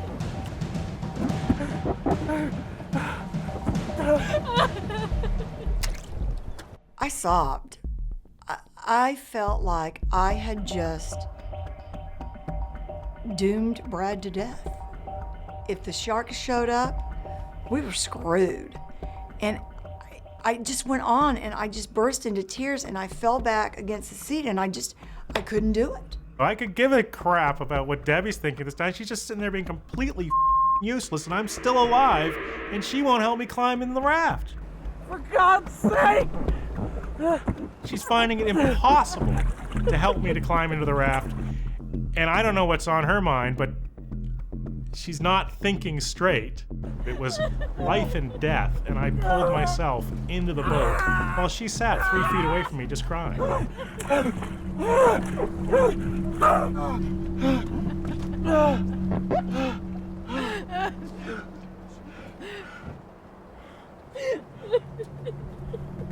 We were each at one end or the other of the raft. He wouldn't talk to me. He was so off at me. Bitch.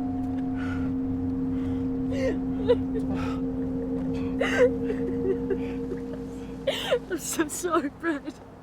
I just want to relax because of all this death that's been happening for the past 12, 15 hours. And as soon as I take a break, I look at the horizon, and there's a ship coming straight at us. Debbie. I'm gonna make it up to you. Let's catch fish. We're going to survive. Debbie! There's your ship. I had heard it was a ship so many times. I just didn't... big deal. It's a ship. They're not going to see us. Turn around. Look how close it is. And I turned around, and it was amazing. And the ship came by, and it went by, and a guy walked out on the wing bridge and looked down at us, and I looked at him, and he looked at me, and I waved at him, and he waved at me, and next thing I knew, there wasn't just one person that came out, but there were like 5, 6 people. They were all coming out. They threw all their life-saving equipment out at us, and Debbie jumps off the boat, and I'm like, God damn it. You know, don't leave your friend Brad here all alone. What? No goodbyes? Nothing?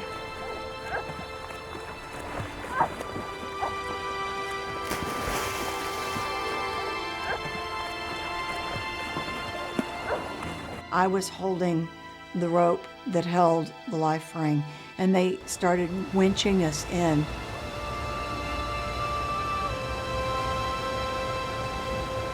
And then a big sailor picked us both up.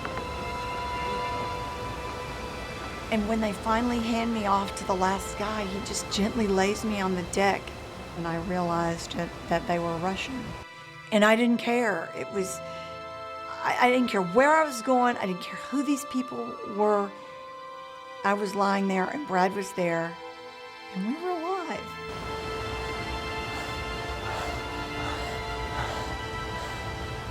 These guys did a fantastic job getting us on board the vessel, and oh, it was just so great. I mean, the whole thing was just so great.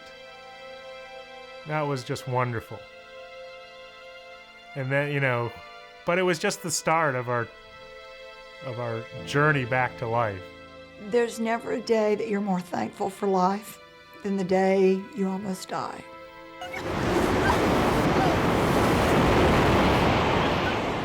I'm here today, and I don't feel guilty about it, and I have no regrets. And every day I wake up, and it's a new day, and I'm happy. And I always try to find something good in the bad things that happen to me. It's not something you just turn off when it's over. You keep living in that survival mode. I don't know if you're shell-shocked or what you are, but it's impossible to just turn it off and go back to being the way you were before. In their 5 days at sea, the dinghy had drifted 140 miles from where the yacht sank and was heading further and further away from land. With no beacon on the dinghy, the 2 merchant ships were unable to find it. The Coast Guard called off the search for Trashman because it received a call stating the yacht had made it safely into port during the storm. Who made that phone call remains a mystery.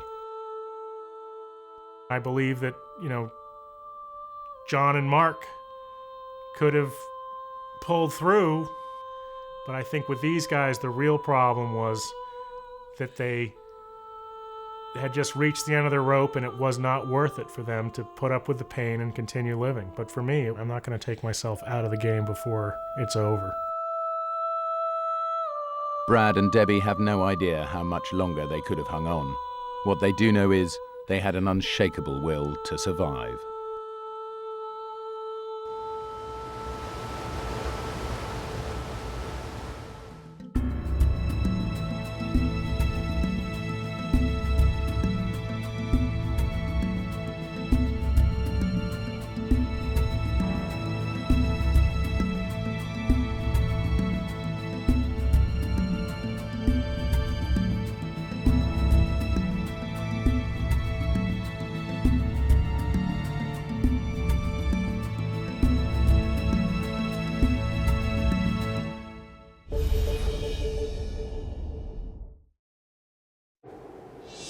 Two friends attempt one of the toughest climbs in Alaska.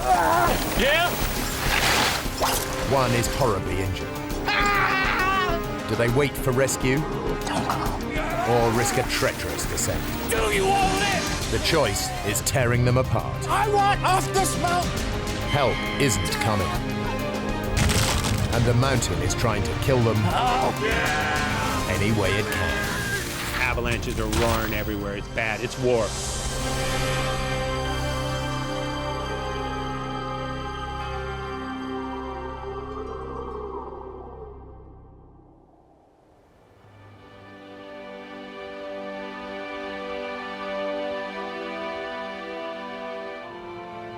Denali National Park, Alaska.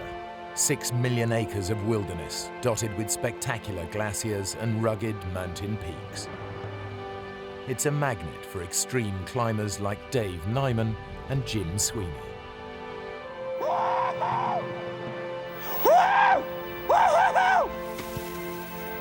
Man, you should see the view from here! This is an area as big as England. We were the only climbers in the whole Alaska range that we knew of. Jim Sweeney's idea of heaven is taking on a treacherous rock face with his good friend Dave Nyman, the man who taught him to climb. We've had great times in the mountains, thousands of hours, and we've taught each other a lot. Hey, come on, Nimo! Come on, keep up, slow coach! Great, Jim. Jim is a better climber overall than me. Dave and Jim are attempting a route up Mount Johnson that no one has conquered before, though many have tried. It's called the Elevator Shaft, a 2,000-foot ice climb in a wall of granite. I was looking for something steep and hard to do. I'm a fighter, you know. I grew up as a boxer. I fought every kid in town. Because a climb is not just the act of climbing, it's also how you interact with your partner, what kind of trust, what kind of knowledge you have of what your partner would do if something happens.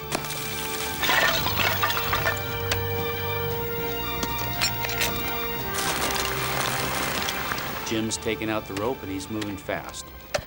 He gets up to the end of each length of rope and he keeps pulling me up behind him. You just forget what's going on when you're going up. I'm climbing. I'm not thinking about anything else. I want to go up.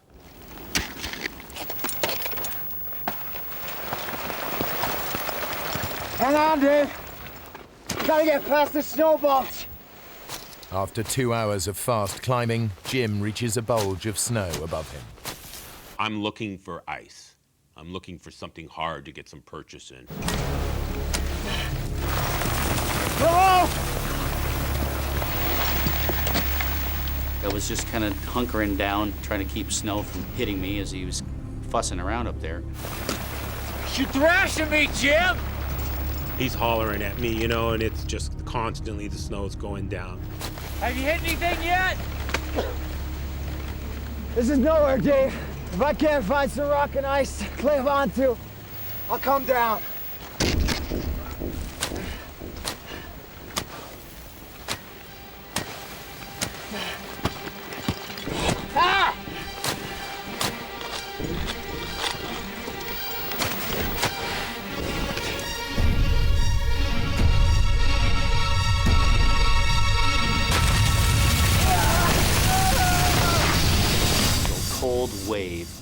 snow in a kind of a hissing roar that just whooshes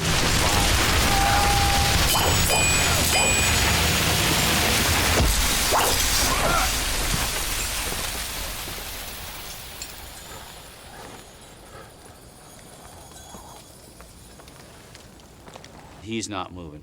Jim! I'm coming, Jim. Just hold on. He's about 100 feet down below me. I knew I had to work fast. At this point, I don't know what kind of shape he's in. I don't know if he's choking, if he can't breathe. At that point, I know I have to move really quickly to get to him. Jim? I can see blood trickling out of his nose and his mouth and his ear. Jim? I touch him, and immediately he comes to life.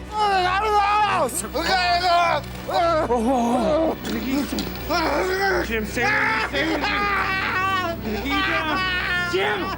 I'm gonna get you down. Jim? Stay with me! I had to transition from being more or less the follower to being the leader. I knew everything was up to me from now on.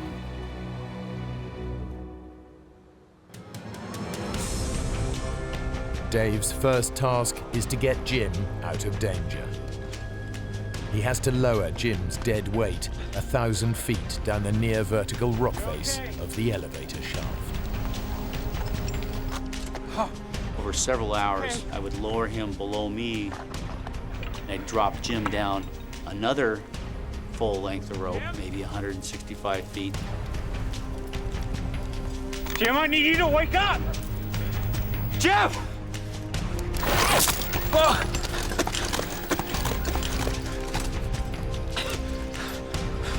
Okay, here we go. We're going again. It takes Dave the best part of 5 hours to lower Jim down to relative safety. Last bit, Jim.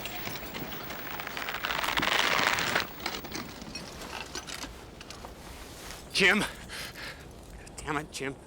Stay with me. Stay with me, Jim. I have no memories of the fall whatsoever. None. The first thing real I remember was Dave screaming at me. Wake up! Come on. Stay with me.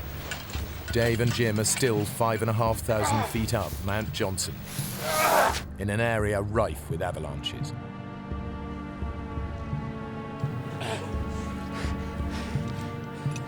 Battling deep snow and fading light, Dave drags Jim back to where they'd stashed their equipment. Jim has dislocated his hip. He drifts in and out of consciousness. Now Dave has to find a way of surviving the night.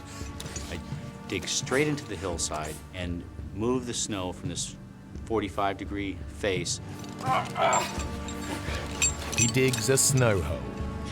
The snow will insulate them from the plummeting temperatures of the oncoming night.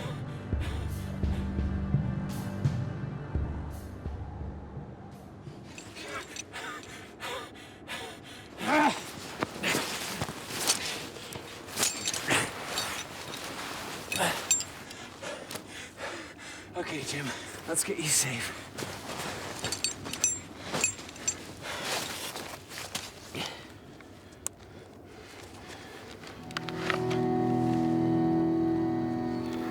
Jim's helmet's virtually shattered, and he's not moving.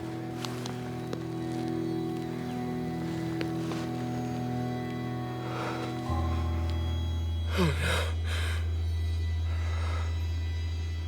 At that point, I realized that this has gone from bad to even worse. I know with a head injury, you know, if your brain starts to swell, fluids build up, that can pretty much be the end of you. There's all these different things going through your mind. If the weather turns and I don't get word out, we're gonna be in a world of hurt. If I go travel alone on the glacier, am I just gonna fall in a hole and Jim's left by himself anyway? You don't know what the right answer is.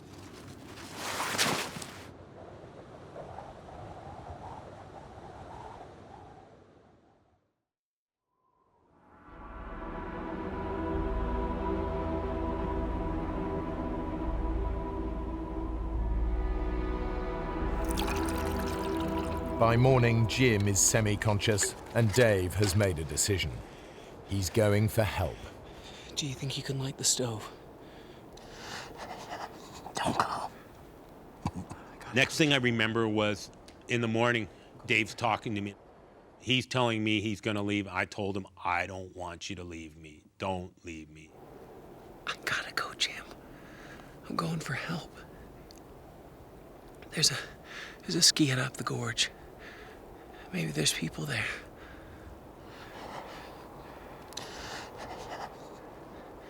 They might have a radio. We'll get a plane and be out of here in no time. I'll be back in a few hours, okay?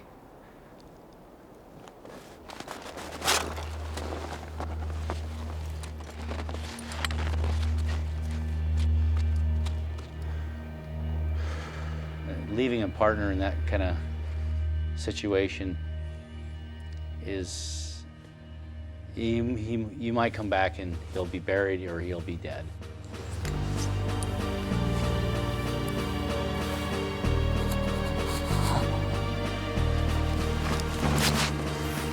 First, Dave skis a mile down Mount Johnson to the glacier, which runs like a motorway through the mountains. The ski hut is then a 7-mile struggle uphill, a dangerous route across crevasse-cracked terrain. Generally, if you fall in a crevasse on that glacier, there's really no hope for you. You're gone. You're gone from the world. You might end up 1,000, 2,000 feet down, straight down. It's pretty frightening.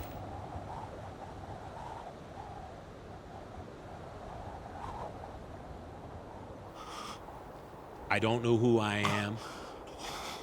I'm freezing. My forehead's on fire, my body's cold. I'm laying there, I'm pounding, my heart's just going boom, boom, boom. The whole body's just going boom, boom, boom.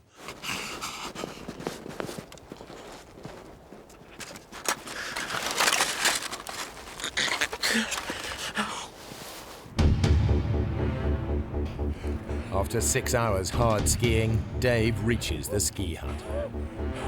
Help!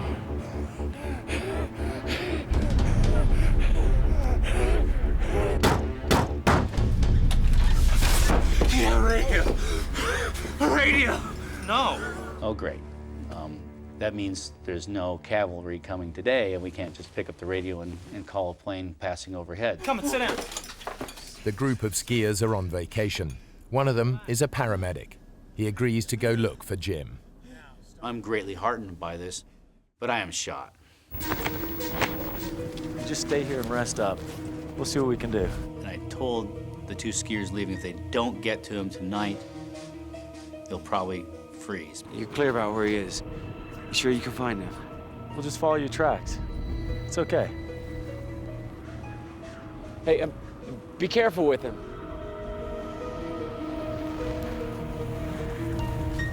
Unable to radio for help, Dave and one of the skiers tramp out a giant SOS in the snow.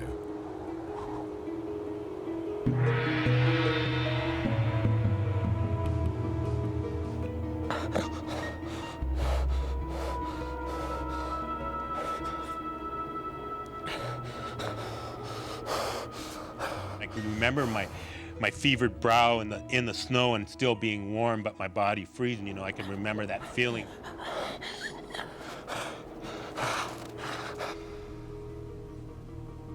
We spent a lot of time together. We've been through a lot of different things.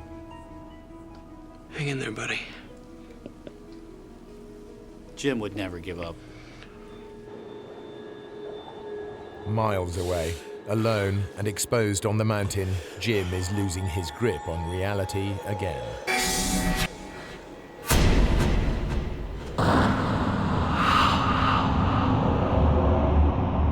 Black dreams, just as black as can be, you know. I didn't know who I was with, where I was at. I didn't even know I was a climber.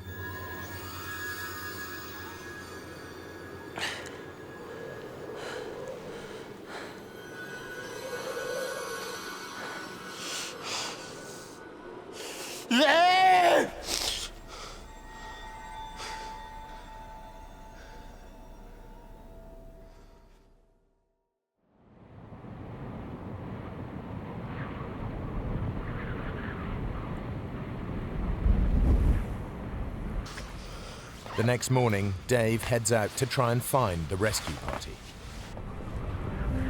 They're already on their way up the glacier.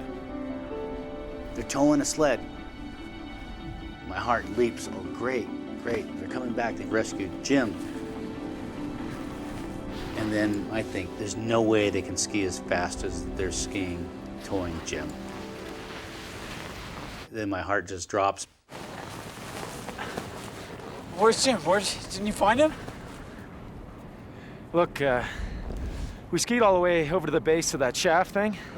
That's a hell of a climb. He explains to me that they looked up and they saw a few avalanches coming down and they decided that they didn't have the proper equipment. It's too dangerous. Getting more people killed won't help anyone. I'm trying not to be angry. I can't believe what I'm hearing here. Will somebody come with me? I'm taking that sleeping bag. You go up there, and you're gonna die. I could feel them looking at me when I was skiing because I was putting any anger I had right into my plan to save Jim. At that time, the clock was ticking. Every second I felt counted.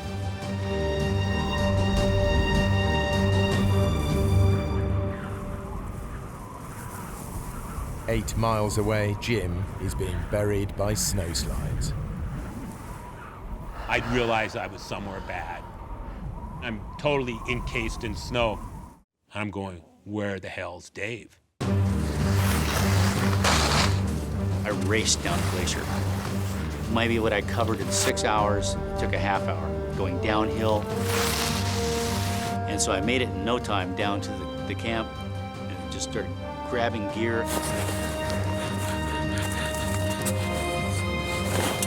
Dave heads back up to Mount Johnson, to the snow hole where he'd left Jim 30 hours earlier.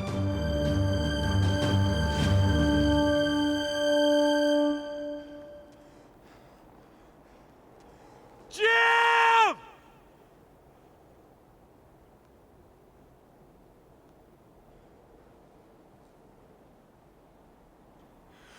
Jim!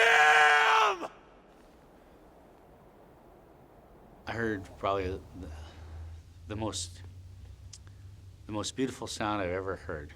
Oh!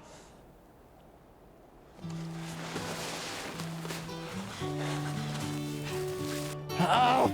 And I'm screaming, and I hear Dave. Jim?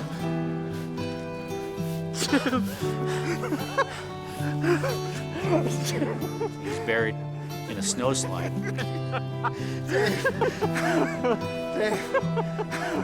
But he was smiling, just dumb and as happy as you would expect a person in his predicament to be. I'm crying, I'm back to the helplessness, crying, fighting, I can do both. Feel sorry for myself and fight.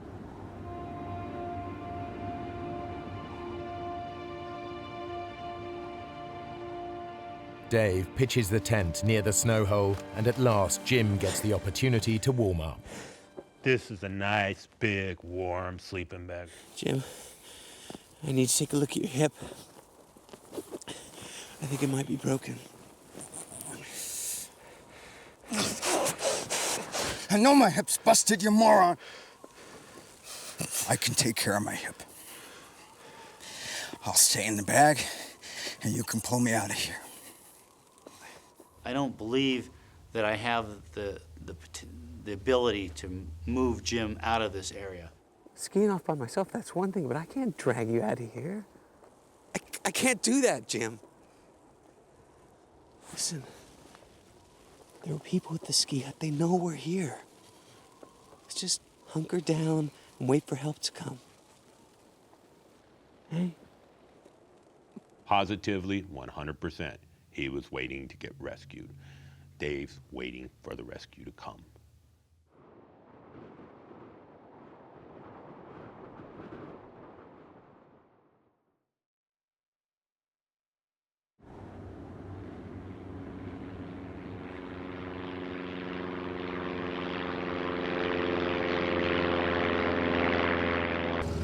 Mark Niver and his wife Roberta are flying over the Ruth Glacier looking for a place to land for a romantic picnic.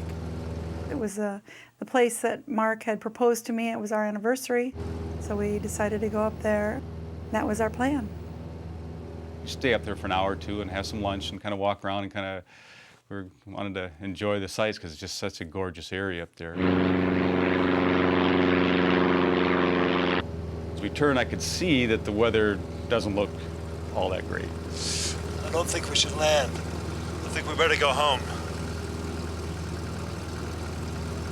Okay, hon.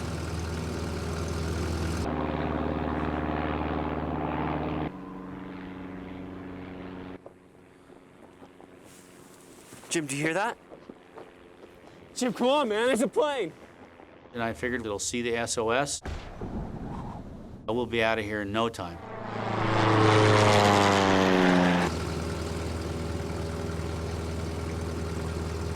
Roberta, look, SOS! We gotta go in. No, we don't, Mark. Roberta doesn't want to risk landing. She's 7.5 months pregnant.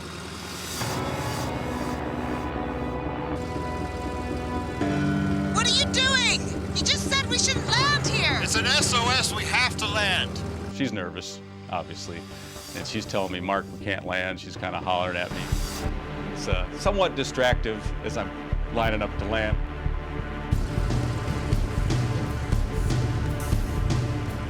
In the poor light, Mark can't tell if it's 3 feet or 30 feet down to the snow.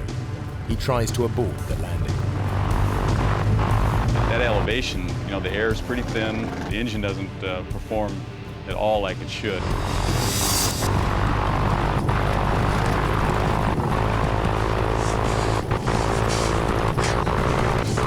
Mark! So I grabbed my stomach and held on.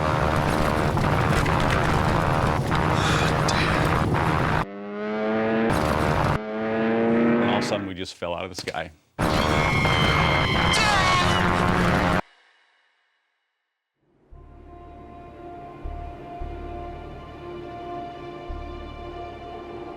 Dave and Jim remain stranded halfway up Mount Johnson. Unbeknownst to them, Mark and Roberta Niver's plane has crashed 8 miles away. Their attempt to help has only made things worse. Fortunately, the shelter of the ski hut is close at hand. Living in Alaska, things happen. You just have to adapt to what your situation is. Whoa, where'd you come? Can you help, please? The baby is still moving, but Roberta has ruptured 2 discs in her back. I had to pull within myself. It's already a very scary situation. Tried to remain calm and tried not to dwell on what if. I was afraid if I started to think what if, I'd be in trouble. We saw that SOS. Is it yours? No. Hey, sit down. It's a long story. Mark gets all the details of Jim's climbing accident and Dave's determination to rescue him. Immediately, I'm thinking of those guys. I mean, the snow's falling, the wind's blowing. They're on some side of a mountain someplace, and who knows what condition. With hope of rescue dwindling, Dave and Jim resign themselves to spending another night on the mountain. As it gets darker, I can hear the snowflakes hitting the tent. They're huge. We're in no man's land.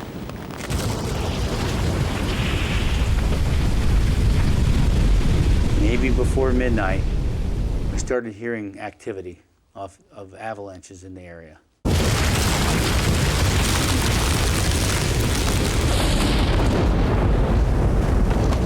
Dave!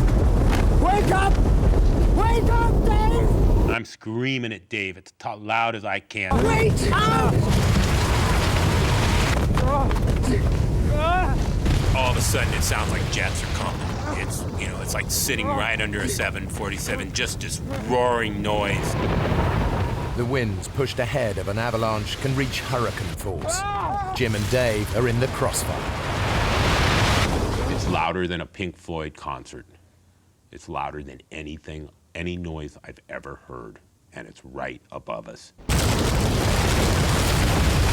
We just started praying. I don't know who else to turn to. It's in the tent. It's around you. It's inside my sleeping bag. We really thought this was it. We thought this was the end.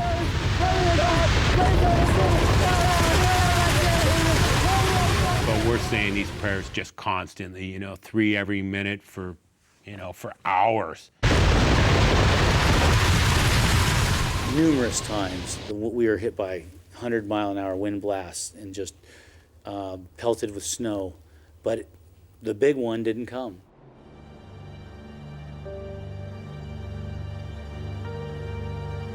Mayday, mayday, mayday. This is Piper 173 Alpha.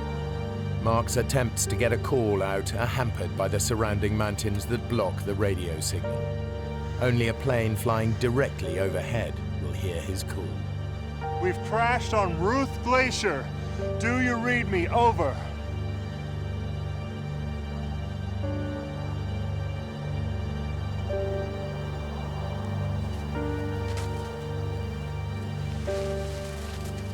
I'm still amazed to this date that we're still around after that night.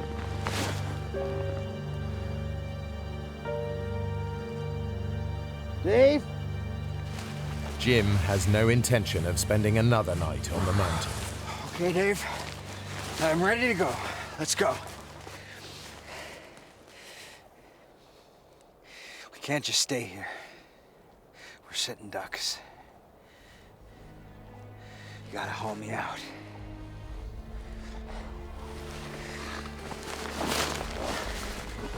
We can make it down to the glacier. Someone will see us there, man. No one will see us here. Jim, would you look? It's too steep. I didn't think I could do it. Even if we cut across, we could start an avalanche. I'm pissed because we're going nowhere. What are you doing, Dave? I'm looking for a safe spot. Come off it. There is no safe spot in this whole valley. We just gotta get out of here. We're moving over there. That won't make any difference. He puts me in the bivy sack to haul me over there. I don't like anything to do with this. I set up the tent in this new location, and I feel pretty good about it. I said, Jim, your worries are over, buddy. We're good here until rescue comes. You're dreaming. Just cut the bull. Quit acting all mellow.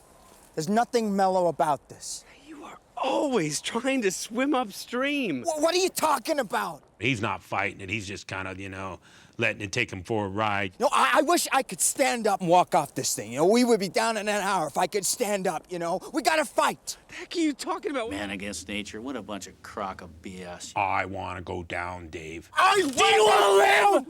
Do you want to live? Then do what I tell you to for once.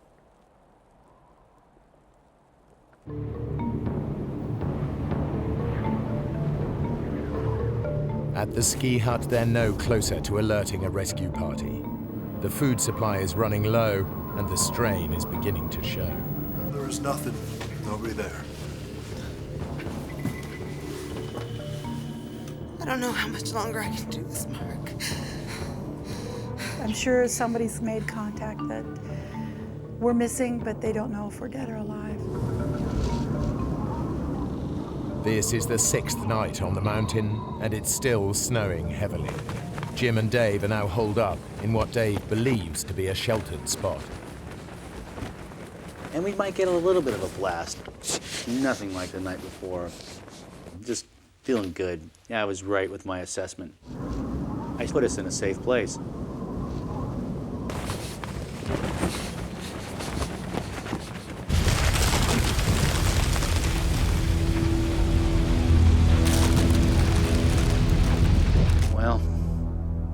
Early in the morning, maybe 2 a.m., we heard a roar. Oh, what the hell is that, Dave? Wake up! It was a sickening, cracking rumble, explosions, boom.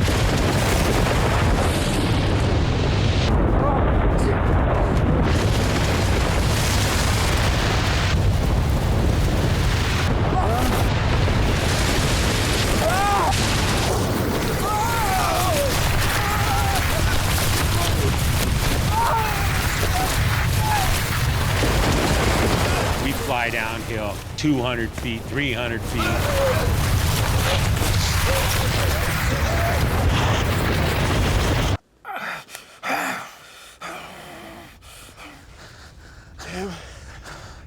Jim, are you okay? We're completely buried, 100% encased in snow. And my hips just screaming.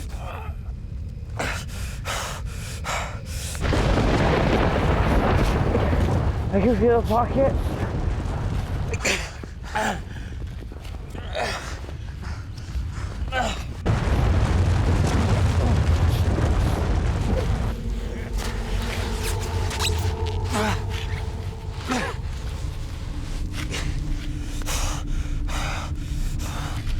And he pulled me out of the snow. He lays me out on the ground in the sleeping bag, and I'm just laying there. The avalanches are roaring everywhere. It's just as bad, you know, bad. It's war.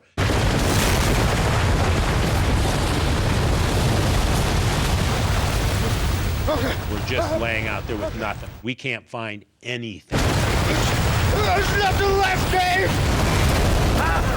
I was just scrambling like a madman. The shovel, it's the key survival tool you have in the mountains. Come on, man! Before another one comes! That's it! Come on, keep digging! Keep digging! Keep digging! I'm just thinking the next avalanche is coming and the next one's taking us down the hill.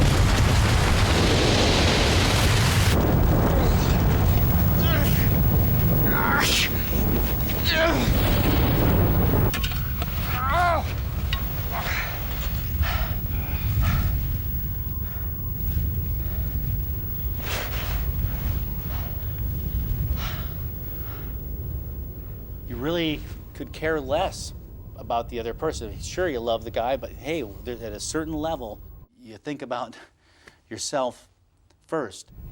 I will clamp myself, I'll chain myself to a leg, I'll bite it off, I'll crawl down here and kick his ass if he leaves me. There's dark thoughts, darkness that creeps in a survival situation. I don't have to be here. I'm mobile. Why the hell don't I just get out of here?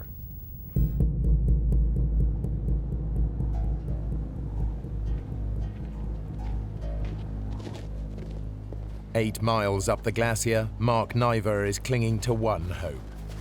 This morning, the jet that takes him to work on the Alaskan oil fields will be flying directly overhead. It's their best, maybe their only chance to let people know where they are. My dad flies that plane.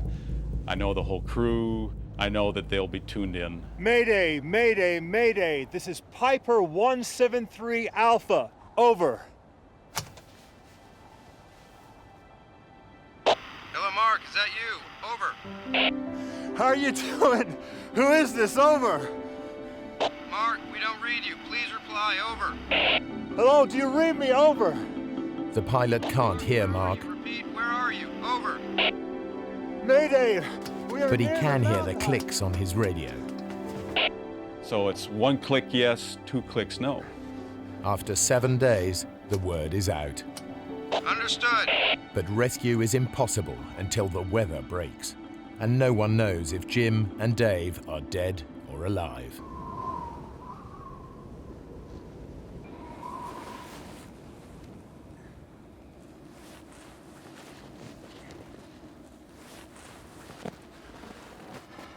I was so whooped by the avalanches from the night before. It was like someone pointing a gun at your head, clicking the trigger, shooting it, and just missing your head. And it was like that for hours. When you looked at him, you just looked at the sagging face, uninspired, totally whooped man. Hey, Dave. Stop snowing, right?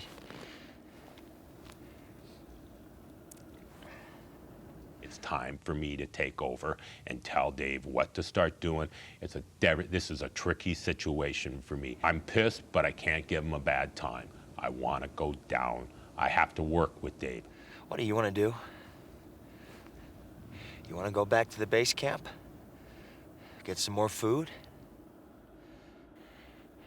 More equipment? wanted to go, but I knew if I left, I would not come back. I had a chance to look myself in the eye and say, what's really important to you? And is your life worth more than this person's? What's happened to you, Dave?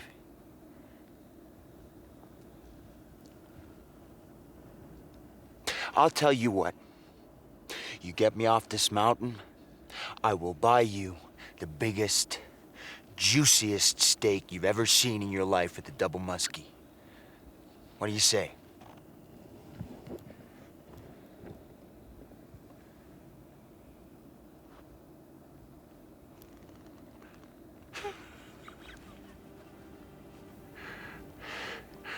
I want a 36-ounce filet mignon. There's no such thing. That's what I want. Well, then that's what you're gonna get.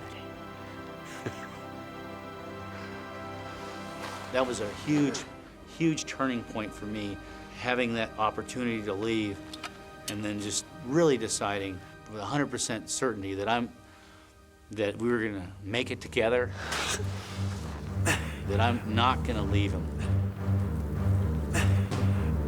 So begins a back-breaking ordeal to drag Jim down the mountain. Start to shovel the trail, pack it down, then it'd go back and pull Jim.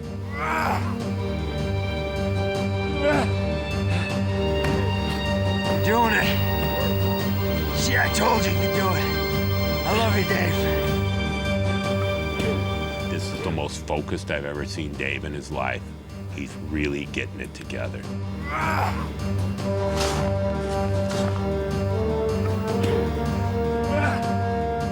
Inch by inch, foot by foot, we're moving down the valley.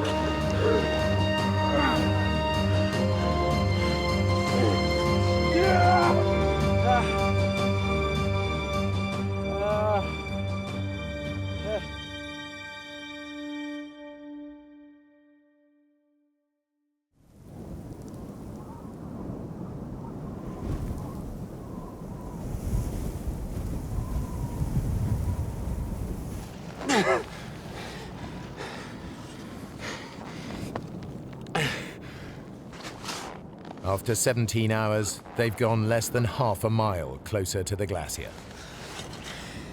Dave? Dave? You're doing it, man. You're doing it.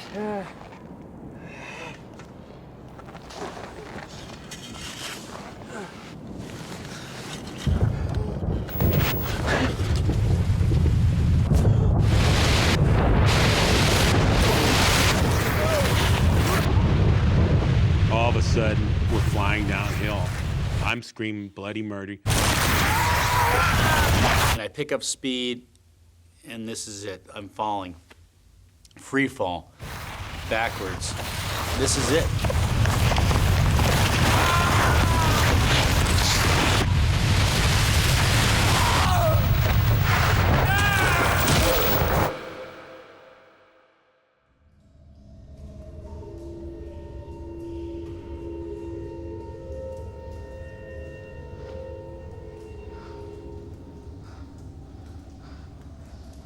Jim's luck has held. He's been caught on a ledge 30 feet below the surface.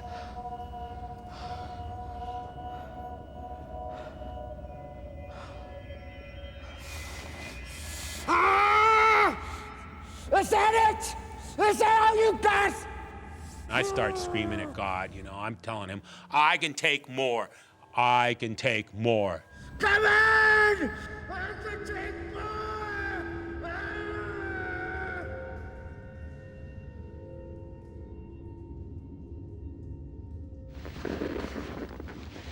Dave has been swept far deeper into the 500-foot crevasse. I just barely avoided going down to the bottom. You can kind of see 300-400 feet down it.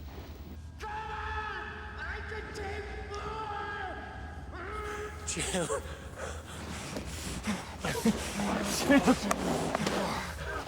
Jim. Oh, Jim. There's a ramp. And he says, Jim, he goes, there's a way out. We can make that, Jim. We can make that. Ramp must have been about 70 degrees. It was just ridiculous. Okay, Jim, on the count of 3. Okay. 1, 2, ah! And again. 1, 2, yeah! That's the stuff. That's the stuff. Good, Jim, you're helping me. I'm looking right up at Dave. He's looking right down at me. This is gonna be a lot of work. Hold yourself there. I'm holding me. I'm holding. Come on, man. 1, 2, 3. It's total team effort. Total us working together. I had to try to get him up this ramp. Come on, Jim, you gotta help me. He didn't have an ice axe, didn't have a shovel. Now my precious shovel is gone. Get hold of it, man, I'm holding. We're probably moving a foot at a time. Sometimes we're probably only making 4 inches on a pull.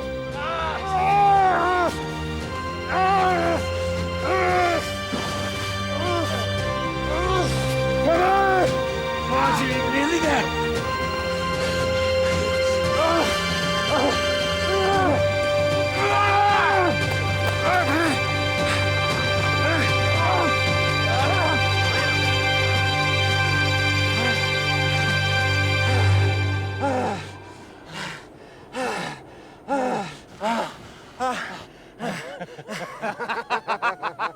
We're laughing. We're out of the crevasse. We're laughing.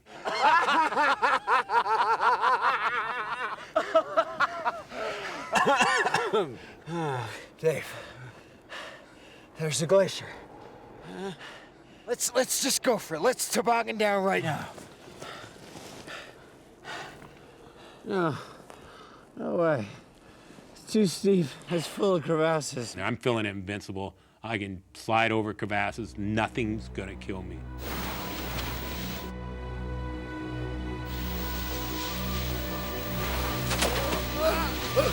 I'm sliding out of control down the gorge. I feel like I'm sledding as a kid. As soon as I got over 1 mile an hour, it just took off like a rocket.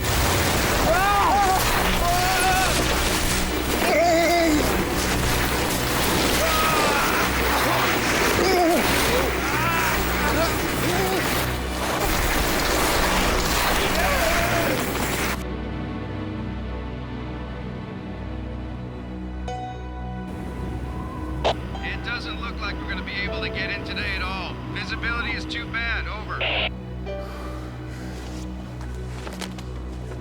So I go back up to the mountain hut, and everybody's got this hopeful look on their face. Looks like they're not gonna be able to come in today. That's great. When I think back, it's amazing I remained as calm as possible until I started crying. I just started losing it.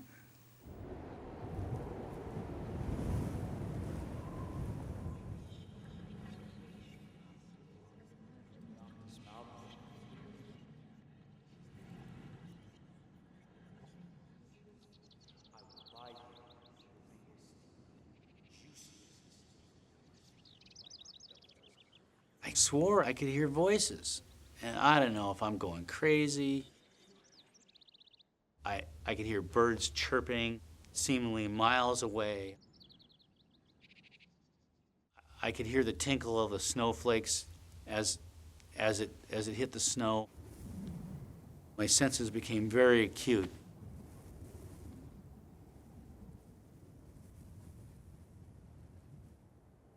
Jim and Dave have finally made it to the glacier where they can be seen.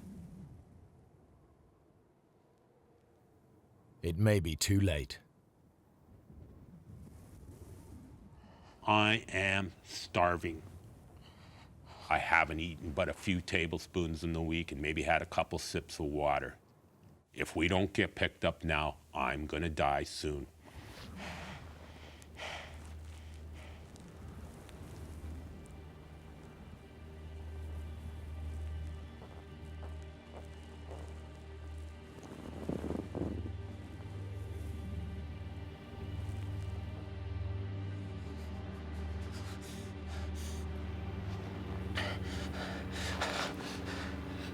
hear an airplane.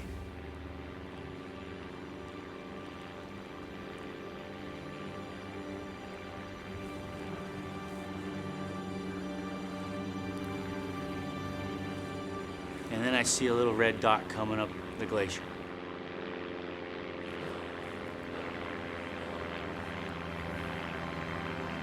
A brief and almost miraculous break in the clouds has made rescue possible. That was a great moment. It was really hard. Hard for me to, of course, I broke down and cried at that point. And, You did it, Dave. You did it. It's the best sound I've ever heard in my life.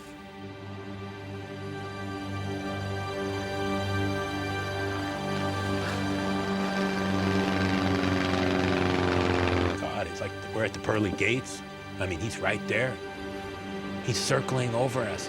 He keeps tilting his wings at us. Get your act together. he's saying, "Don't cry, stand up, you're a hero." And so he's telling me all this stuff of how to act, you know. You saved my life, you're a hero. You don't want to be blubbering when the helicopter comes. Shut up, Jim.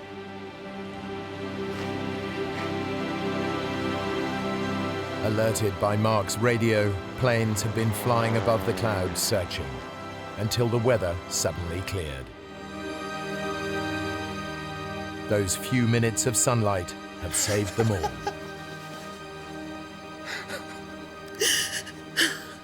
And when I got off the helicopter at the hospital, we could see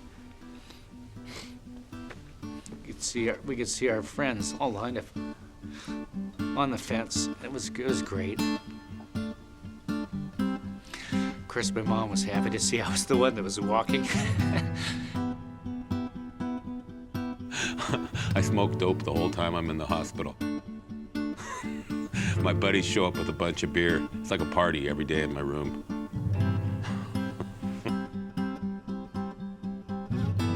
8 weeks later, Roberta gave birth to a healthy baby boy. Though Jim never fully recovered from his hip injury, it didn't stop him climbing.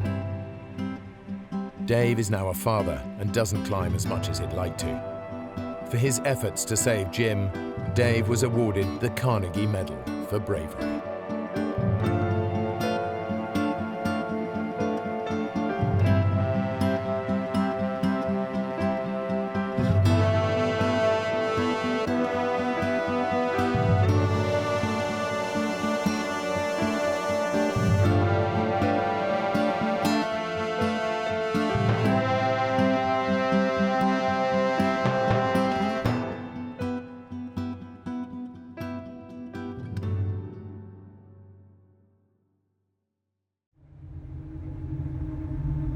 This is the true story of an ordinary journey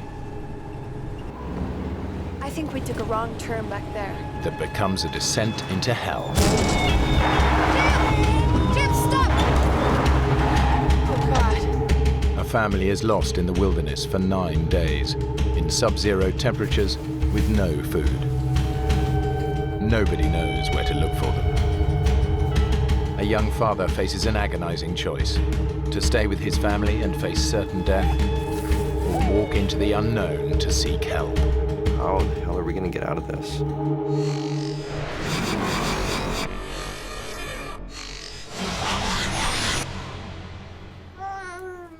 Okay, tiny bird. So, gonna go on a big, long trip. Can you grab that? Hello? 21-year-old Army Private Jim Stolper is planning to drive to his grandmother's funeral in Idaho with his 20-year-old wife Jennifer and their baby Clayton. Yeah, I miss her too. I was quite driven to get to this funeral. I was a very family-oriented person, and the loss of any member of the family was hard on me. Well, Kevin and me were thinking maybe you should just stay put for now. Well, it's nearly 1,000 miles, and the weather's gonna get bad again. Jim's mother and stepfather are already in Idaho and growing concerned about the weather. Don't worry, Mom. I was getting a little nervous because it was snowy, blizzardy, and I really did not want him traveling because it was bad all across the area. Yes, of course, you're a great driver. Jim's mom told us not to come. No. She's like, don't risk the weather, just stay there. She didn't want us to go for reasons that we didn't think were good enough to stay back, so we decided, nah, we're leaving anyways.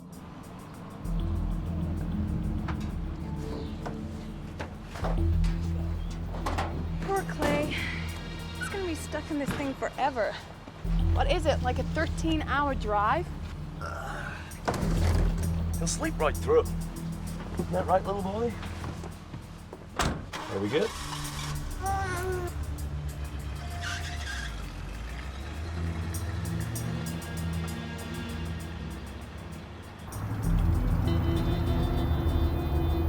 Severe blizzards are causing extensive road closures again today in California and Nevada. Jim and Jennifer set off.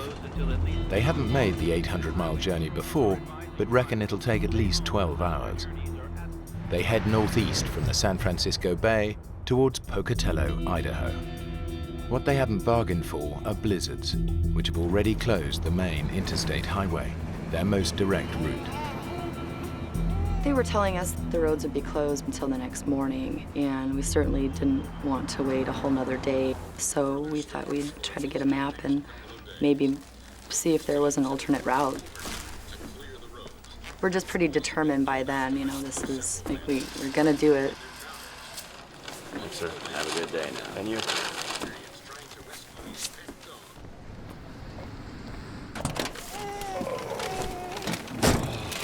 Great. Okay, so blizzard's right here. The I-80's closed. Okay, let's go north and cut across east, which takes us onto the I-140 right here. All the way to Pocatello. We just thought, okay, here's where the roads are closed. This is the main part of the storm. Here we go. Let's take this road that goes way up and around it to try to just go. That's what we thought we were doing, was going around the storm. Little do we know it had already been through there and dumped a lot of snow on the ground. We could see dark skies coming from the west. It was getting to be late, and there wasn't much traffic. At one point, the roads got a little snowy, and we were a little concerned, so we stopped at a service station, and this is where we had chains installed.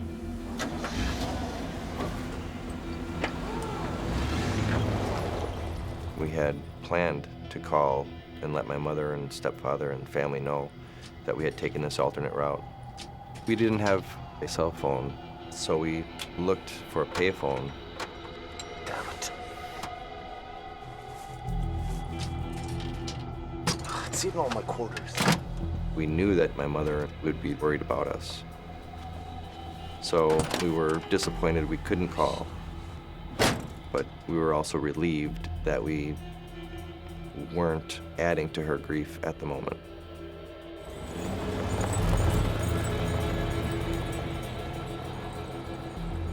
After a while, there wasn't any snow anymore. The road was pretty clean and bare. But when you have chains on your car, you can't make up any time. You just have to go so slow. I got out and I looked up and down the road and I didn't see snow on the road. I actually got down and felt it and it was dry. So we opted to take the chains off so we could make better time. You know, we were young, confident. We didn't know any better. We weren't experienced enough to know that things can get really bad really fast.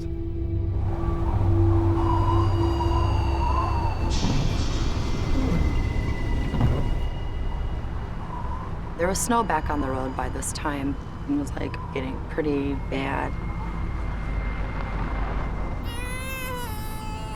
But we didn't want to slow down and stop, and at this point we're just figuring, okay, well, I can still see the road ahead of us, let's just keep going. This is a very minor road, We shouldn't have been on the road in the first place, but the sign that declared the road closed was buried in snow. The road was covered with just unbroken snow, and we were making the tracks now. Where the hell are we? This map makes no sense.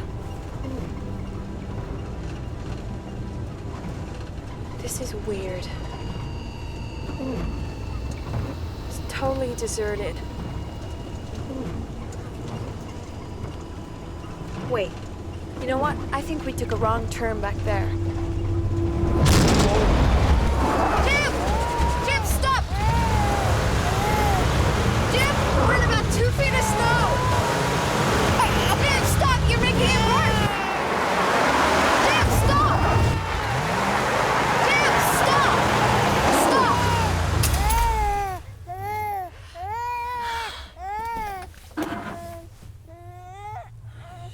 It's okay. Right there was when fear hit me, like, oh, God, wow, that's a lot of snow. That's pretty deep.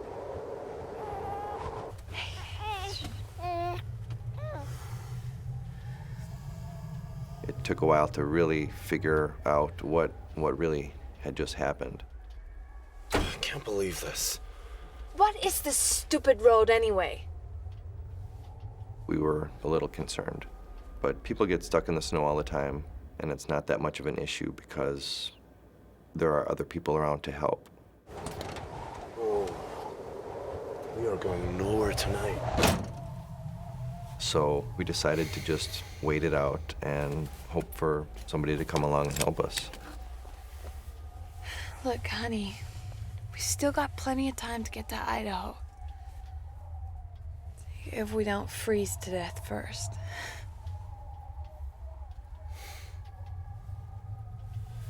It's not the end of the world. We'll flag somebody down tomorrow and go get us a tow truck or something. Jim, Jennifer, and Clay spend an uneasy night in the truck. They have no idea they've driven off the Nevada backroads into the middle of a 5,000-acre wilderness.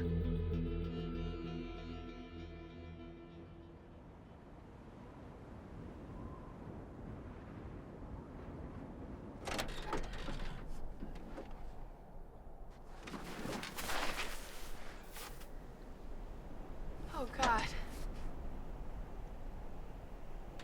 Holy shit. What is this place? There's nothing.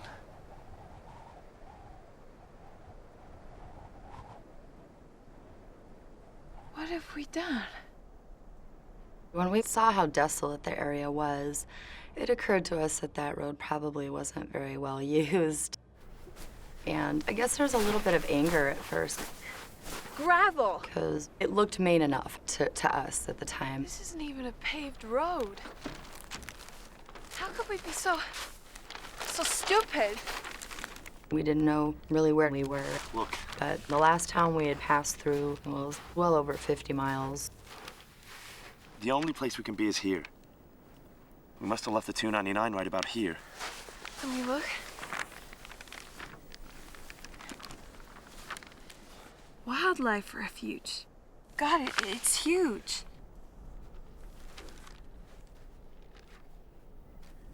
How are we gonna get out of here?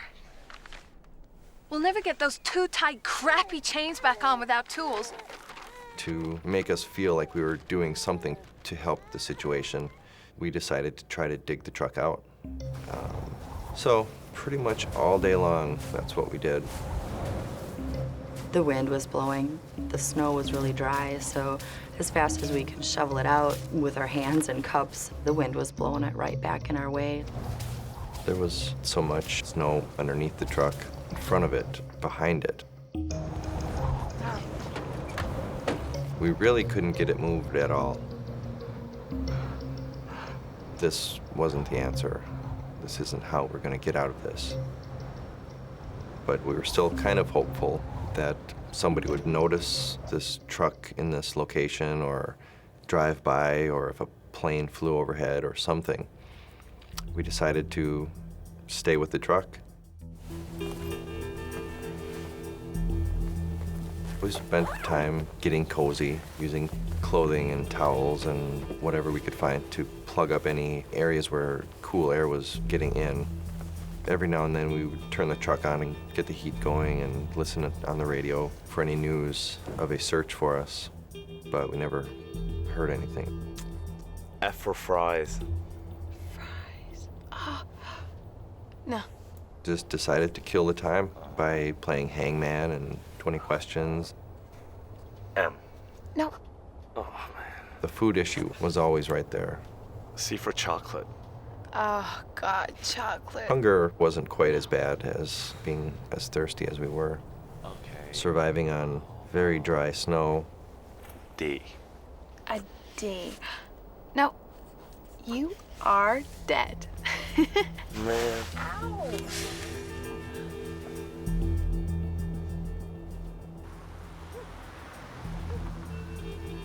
My stepson has no reason to go AWOL. He was granted leave, and he has to be at a funeral. We were getting very concerned. We then started calling the highway patrols, and they said it's a New Year's weekend, and they had more important things that they were concerned about at that time with the road conditions the way they were than looking for a possible missing person. Okay, but how long does it take before someone is listed as a missing person? We were really worried, but they just couldn't help us in any way. Yeah, I'd like to thank you for your help, except you haven't been any. Kevin really wanted to leave, but we still had the funeral to go to.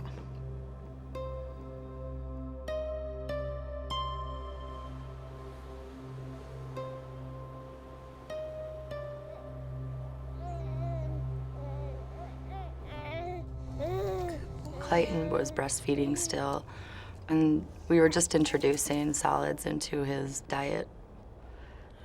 The little bits of baby food that we had left, we tried to ration to him in conjunction with breastfeeding as best we could. You want some fruitcake? You should eat, you know. We should have brought some real food. We had crumbs of this bag of chips and a fruitcake, which Jennifer didn't eat. She didn't like it and didn't want it. So I ate that, and that was all we had as far as food goes. We left my sister's house, left a note on the door for Jim and Jennifer just in case they would show up, to give them directions on where the church was and hoping that they would make it there. And we had to go to the funeral. Kevin and I had already packed our things the night before because Kevin needed to get back to the Bay Area. I'm so sorry to rush off, Jean, but we have to get home tonight. Kevin's gonna get some of his TV buddies to help us find them. Hey, everything's under control here. So we headed back to California. Kevin had contacts there because of his background in cable television, and he knew if we didn't get the media involved, it would be just another missing person that no one ever knew about again.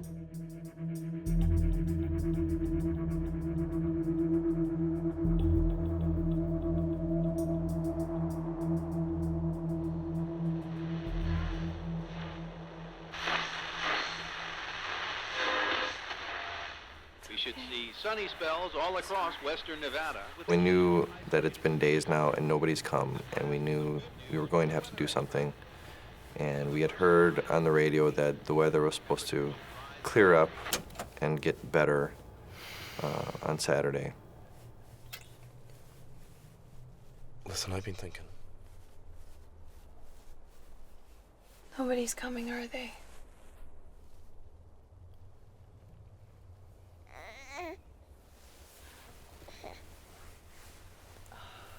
We can't just sit here and starve.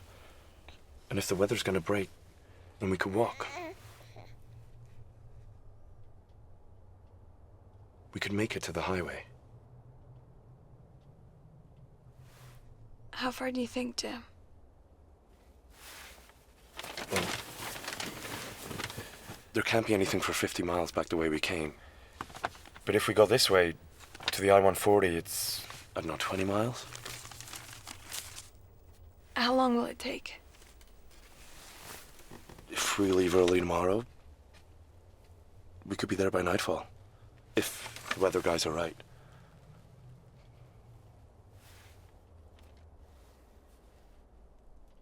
Okay. At least we'll be together, right? That's all that matters.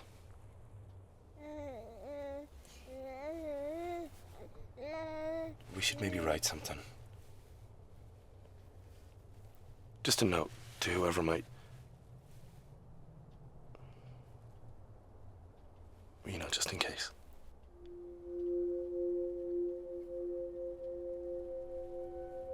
We wrote a will that was for our family, you know, as a last kind of goodbye.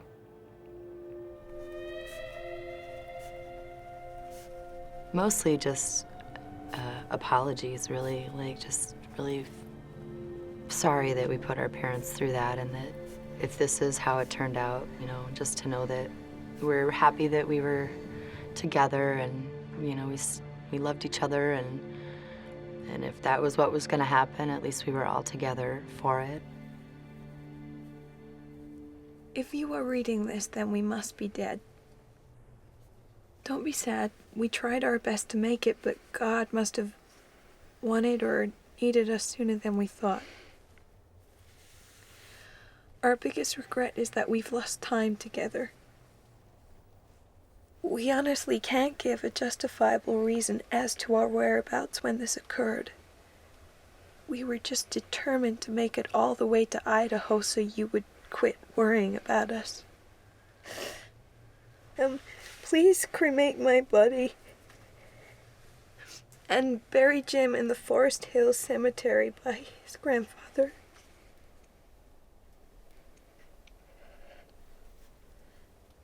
And Clay?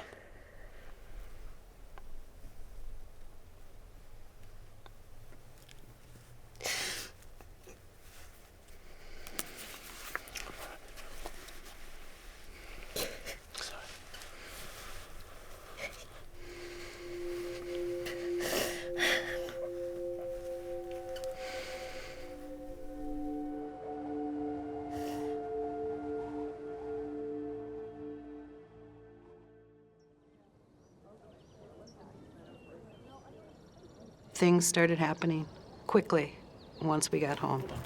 Sandy, be sure and get on the deck at NBC. Kevin got some action going. Our house then became command central. It just became a zoo. All the news channels were there on a daily basis. And I think if we can get those press releases out to the local papers, I think that'd be a good start. All right. It was just a very busy kind of time for everyone, trying to generate enough interest in these three people. Try not to worry. Kevin got a truck from a friend to go search himself through Nevada and California. He would have gone nuts sitting there, not being able to do anything. We needed to go. Nobody's coming. We're alone. We're gonna have to do something to get Clayton and ourselves out of there.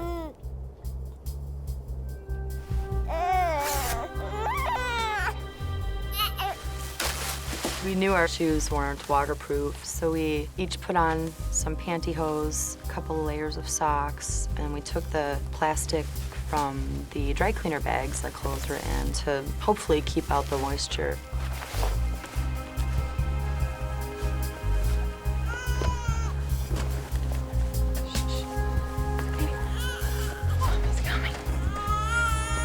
Okay, little boys. We had dress clothes to attend a funeral, tennis shoes, and comfortable clothes. We were not prepared at all for these conditions.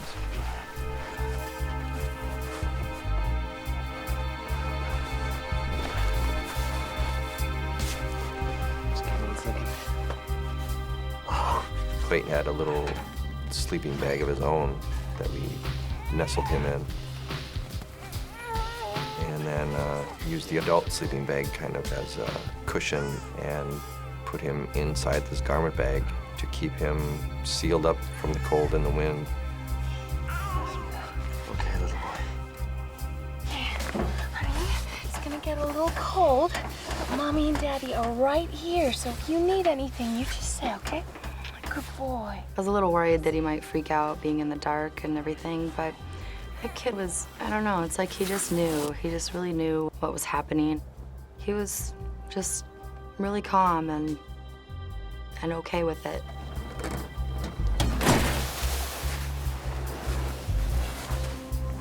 Okay? Yeah. So from then on, I was a horse and Clay was the carriage.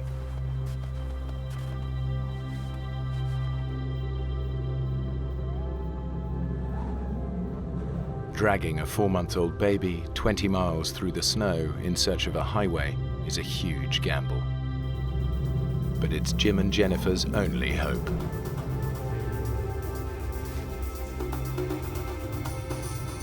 I would say on average, we were pretty much shin deep in snow. And within a couple of hours, our feet were numb already.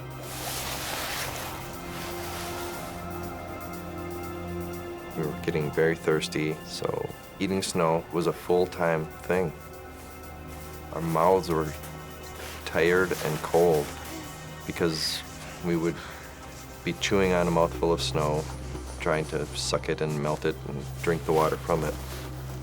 And almost as soon as your mouth was empty, you're already reaching for the ground for more.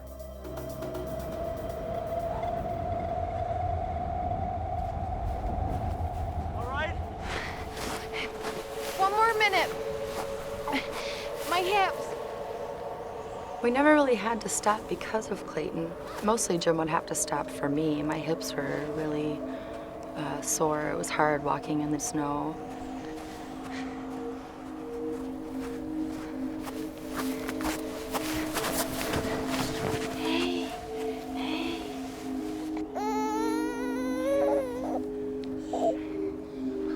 Okay, little man.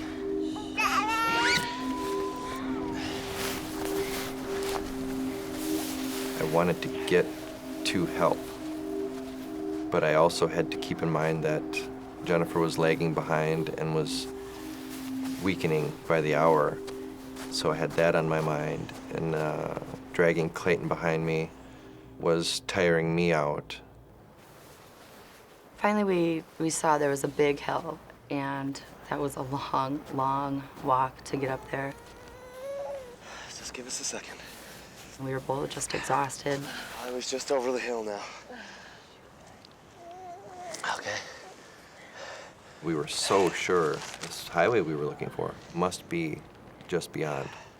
At the very least, from the top of this hill, we'd be able to see it.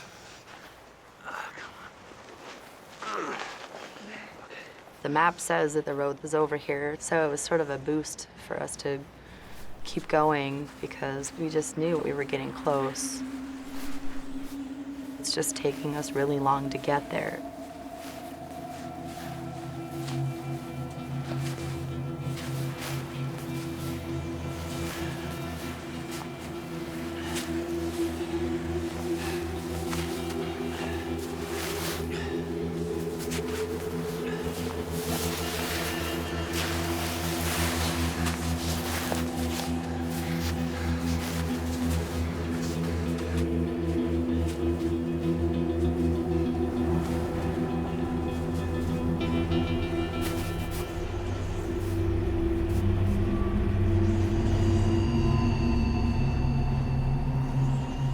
The road that we were looking for was not here. We were heading in the wrong direction or something, because there's just nothing.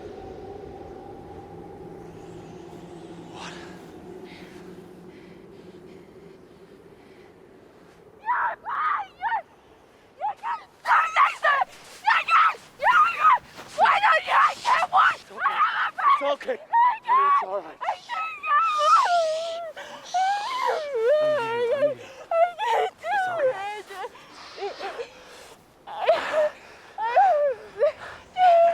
Honey, listen to me. Look at me, listen. We know there's a town back the way we came. We just follow our tracks back, okay? I'll follow the tracks, okay? It's all right. It's all right.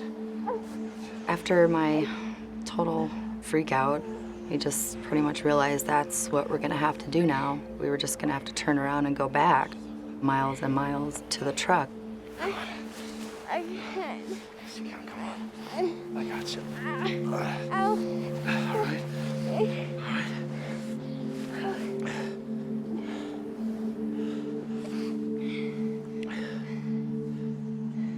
And it was then that we noticed Clay wasn't crying.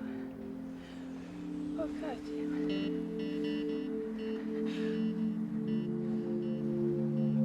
That was scary because every time we stopped, he would cry. And so when he didn't, we were both just so afraid, just freaking out, going, oh my God, why isn't he moving? And or making any noise.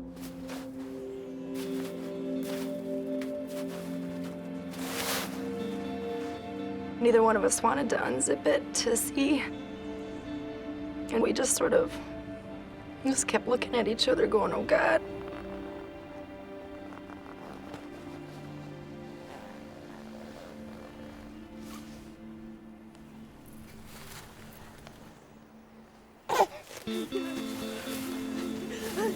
And he was fine. He was still pink and okay, but that was really, really scary. If Clayton wasn't with us at that point, I just would have stayed there. I just would have laid next to him and not even cared anymore.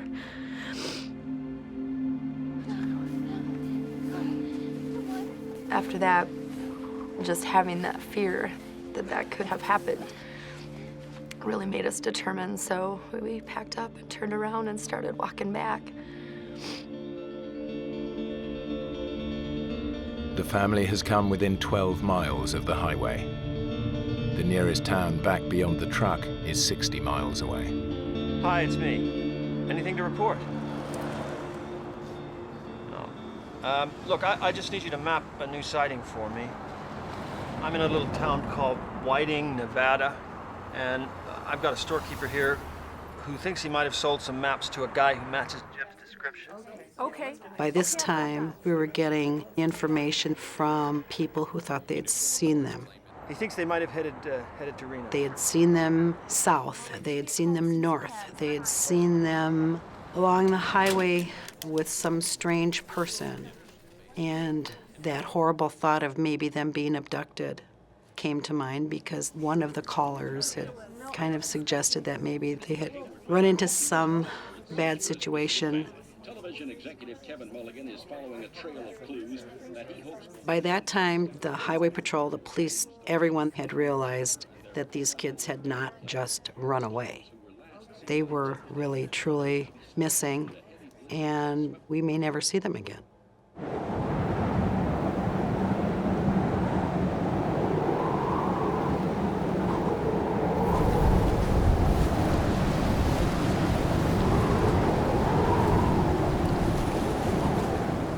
Late that evening, we made it back to this big outcropping of rocks.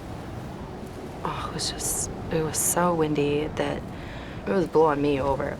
It was just awful. We decided to try to find a little cove or just something to get out of the wind to protect ourselves.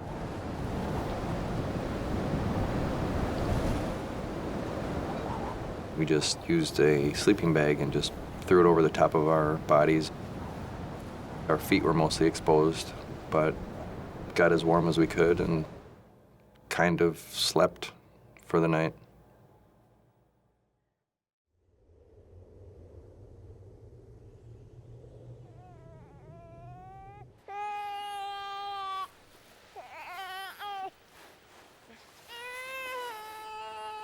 Jim? Can you hold Clay? Sure. There you go. Hey, little man. Okay.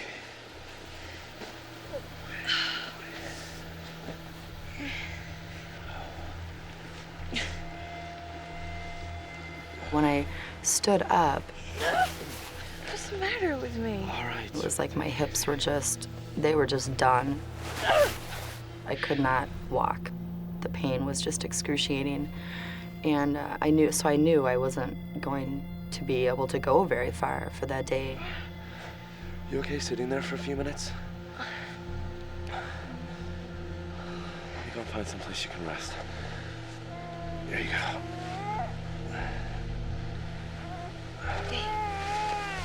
Okay. I knew I needed to walk, and I wanted to, but my body just wasn't gonna let me do it. So we looked around and found a little cave in the rocks. And I thought maybe we could all get warm and rest again.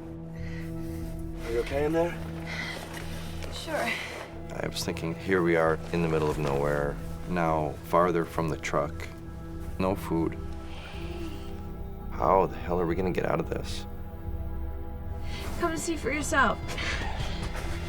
Honey, I can't. I need to go on alone. You and Clay can stay in here out of the cold. We said we'd stay together no matter what. I need help, Jen. I have to keep going. Please. Please don't leave me alone. What if you don't come back? I told her of the plan for me to continue on, and she broke down crying, knowing that we were going to be separated now. I think deep down we both knew that it was the only thing we could really do.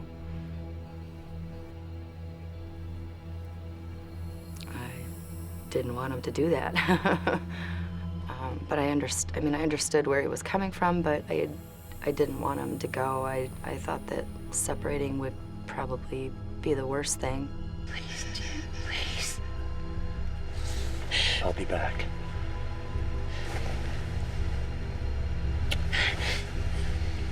I promise. We kissed each other and told each other we loved each other, you know, just tons, and promised me that he would be back in 3 days. Okay, so I said goodbye to my wife and baby, which could have been the last time I'd seen them alive, and went down the hill and marked the spot with a colorful sweatshirt, and don't think I looked back. I just turned into a machine and walked.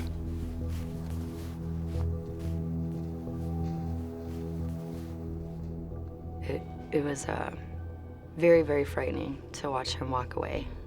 Very. I don't know, just didn't know if I was ever gonna see him again, or if I was just gonna die here in the cave with my son, or what, you know.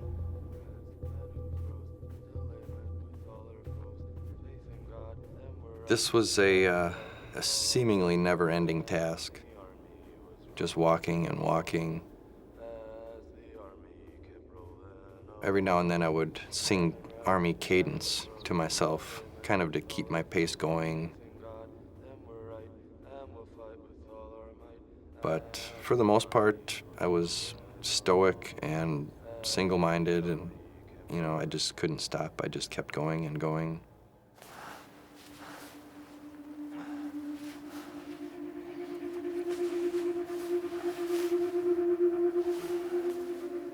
Periodically, if I found an area that I could get out of the wind, I would huddle down and maybe let my eyes close a few times and just try to relax a little bit.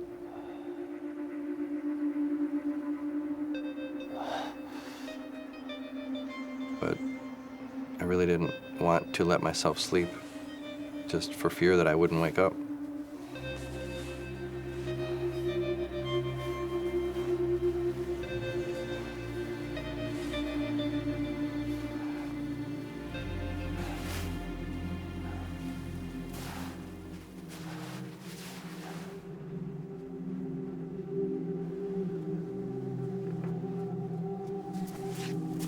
I Did the best I could with keeping Clay hydrated. I just, breastfed him as much as possible. But I really didn't think that I was producing much milk for him. So then that's when I started melting the snow and sort of, spitting it into his mouth. He drank it too. I mean, he wanted the water in him, so like a little baby bird.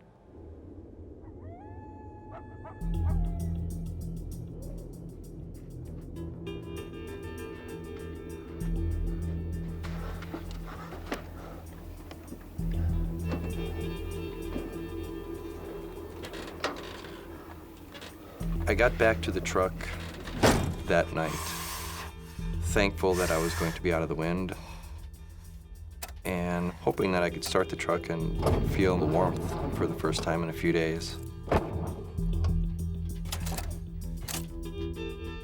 But since the truck had sat untouched as long as it did, it wouldn't come to life anymore.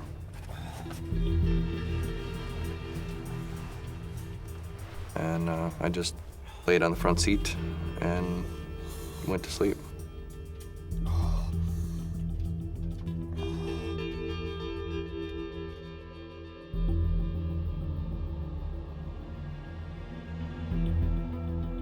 I woke very early, just started going again. Not too far down the road, I came across a sign. So I knew that I must be getting close to something.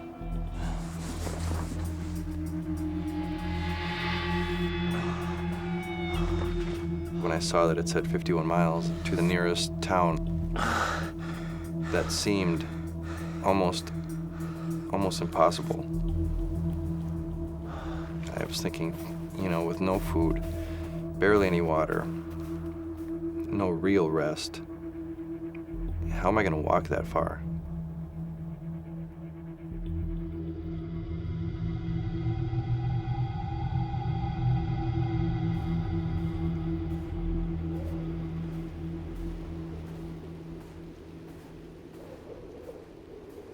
That extreme isolation was the hardest thing to deal with.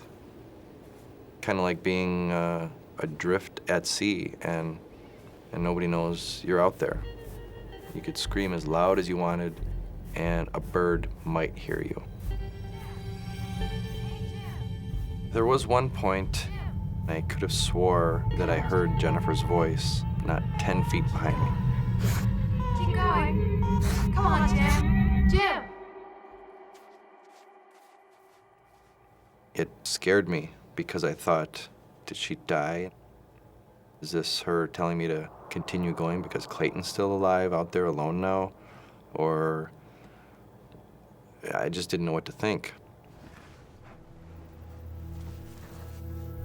When the sun was shining, the snow would melt down and there'd be little puddles of water in the little nooks and crannies of the rocks.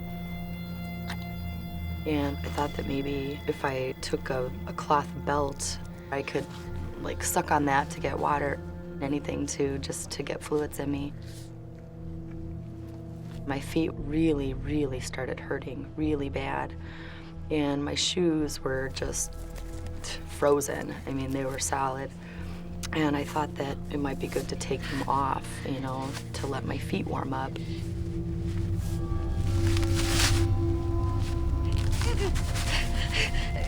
When I saw them, my feet were black and blue and really swollen, and I had never seen frostbite before, so I didn't really know that that's what it looked like. They started hurting really bad as they were thawing. I actually put them back in the snow to numb them back up again. I just wanted to make the pain go away,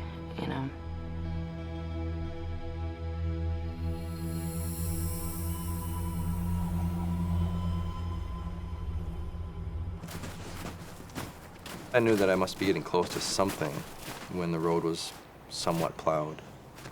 So that lightened my spirit a little bit. Then I could have swore that I saw a pickup truck. No, it can't be. Who would live out here? For an instant, I thought maybe I was hallucinating, but I didn't have time to second guess myself. Help! Help! Help!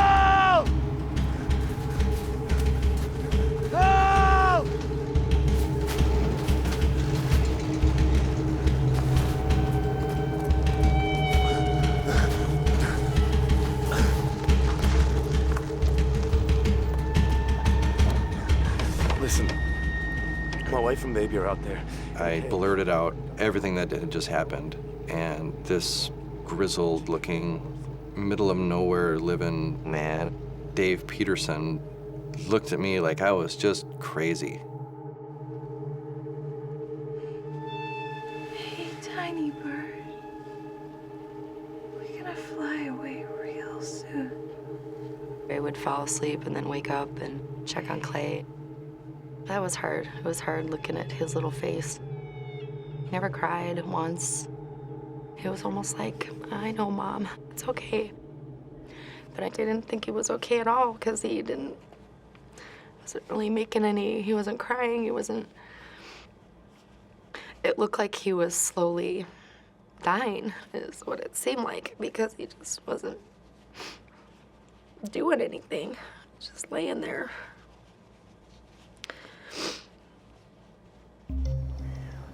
Dave drove me back to his house. They don't even have a phone there. So we radioed his coworker, Dusty. This is Dave P. Dusty, are you there? Over. Come in, Dusty. Come in, Dusty. Over. Dusty said that he would be on his way over to help. Cave's over to the right by the ridge. Blue sweatshirt's on the tree. Dave and Dusty were the perfect people to go there and find Jennifer and Clayton because they know this area better than anyone. For me now, it was just a waiting game. We got a call, and the first indication that something was going on was Kevin's assistant held up her hand to quiet everyone. Hello? What? They found Jimmy. And of course, everyone in our house just started jumping up and down, yelling and screaming. Oh. But then we heard I see. Jennifer and the baby were not with him.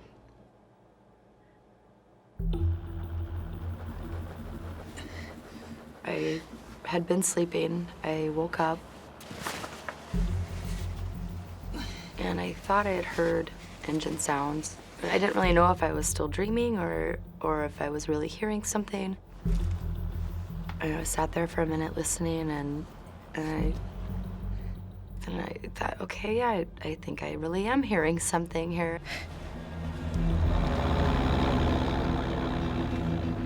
And then that was when I saw the big bulldozer that was in front with the flashing light. And there was someone in it, and I just started waving and screaming, hey! Hey! Help! It was really, it was amazing seeing those guys, coming up there. And I've never been so happy to see two people, just strangers, in my entire life. I had Clayton in my arms already. I was just so anxious for them to come up there, and I just gave Dusty Clayton right away, and I knew he wasn't, doing really well, but... Is Jim okay? They said, yeah, he's okay, or we wouldn't be here. And, I couldn't walk, so they had to carry me down the hill, and I felt really awful that they had to do that, and I looked awful. My hair was a big rat's nest, and I just kept apologizing to them. I'm sorry, I stink. Oh, and I was just so thirsty. I just begged, please, do one of you guys have something to drink? And Dusty had an orange in his lunch from work. Thank you. Oh, it just looked like heaven. I mean, it was like, oh, an orange flavor. I gave some to Clay, right? Just stuck the little wedge, right in his mouth. He just really started sucking on, nursing on it.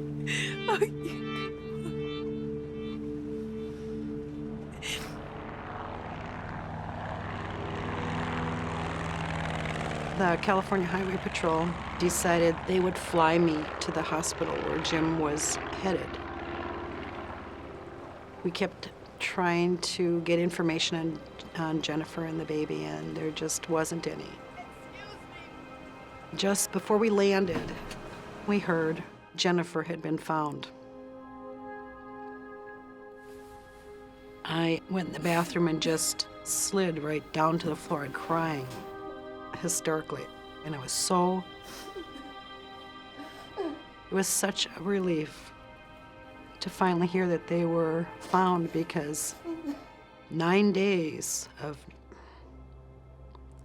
what they went through, it was just a miracle. I was still pretty looped up on pain medicine when they arrived at the hospital. We were both extremely exhausted and still trying to work out in our heads what had just happened. He looked really, really tired, but he looked good. I mean, he was alive, so that was, what mattered. It wasn't as emotional as one would think. It was more nonverbal communication across the room, looking at each other in disbelief at what had just happened.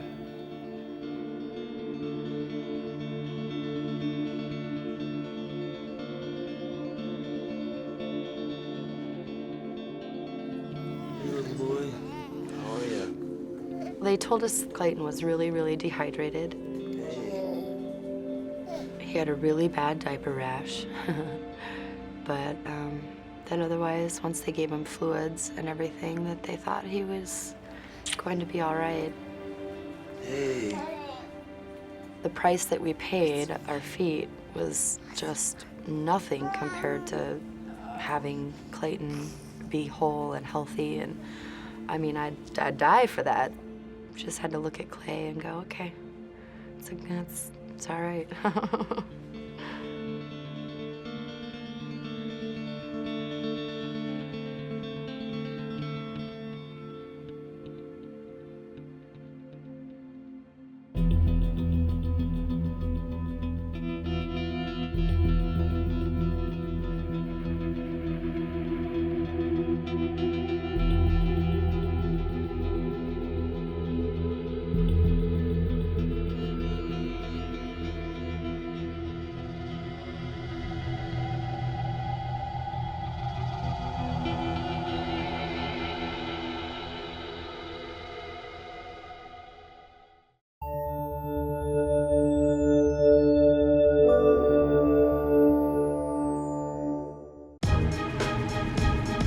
In an island wilderness, a hike through paradise turns into disaster. An horrific accident leaves a man's life resting in the hands of someone he barely knows. See you soon. Days from help in the middle of a treacherous rainforest, the next 48 hours will change both their lives forever. It'll be the ultimate test of character, compassion, and the will to survive. I'd always said that there's some kind of glamour, if you like, in dying in a place that you love. And now I'm staring down the barrel of that, and it doesn't look that pretty.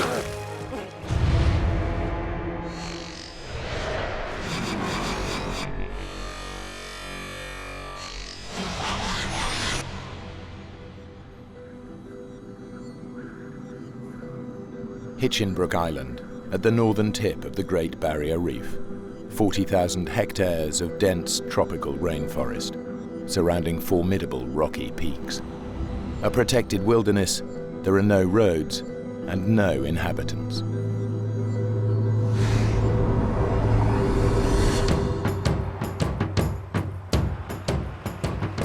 It's exactly the sort of place that Warren MacDonald lives to explore. A seasoned hiker who spent time as an environmental activist protecting endangered habitats, he's trekked some of the world's most extreme landscapes. I've been hearing a lot over the years about Hinchinbrook Island and figured being so close, I should go and check it out. But it had always been on my map.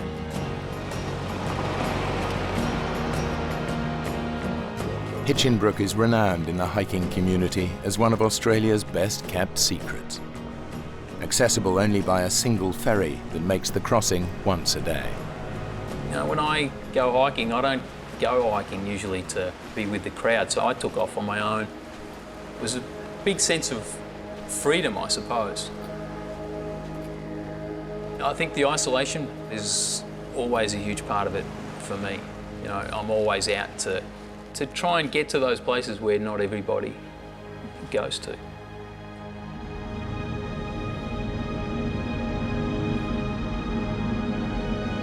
There are rarely more than a handful of hikers on Hinchinbrook, scattered along the island's only established trail. Geert van Heulen is a photographer and painter. He's travelled from his native Holland to walk the trails and paint the landscape of Hinchinbrook. I really like the physical exercise because I start not very well trained and basically walk myself fit. Hiking to me is one of the things I really basically live for, and also being able to sketch and paint and draw is very important to me. The opportunity that I got for that on Hinchinbrook was just awesome, fantastic.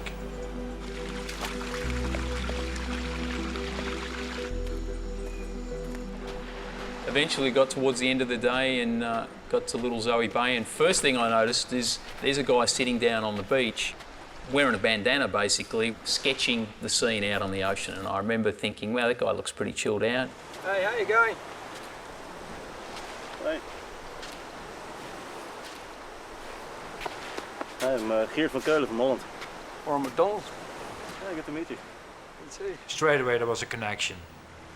It's a beautiful place. You know, I have some friends, got some friends in Townsville. They was talking about the Hinchinbrook, you know? You know?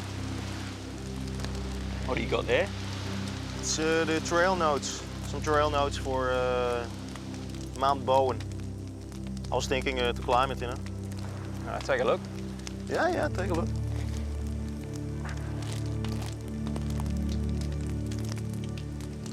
You know that there's that book, 1,000 Things to Do Before You Die. Oh, yeah? Apparently the view from the top of Mount Bowen is in there twice. How long do you reckon it'd take to climb? If you're interested, then we can climb it together. I mean.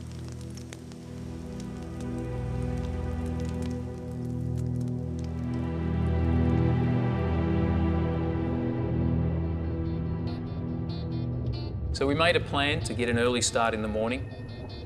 We started walking out of the campsite and, well, not much was said between the two of us. I straight away noticed that this is a guy who doesn't really dwell on about stuff. Let's get on with the job. That was the type of guy that Warren was. We figured it'd probably take 8 hours to get to a high camp, and from there the next day we'd be able to make the summit and probably come all the way back down to the beach in that day.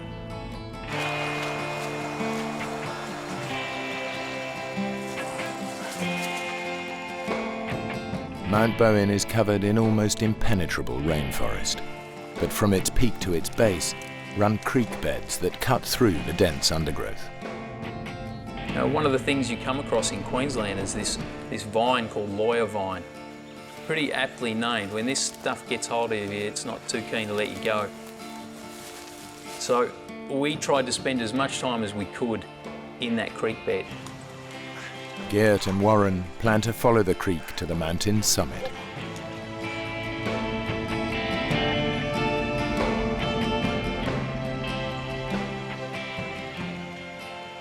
We got to the point where we were basically hopping from boulder to boulder. And every time I saw Warren, without any effort, basically sort of tiptoeing almost over the rocks in front of me, that I had a real battle of getting on with. I don't know where I got it from, but I've got a pack on for the first time in 6 months and I'm bouncing like a gazelle from rock to rock. I remember thinking, what if I started here, you know? I mean, this is not a joke, this is serious walking. Jeez, you all right, kid? You all right? Yeah, no, fine. Take the camera. Got it. Your leg's all right? Yeah. Stupid.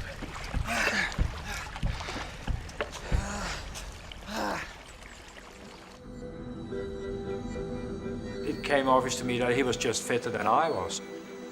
but at the same time I was having a great time. And I like that sort of element in hiking very much. Why should it be easy? I might as well stay home.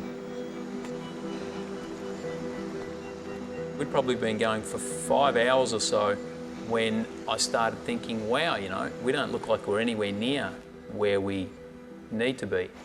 What do you reckon? I reckon we're in the wrong creek bed. I reckon you're right. I didn't feel like we were lost. I don't even know if I'd use the term geographically embarrassed. To me, it wasn't a huge deal. We're gonna lose the light, you know, soon. It's gonna get dark. We can't exactly camp here.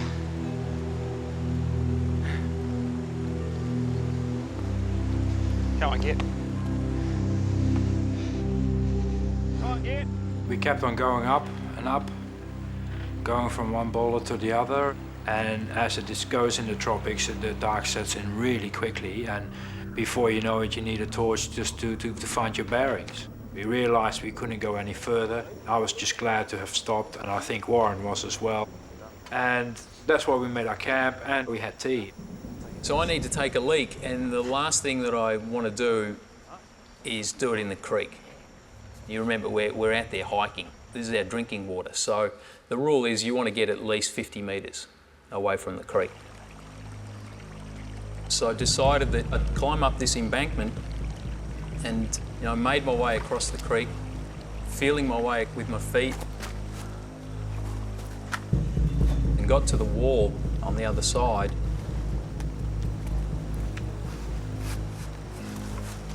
And got my foot up onto the rock. And at that point I heard a huge crack.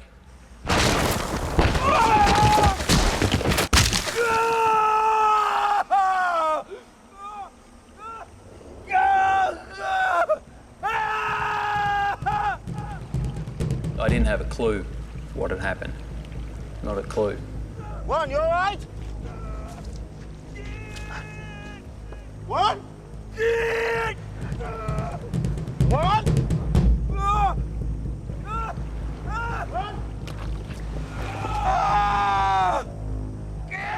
What?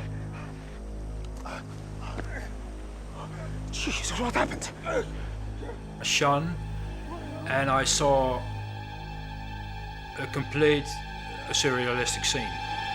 It was a human being, and this huge rock was on top of him. At this point, it's totally all about the pain, grinding down into my legs, and I need to make it stop. In a freak accident, Warren MacDonald is pinned under a chunk of granite weighing more than a ton. He has no idea how badly he's injured, only that he's trapped.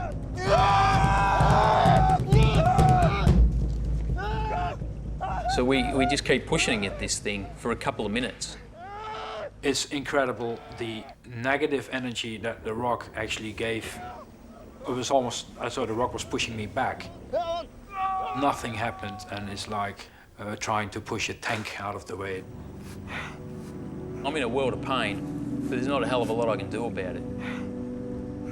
At some point, something kicks in, and I would almost describe it as some kind of primeval survival tactic. And at this point, I start directing Git. Oh my God, Git, calm. Just stay calm. All we need to do, we need to build a lever. We've got to find a branch. Something we need to get a big branch. A little branch.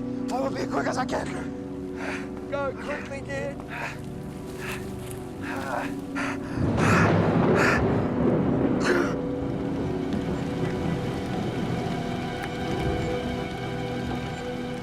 So it started raining. I'm thinking, this is an idea. We don't really need this. The last thing we need right now is rain.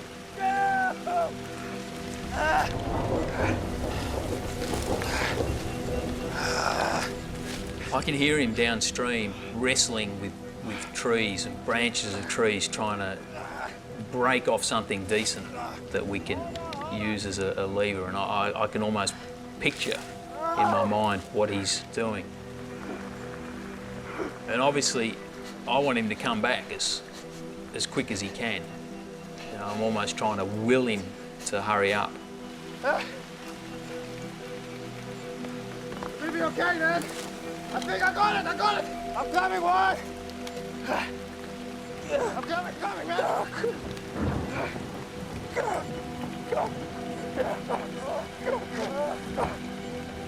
So Geert's beside me pushing.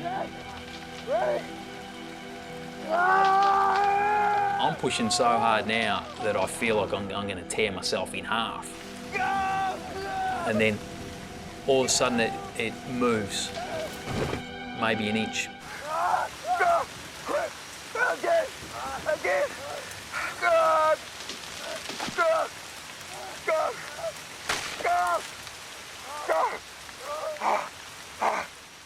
Do you know, all it really did is we helped it settle further onto me.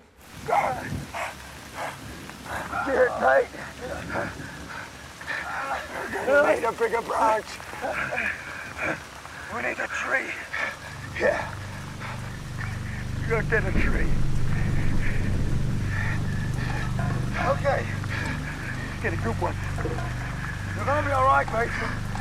You're a tough bugger. Go get a tree. When he leaves, I start thinking about how I'm going to get down.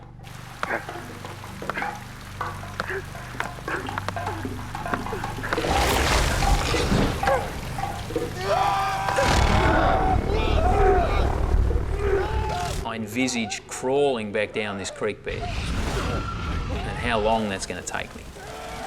I'm pretty sure that I got 2 pretty badly broken legs.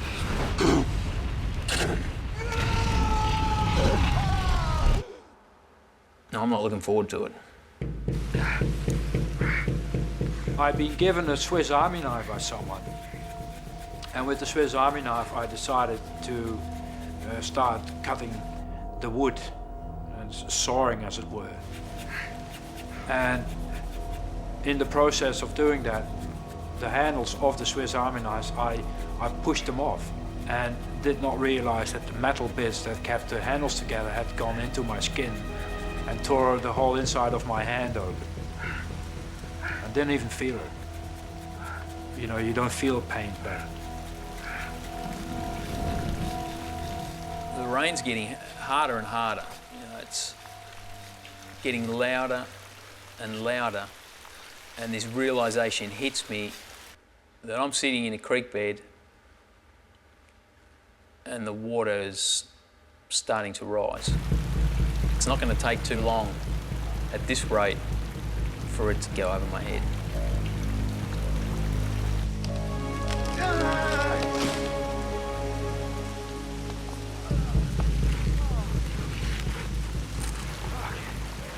Okay, man. I got a good one. Where shall I put it? Okay, on my count here. 1, 2, 3.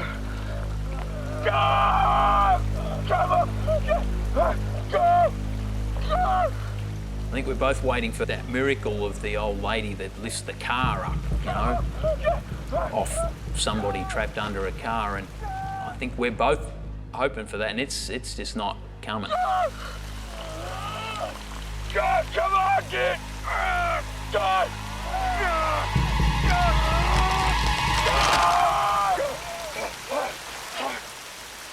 Okay.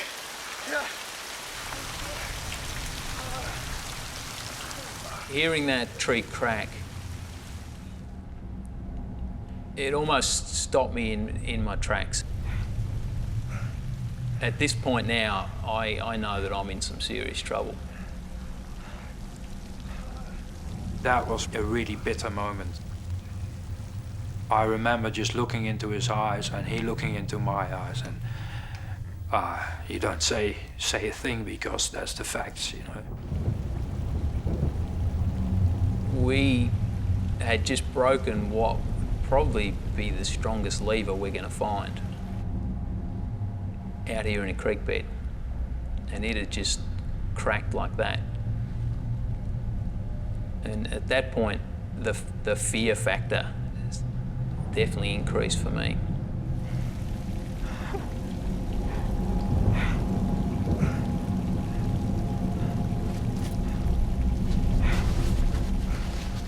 I had this incredible image which will never leave me. I looked in the rain and I saw his silhouette. I saw the silhouette. And the silhouette got exaggerated by the hood of the Gore-Tex jacket that he was wearing. And I could see that his head was to one side. I think that I heard him moan, and I think that I heard him cry. That's the only time that I think that I heard any complaint.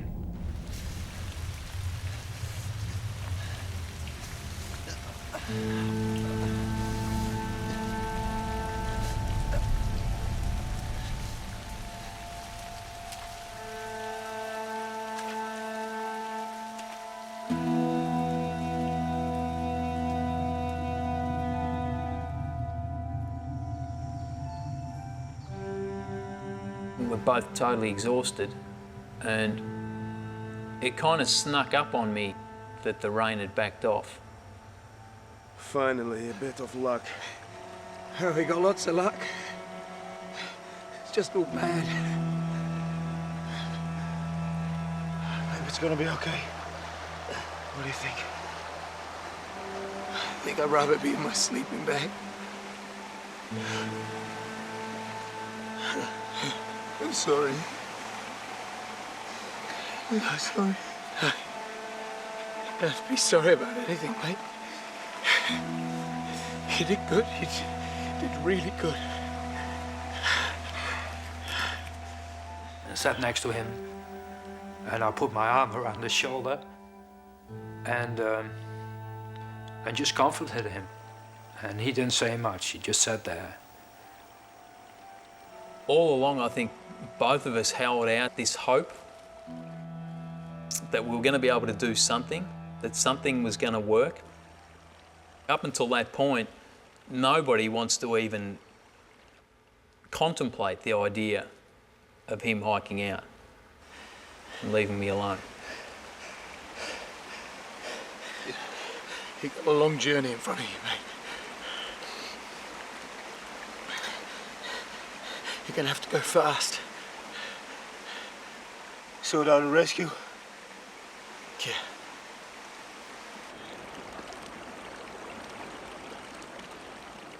It's impossible to hike out. At that stage, I would have killed myself straight away, I think. So I had to wait until the morning.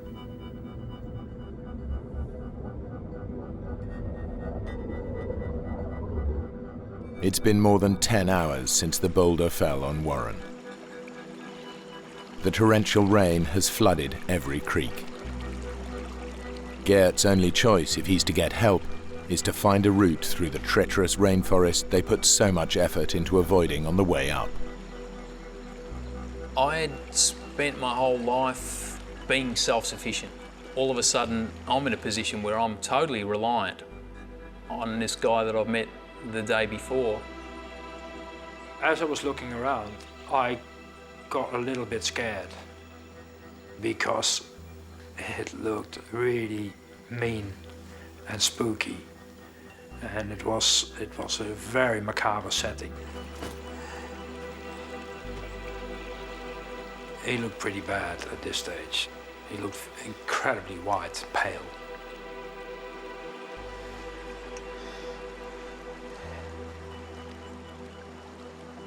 Give you something to do.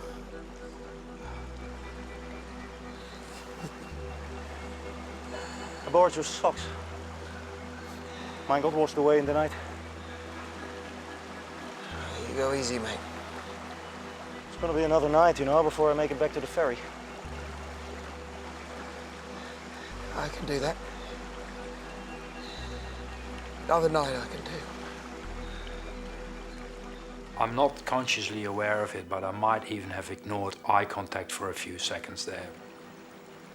He'd never looked around. It seemed like he was just looking in front of him all the time. Maybe he was already preparing himself for what was going to happen next. That he was going to be on his own.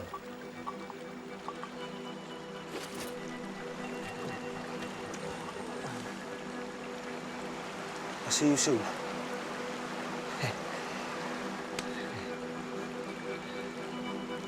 I had pretty mixed emotions watching Geert walk away. I feel more anxious than anything else. He's my only hope. Geert! I'm okay! I'm okay! I'm good! I'm okay! I realized this must freak Warren out from here to nowhere. And he thought, that's some guy who's gonna get me out of here. If it gets slippery, just crawl. Just get down there, mate. Okay? Okay? Okay?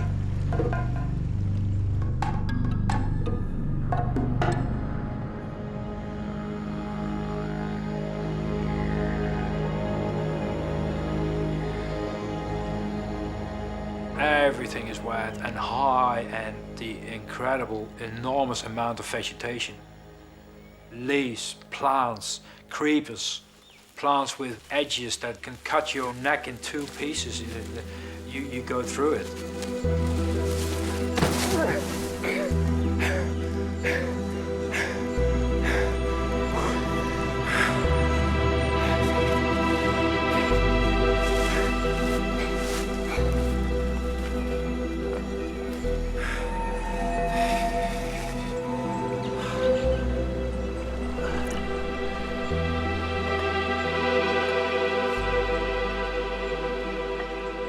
Always said that that there's some kind of glamour, if you like, in dying out in the bush, in a place that you love.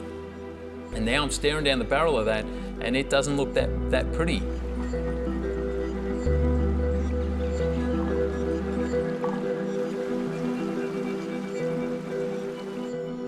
Don't relax. Keep sharp. Keep focused.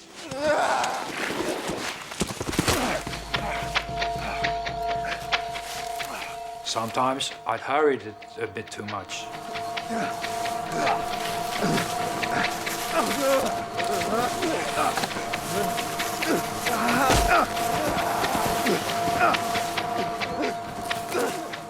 And went down way too quick.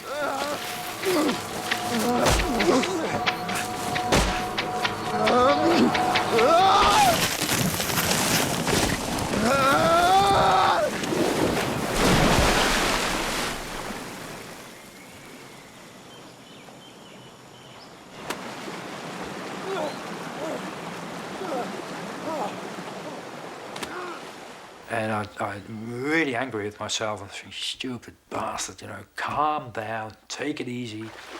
Warren is not serviced by someone who goes down like an idiot and kills himself. Just get down in one piece. That's important.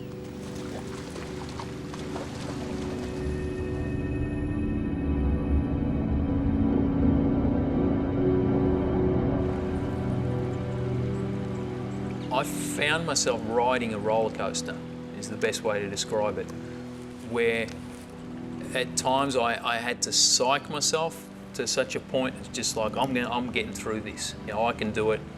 I'm coming out the other side. To taking this nosedive down into the depths of despair, in that's it. This is it. They're going to find you dead out here in a couple of days. And I found that I rode that.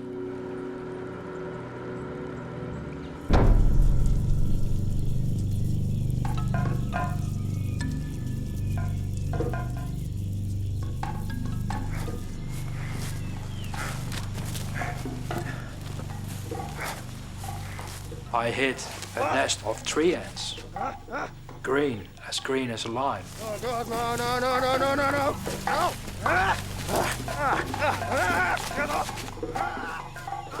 And all the ants came out and were all over me within a few seconds.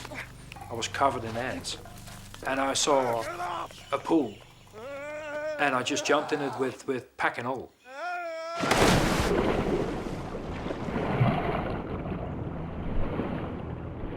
Green ants are just one of the hundreds of biting insects and stinging plants found in the Australian rainforest.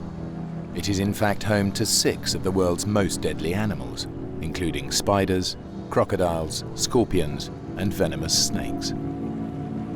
Some of the best times in my life had been spent in the wilderness, and I'd spent time as an environmentalist protecting wild places, and the irony was that that same kind of place was now going to be the end of me.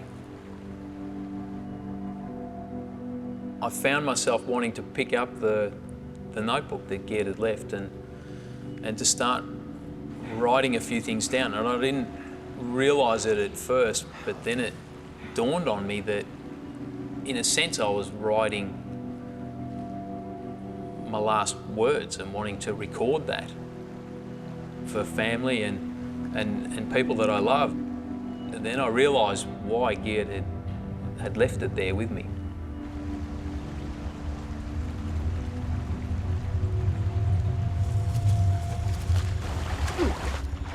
I kept on descending, falling down, slipping, sliding.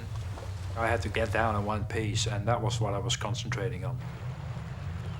And at about 6 o'clock, a new rain shower started. Once again, it rained like an idiot. And where I thought Warren was dark, black clouds.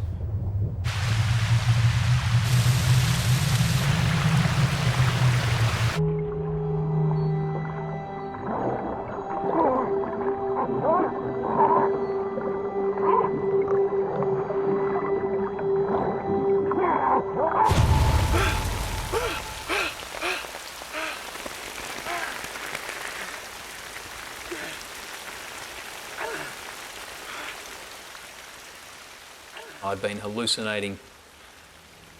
I felt nauseous, couldn't keep anything down, was probably hypothermic. And starting to feel sick like that was really a sign to me that I probably wouldn't last that much longer.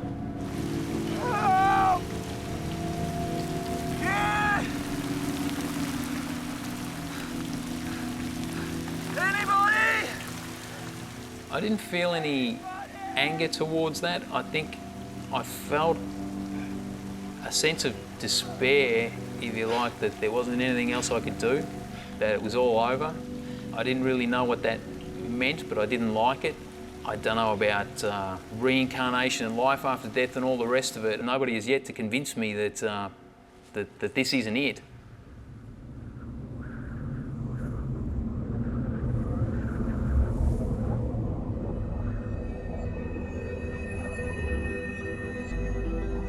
I hadn't slept well.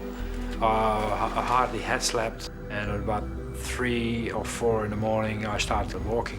I was extremely tired, and I started to lose it. And I lost the willpower to lift my feet up properly. Just didn't want to walk anymore. I had enough. I couldn't care if there were a few moments there that I couldn't have cared if I just dropped there and fall asleep. What the hell are you doing up here anyway in the first place?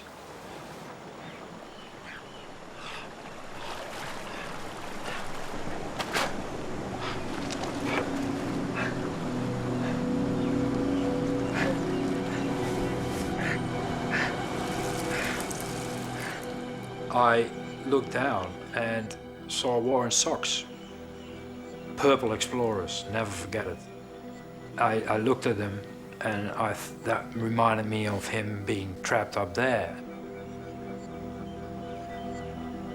And it's kept me in focus.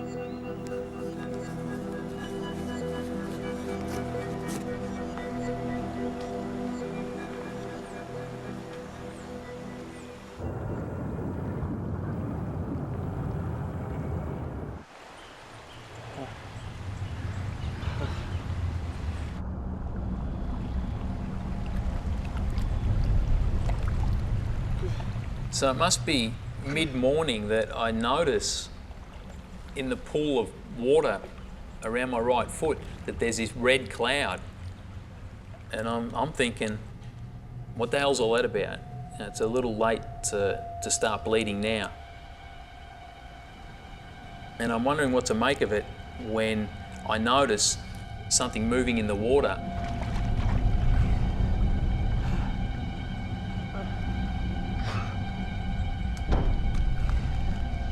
And realised with horror, it's a yabby, a freshwater crayfish. As if things hadn't been bizarre enough up to this point, this guy's nipping away at my foot. And I feel like now like I'm living in some kind of horror movie. Well, I grabbed a branch from behind me and just started spearing it, trying to take this guy out. Go on. Get him. What made it even worse was that I couldn't feel anything, and that he could have been there for hours. He could have been there all day. It's been 35 hours since the boulder fell on Warren. Many miles away, Geert has reached the base of Mount Bowen, but he's been forced off course. He's only a few hours left to traverse almost 10 miles of rainforest if he's to make the single daily ferry and get help. Everything was sore, I was bleeding, wounds all over the place. That was just hell. I felt more tired by the second, by the minute.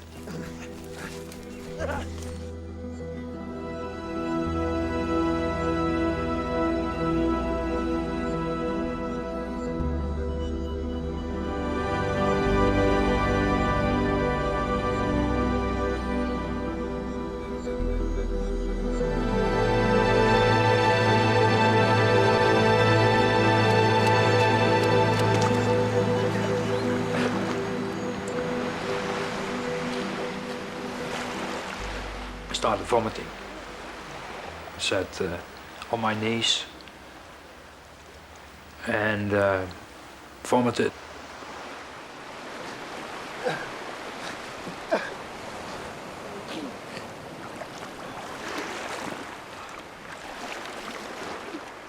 Straight away dawned on me to keep going and not to sit down and start thinking. There was still no time for that.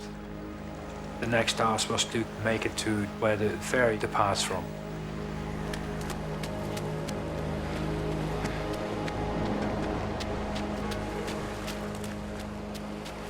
I saw the silhouettes of two people near the spot where you come onto the beach after you get dropped off by the ferry. And that gave me enough energy to actually make it.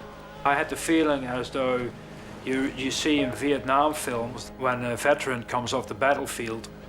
All of a sudden, it seemed so unreal to me what was happening that I thought, which authority is going to believe me, and how are they going to get a rescue party up here if I come along, because they won't believe me. It's only a short distance from the beach to the ferry, where Geert's efforts are rewarded. The ferry has not yet departed. The ferry captain, from the very second that he saw my eyes, he knew that some serious thing had happened. Yeah, copy that. Just stand by. Mate, the rescue services are on their way. Thank you. They want you to wait on the beach.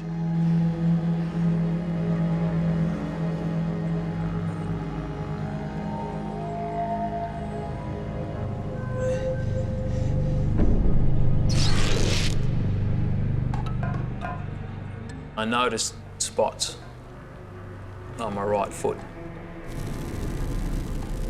and knew that wasn't a good sign.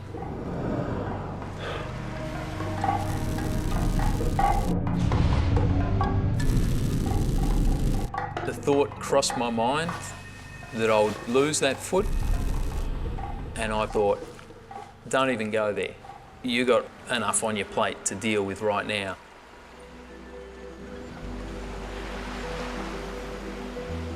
An hour passed.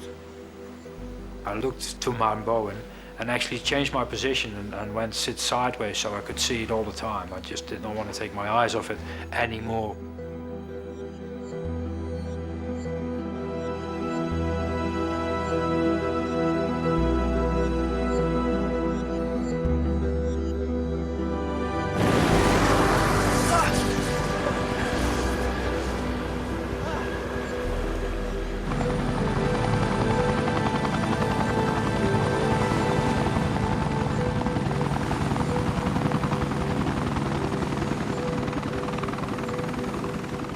The doctor was very calm, looked at me, and he said, he gave me a very friendly nod. Hi, we go up now, and where do you think that we can find him? I asked Gert what position and what condition Warren had been in when he left. We had to make a guess that what we would take would be extrication equipment, that is something adequate to lift the boulder off, and perhaps material to do an amputation if we couldn't get the boulder up. We weren't sure where we were going, what we would find. Yeah, it was okay. Yeah? Yeah, no, actually it wasn't that good. I mean, really, it was not this morning. I mean, yesterday morning. Right about now, I've all but given up. You know, I'm convinced that something's happened to Geert, and I'm basically just waiting to die. Yeah, left there. To the left, go to the left. Copy that.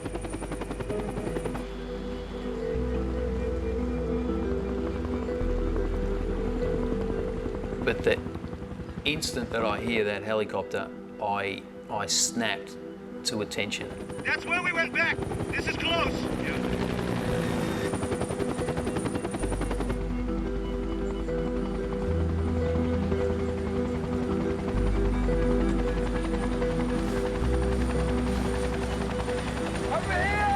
Something major has just changed in that I'm no longer alone. There! 10 o'clock, 300 meters! I don't see him, I don't see him! Helicopter's still one of my favourite sounds. I see his arm! I can see his arm, he's okay! We're gonna take you back to the beach. We're gonna drop you there, then we're gonna come get him. Okay? Okay. Right. And I felt really happy and warm. All my tiredness was gone for a few minutes. There is some kind of hope for me now. But I just felt so tired and so drained. I knew that I was nowhere near out of the danger zone yet.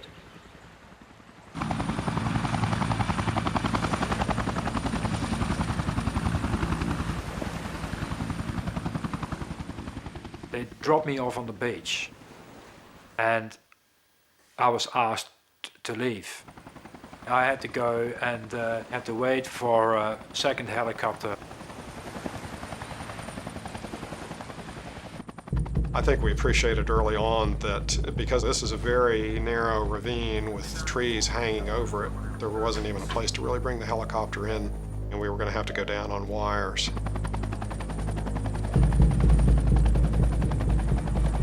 You know, even if you've had years of experience doing this, you don't approach a landing like that without fear and trepidation. 5 mile an hour crosswind. All right, out and clear. 2 meters to canopy. I was at the end. I was at the end of the rope. And I start to slip in and out of consciousness. 1 meter left. 4 degrees. Slow. I'm spinning. Compensating. Steady it. Crosswind's picked up. Copy that. Easy. Easy. Steady it. Okay, all right. I'm down. Clearing line. Copy that. Well done. I had the clear impression he was dead when I approached him under the boulder. I thought that this is just a devastating injury. This is not survivable.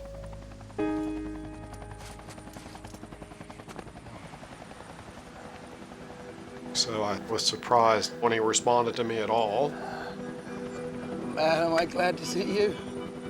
And, you know, then I knew we were there. I knew we were going to be able to do something. How long you been here? I don't know. I don't know. Now, are you allergic to any drugs? Like anything you can give me. Now, we got some equipment to take the boulder off, but it's going to be a slow process. You just hang in there, okay? Now, you hold this. Keep it under your arm, okay? Right, that's it. Keep the pressure on, otherwise you'll be losing fluid. I would say for the normal mortal man, I would have expected him to die, honestly. If not fairly immediately, perhaps when we were to remove the boulder,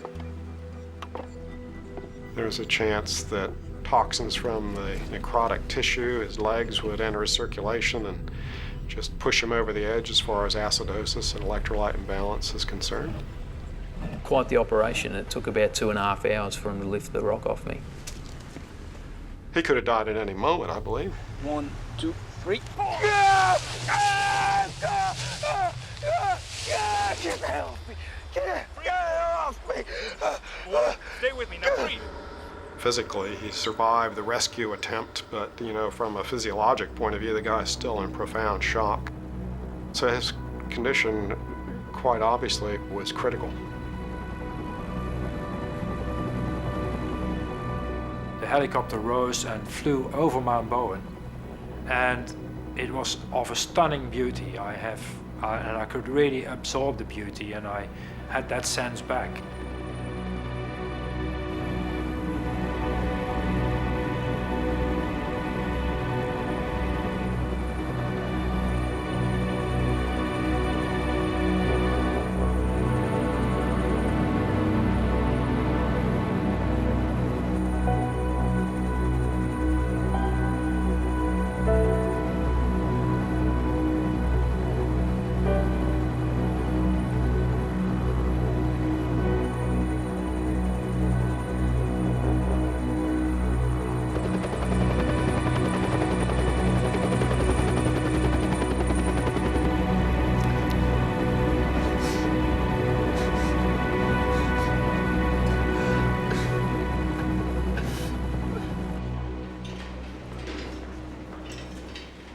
As they were wheeling me into the hospital, I knew that I was in incredibly bad shape and nowhere near out of the woods yet.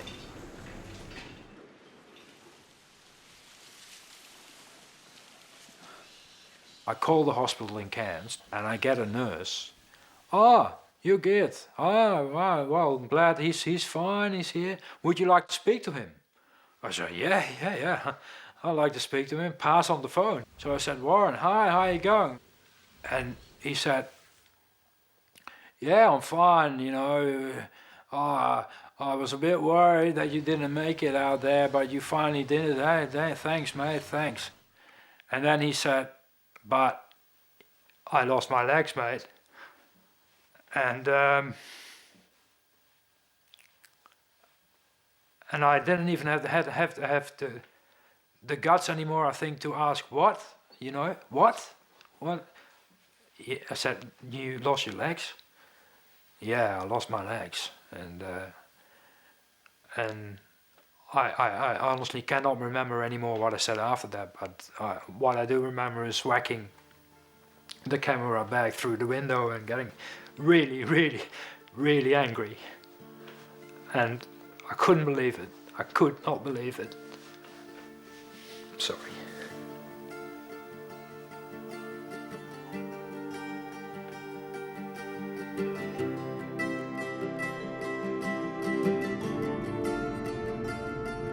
I think the single biggest thing that helped me survive was that I had sort of spent a lifetime taking myself outside of my comfort zone.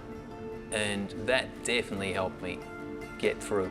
And it's helped me deal with life the way that I have to deal with it now.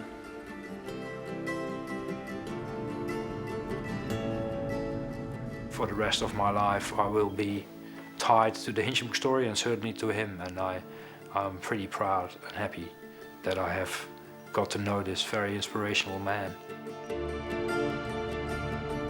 You have asked me 5 years ago, of course I'd rather be running around on 2 legs. But I think it's changed me so much and allowed me to see things so differently. If I had a chance to change it again, I don't necessarily know that I would. Warren now works as a motivational speaker and is the first above-the-knee amputee to climb Mount Kilimanjaro. Geert returned permanently to Australia and now lives in Adelaide. He and Warren remain close friends.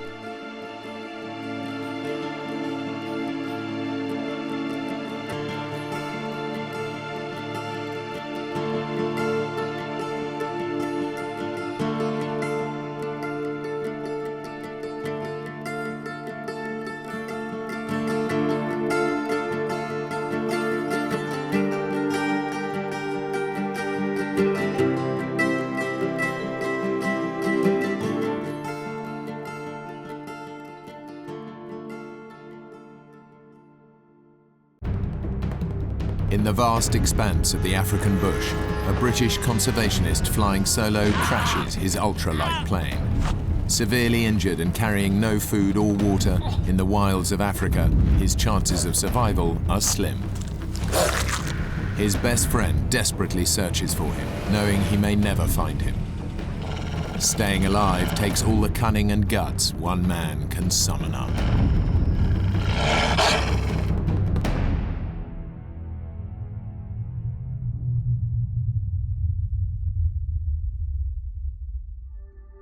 Zimbabwe, Africa, home to some of the most varied animal life in the world, much of it under threat from poachers and encroaching civilization.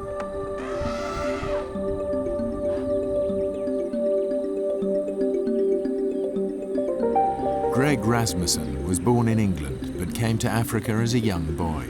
For the past 12 years, he's dedicated himself to saving a rare species of African dog on the brink of extinction. I've always been passionate about wildlife from day one. I mean, even as a child, I love the bush, I love Africa. It holds an endless fascination. I mean, it's always changing, and there's just so much to learn. It's like a book that just never ends. Greg is one of the few pilots in the area, and even though he's busy with his own project, he's agreed to help a fellow conservationist search for a lost rhino. People very concerned about the rhino, and National Park said, would I assist? And I said, of course I will. If wildlife needs help, I'll help. Greg's a capable pilot, but flying a plane and tracking animals requires intense concentration, and he'll be flying over unfamiliar terrain. And I was aware of that, I was fully aware of that, but we had rhinos that needed locating. There were poachers out there. I mean, you can't turn your back. I can't turn my back on things like that.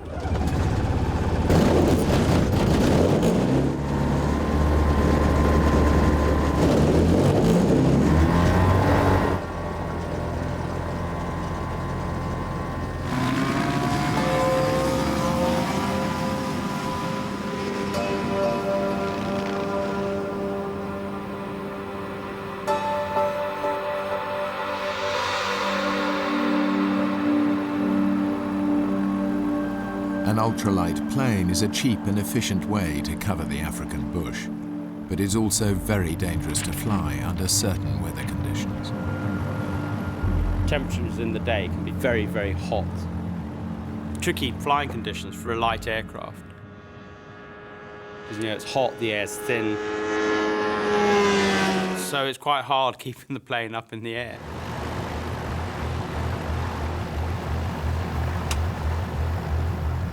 This was a very harsh, dry, rocky, rugged area.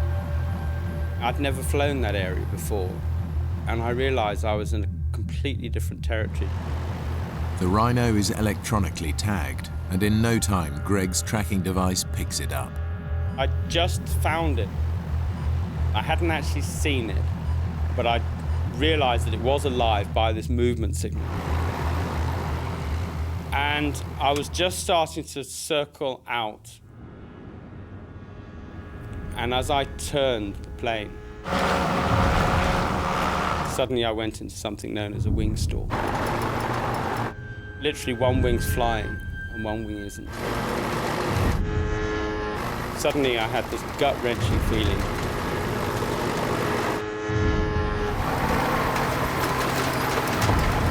I put full power on the rudder. Pulling back on the stick, I was doing the right thing, and it wasn't working. And the plane started to go down in a spiral. And the ground was coming up pretty damn fast. And then there's a split second. You know you've passed the point of any return.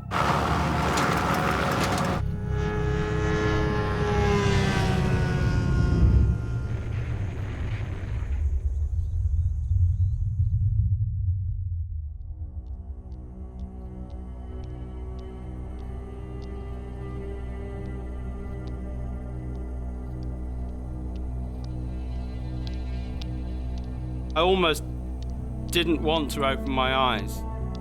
I didn't know what I was going to see, what I was going to feel, what I was going to find.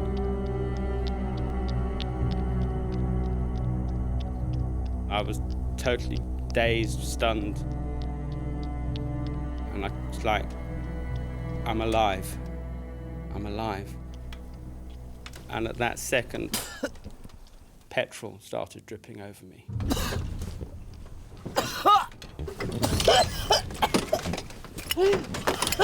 And I just pulled myself out, literally almost fell out of the plane. As the petrol started to come down, I had these visions of this wall of fire.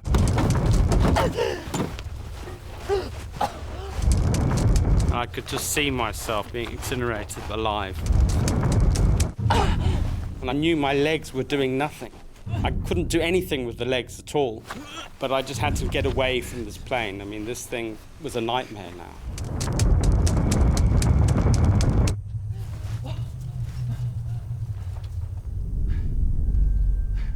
And then I suddenly thought, Mayday. I've got to call Mayday. And I didn't want to go back to that plane. I didn't want to go near it. But I had to brave it, because I knew that that was my only means of survival. And I knew the quicker I got a message out, the better. Greg has to try and make a call. No one knows exactly where he is or that he has crashed. He has no survival gear with him, no food, no water, and he's severely injured. Mayday! Mayday! And the whole handset was hot. The crash had short-circuited all the batteries and had literally fried my only means of survival, the emergency radio. And then something happened that literally just changed almost everything. The pain hit, because the adrenaline had worn off. On the outside of his body, Greg has only a few superficial scrapes, but inside he is bleeding badly, and his legs are broken in 6 different places.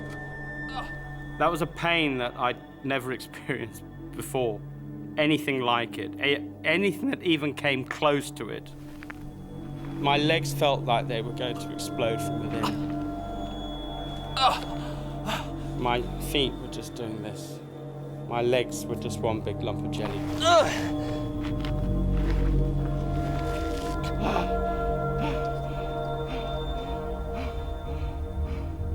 And I realized I had to stay in control. You know, I had to be in control of the situation, because if you lose control, that's it. I was going to be a goner.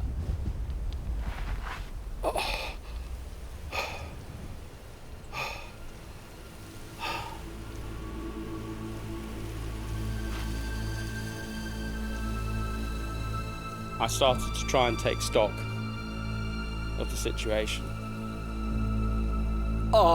And it was quite a harsh reality. I suddenly realized there was no 999. There was, you know, if I was going to get out of this, it was only going to be me and me alone. Greg is over 70 miles away from the nearest road. By the time anyone realizes he's in trouble, it may be too late. The brutal heat of the African sun will bake him alive. If he survives that, he will face worse horrors. As night approaches and hungry predators come out to feed. Unable to move, Greg is easy meat. But right now the pain from his smashed legs is all he can think of. There was this pain in my ankles. They felt like they were going to explode, because I'd got these boots on. Yeah, and of course there was no space for the swelling to go. There was no way I could even get anywhere near my shoelaces. But I was thinking, if I don't get those boots off, there's going to be gangrene, and I'm going to lose my feet. I lose my legs. I managed to look back,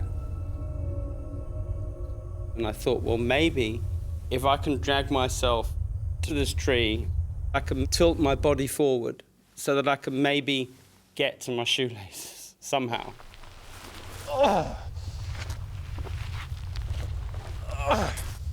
I wanted to stop that pain. Because, I mean, it was like my foot was exploding.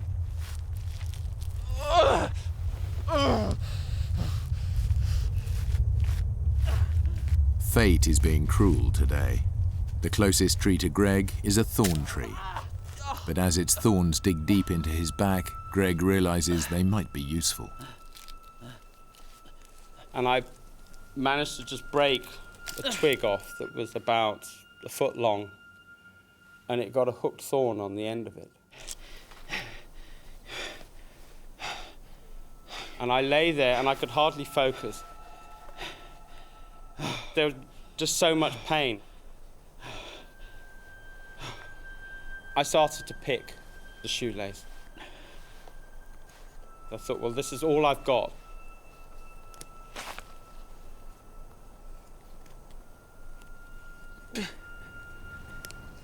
And I remember I had a little flashback to childhood, because I was always absolutely useless with shoelaces. I then realized I had one chance. If I pull and the knot doesn't spill, then I've blown it. That's that foot gone.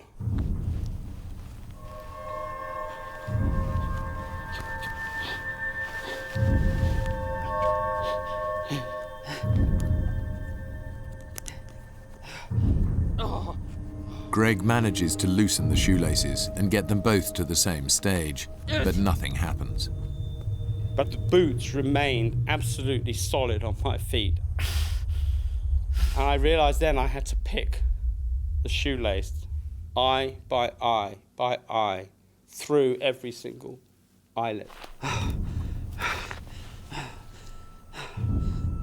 And all the time, all I'm thinking of is, if I don't get those boots off, I'm going to lose my feet. And it was almost, it was like a nightmare.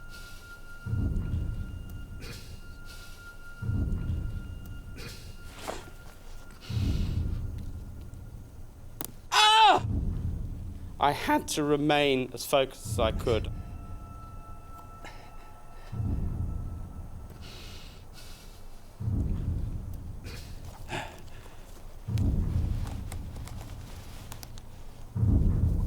And I picked and I kept on picking until I finally got to the point where the shoelace was free.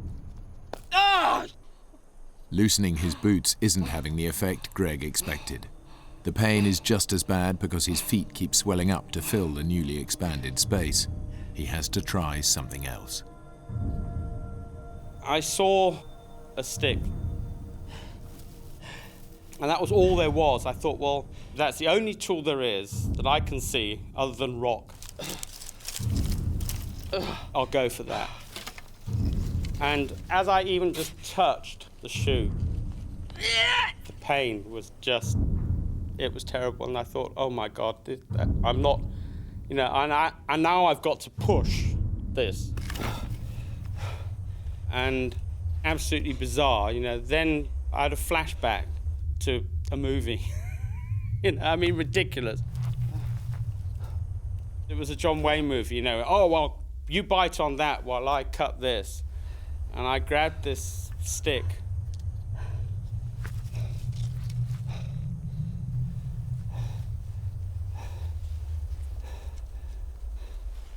And as I pushed and I bit,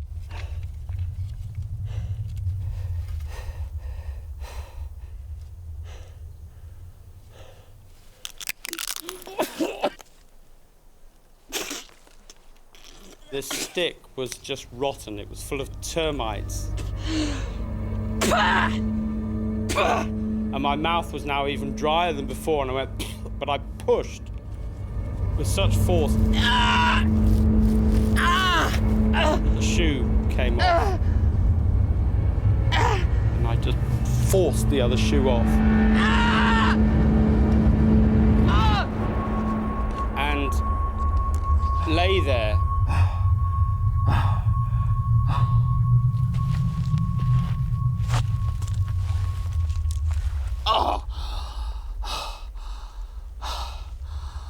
And I looked at my watch.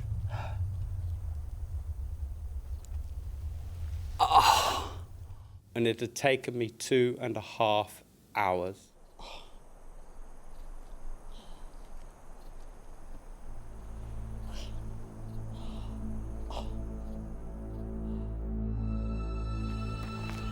200 miles away, Greg's best friend and colleague, Peter Blinston, waits for him to return. Together they run a conservation project dedicated to saving the African painted dog, one of the world's most endangered species. We have this same passion for the dogs. We have a lot of belief in each other's abilities. And that just comes through at the end of the day. Peter, phone call please. And the phone rang. I just felt nervous. This kind of sense of something's wrong. Yeah, Peter. It was Norman English, he's the warden over at Cinematella. He said, Greg's missing. People talk about this kind of cold hand or something that grips you, but I really did just go like icy cold. I was then thinking, I have to find him. In the heat of the midday sun, the temperature is now over 100 degrees. Greg hasn't had any water for over 24 hours, and his body is rapidly showing the effects of dehydration. It was hot and it was dry. There wasn't an ounce of moisture in the air. I hadn't drunk the whole day because an elephant had destroyed the water pipes in our area where I'd taken off from. It wasn't like feeling thirsty at all. It was almost like being tortured. Everything was just so dry and your skin just didn't feel like skin anymore. There was no texture to anything. You know, you tried to touch with your tongue to touch the roof of your mouth. It just felt like it wasn't there. As Greg lies out in the open, a vulture, quick to sense a meal, lands on a nearby tree. And I thought, not yet. Yeah, I'm not ready for you, mate. It was scorching hot. You know, dehydration was going to be my next enemy to deal with. But also predators was a major concern of mine. The animals that Greg devotes his life to saving could now turn against him. The landscape is alive with wild beasts looking for food. They may look sleepy and harmless in a city zoo, but in their natural habitat, they are deadly.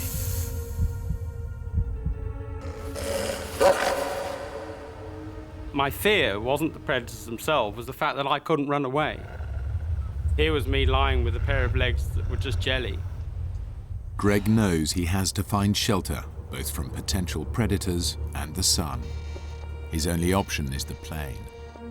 Fire or no fire, I got to get back, and I've got to face that plane again. Every single movement was terrible, but I realized that it was that or die. I tried to pull, and I had no more energy.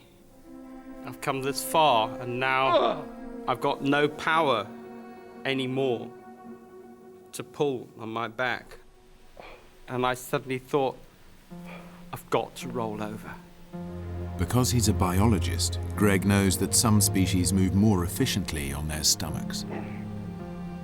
I thought, how am I going to roll over? How? I had 2 shoelaces and a stick. I made a loop on the end of one shoelace and tied it onto the end of the stick. I hooked the stick underneath my leg. And I knew that this was going to be one very, very painful experience. And I had to just concentrate on what I was doing, because I knew what was coming. I almost had the fear of pain before it came.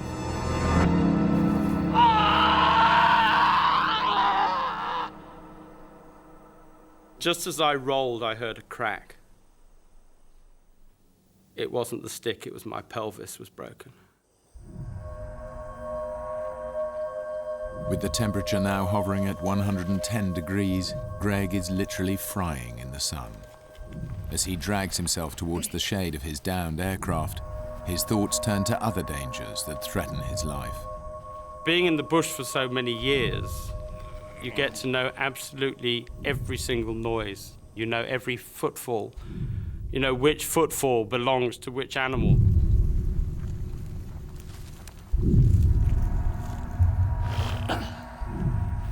I was terrified that maybe something would come and sneak up on me. And I couldn't do anything, I couldn't run.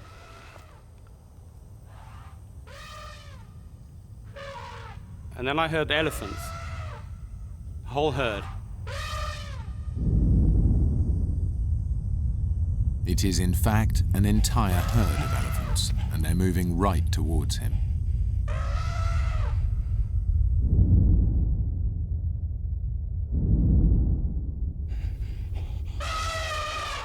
And I thought, they've got to sense that I'm here.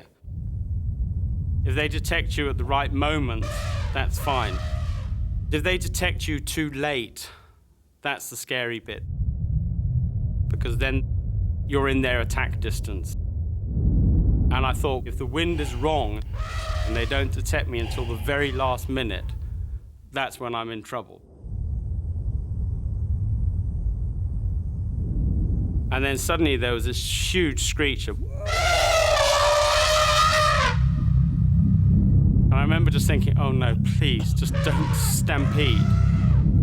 And I just had this absolute fear that I'm going to be trampled.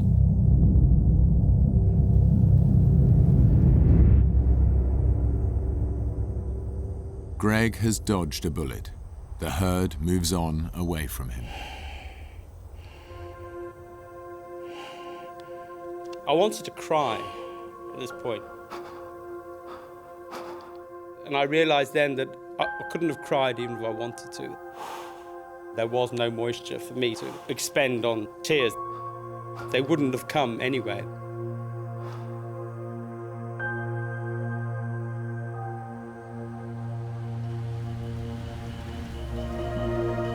The head warden of Cinematella Wildlife Refuge, Norman English, organises a search and rescue party. The park is over 700 square miles. He and Greg's best friend, Peter, can only start looking for Greg where the rhino he was tracking was last sighted. Did he radio in at any point? Nah, no radio contact at all. But he was searching up near where the rhino were last sighted. The rhinos are tagged, right? If we find them, we find Greg. Greg took the only tracking device we have with him. Without a tracking device, Peter and Norman have no way of knowing where Greg's plane crashed. I was sure that he was alive, but you know that you've not got much time. Almost as each minute passes by, of course, you're becoming more and more concerned. What about an aerial search? Already started. Pilot from Victoria Falls came up in his Cessna. I was thinking, we have to find him. Even if you've survived the crash, there's animals, there's wildlife that can kill him. The chances of him surviving are getting slimmer and slimmer. Peter and Norman have no idea that Greg is 40 miles from where they think he is. Greg's condition is now critical because of his injuries, exposure in the hot temperatures, and lack of water. I was so close to the plane, I could smell the petrol. I gave it all the energy I possibly could. And just as I got underneath it, something felt a bit sticky on my mouth. My lips had turned to rubber. They'd plasticized. And a piece of my lip came off. And it went to the back of my throat. You know, I suddenly came to this horrible realization. I just swallowed my lip.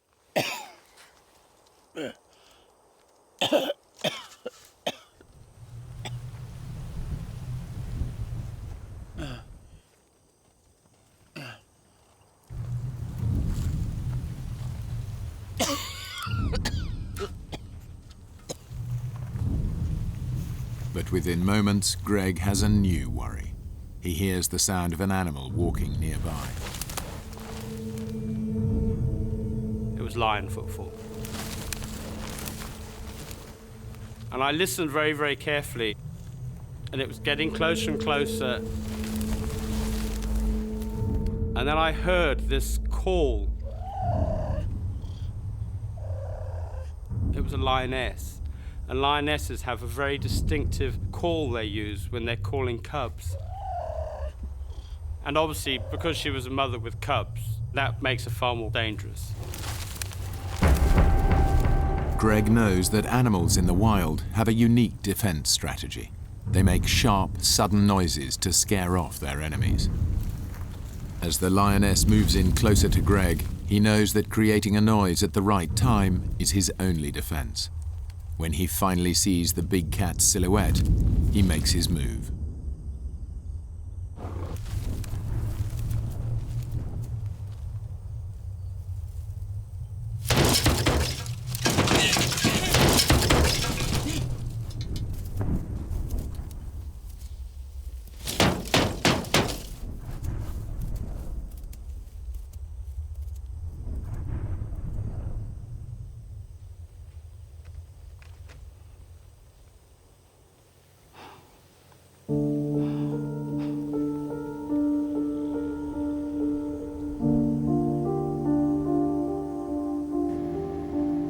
With daylight fading, the search pilot will soon have to return to base. There's still no sign of Greg or the wreckage.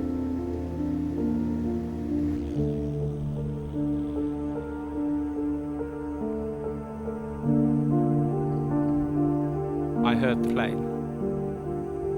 And then I started to get almost excited.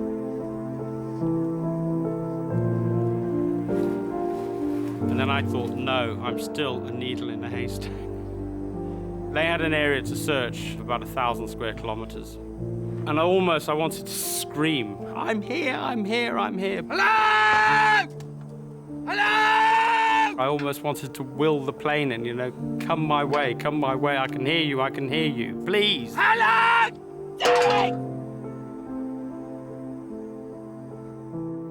And then there was silence. I remember that silence now so well. It was killing. Nothing is going to happen now until tomorrow morning at the very earliest. And I've got to start thinking about the night. And of course, as a biologist, you know the night is always a dangerous time anywhere.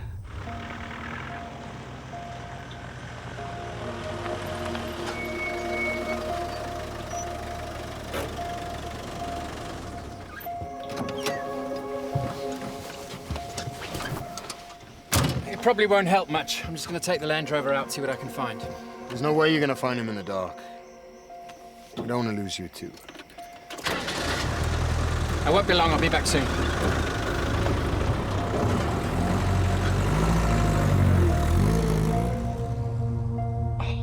I suddenly came to the harsh realization that there's not much left of me. I'm a mess.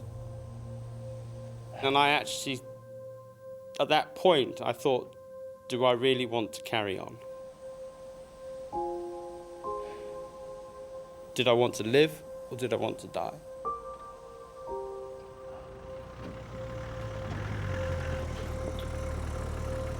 As the night closed in, it was an awful feeling. It was really awful.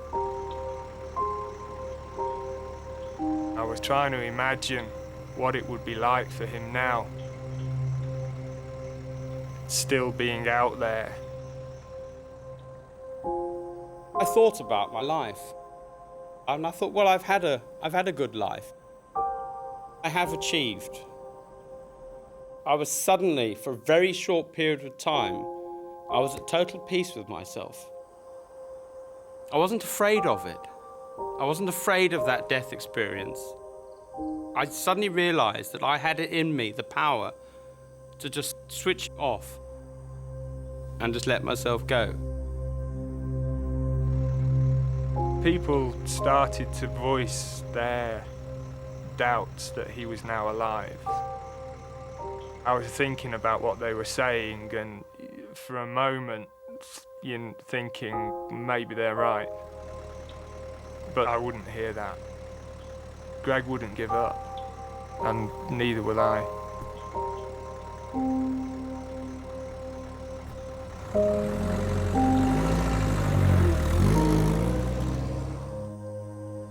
And then I suddenly thought about the dogs, what amazing animal that had become my sort of whole raison d'etre. And I thought, but there's a hell of a lot more I can do. And from that second, it was like, right, the fight is on. At that point, there was just such a kick in me that it was like, I'm going for it, and I'm gonna make it. And I'm not gonna, if I do die, I'm gonna die fighting this right to the bitter end.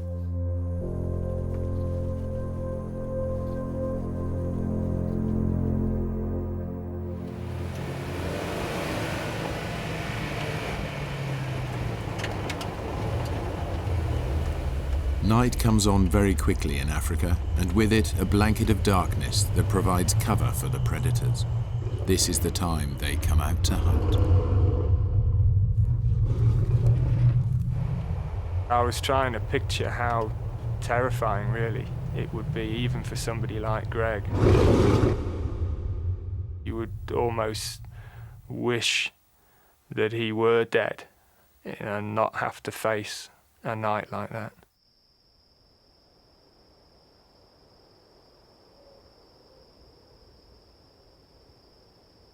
At that point, there was this total silence. I could hear my heart sort of boom, boom. It was that silent. And it made me very conscious how totally alone I was. All I wanted now was for that night to end.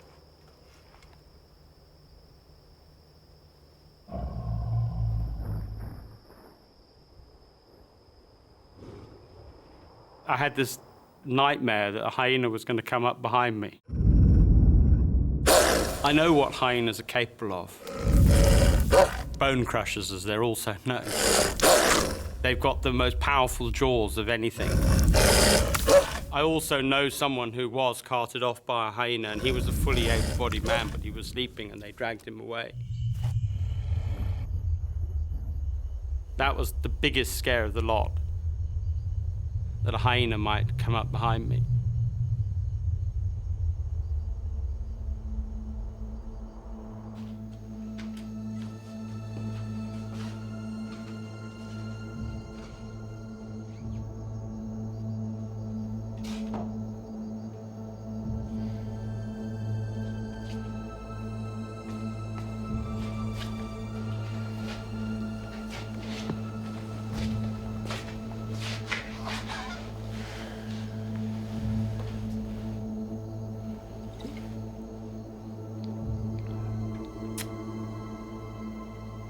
Are you all right? Yeah. Thanks, Norman. Peter, the men feel like Greg may not have made it. He'll get through this. He's a stubborn beggar. Yeah, well, you know him better than they do. They don't think there's any point in him going out again tomorrow. He's alive, okay? You know Greg. He wouldn't give up. I won't either. I'll talk to the pilot and the others, see if they can give us another morning at least. Thanks.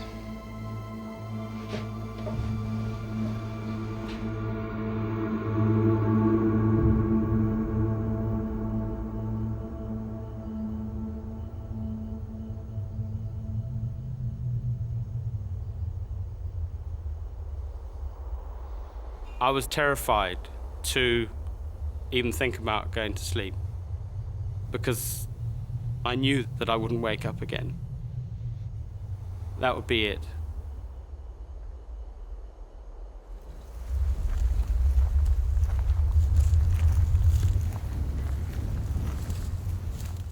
Then Greg's worst nightmare comes to life. Once again, he recognizes an animal by the sound its feet make when they touch the ground. He hears a hyena. And I thought, it's coming behind me. And it's going to come right in the worst spot. It's going to come round the back, which is where I really had absolutely no control.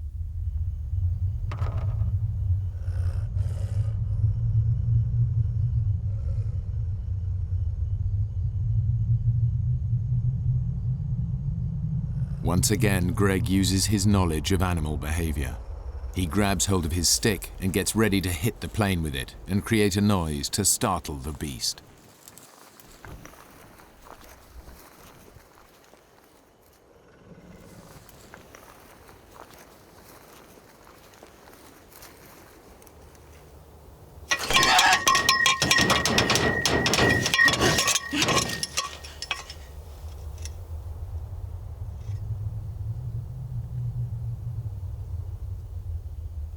And I waited until it seemed like forever. I knew if something came one step closer, then would have meant that I'd failed.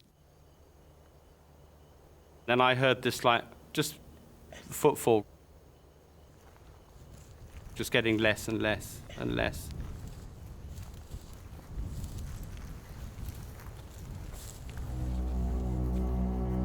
I remember lying there at that particular point thinking, is there anything else that's going to be chucked at me? You know, what else is going to come? You know, what other brick's going to come down? Greg does his best to stay positive. In 1 hour, the sun will rise and he will have made it through the night. But it is one very long hour.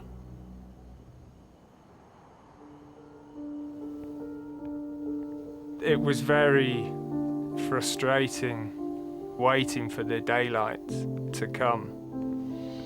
I contacted our office. We had 15 people that could come over and help with the ground search so we could cover a wider area. And they were there. They came, ready and waiting to help with the search.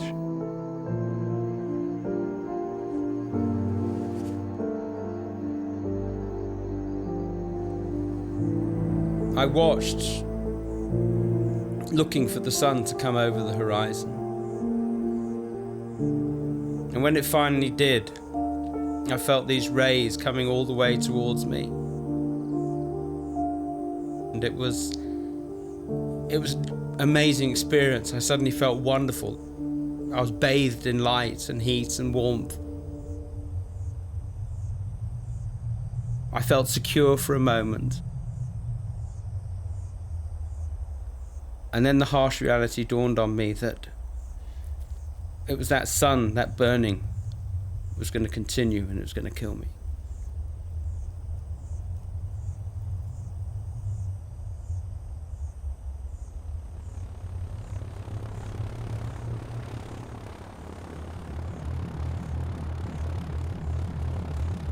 At first light, the spotter plane sets out again. It'll make a systematic search of the places where Greg's plane might have crashed. At Peter's suggestion, Norman is on board. He knew the area better than anybody. I really felt strongly that if anybody was going to find Greg, it would actually be him. The additional members of the search team fan out, but they're still looking in the wrong area. It's been nearly 24 hours since Greg crashed, a deadly amount of time to be out in the African bush injured and unarmed. You know, I was beginning to doubt if he'd survived. Greg has a global positioning system, yet the technology is useless if he can't tell anybody else where he is. But every time he turns it on, it records the exact time. I was checking on the GPS, trying to get the coordinates and times. And then I suddenly had this horrible feeling that this GPS was almost acting like a record of when I was still alive and when I died. If I was dead when they arrived, Peter would pick up the GPS and he'd look at it and think, oh my God, he was alive at, I don't know, 11:40. And it's now 12 o'clock, and if only we'd... And he'd have been left with this eternal guilt. And I almost wanted to destroy the GPS at that point.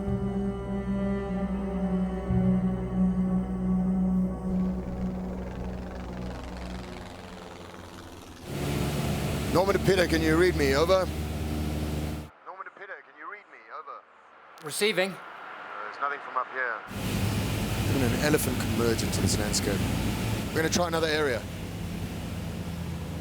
On a hunch, Norman decides to go back and check along the beginning of the route that Greg would have taken. Nearly 24 hours has passed, and Greg's body is desperate for water. I managed to grab a piece of the broken windscreen. I had this mad idea to see if it would collect moisture.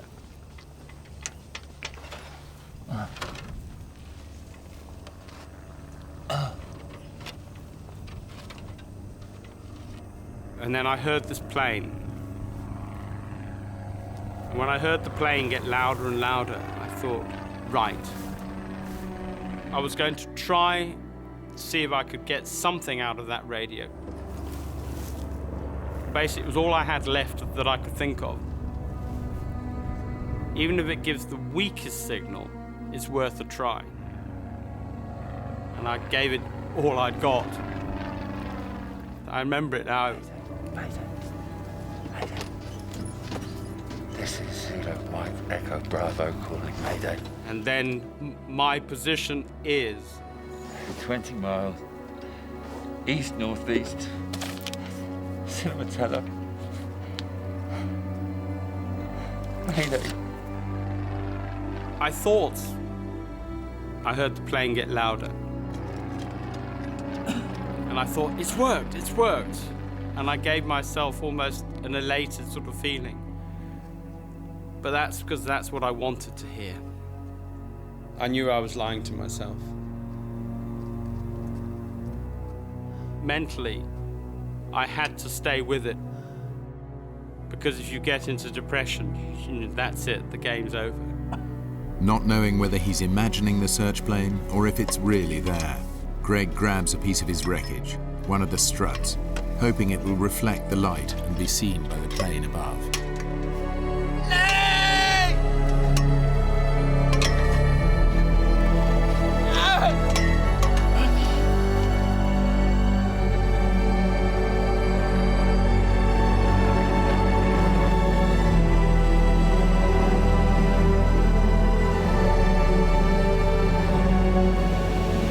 Mayday, all search parties. We've located the wreckage. 40 miles south of the main search area. No sign of Greg.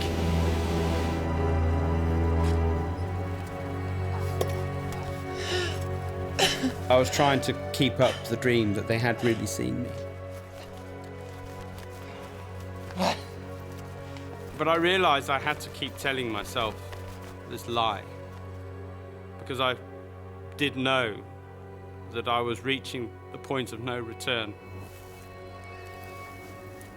If they didn't find me soon, I was going.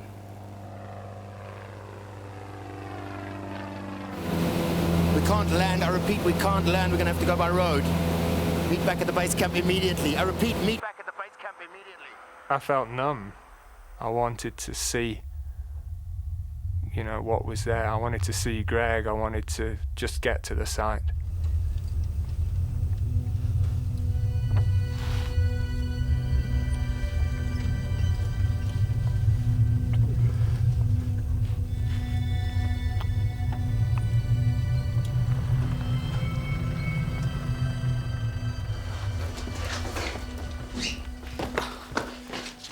He's here, south of the road. The rhino's obviously moved. Okay, let's move it. Peter, I didn't see any sign of life. I don't know if it's a good idea that you come. I need to see him. I was really afraid. You're just thinking, okay, we've found him, but we don't know what we've found yet. And you imagining all sorts of horrors.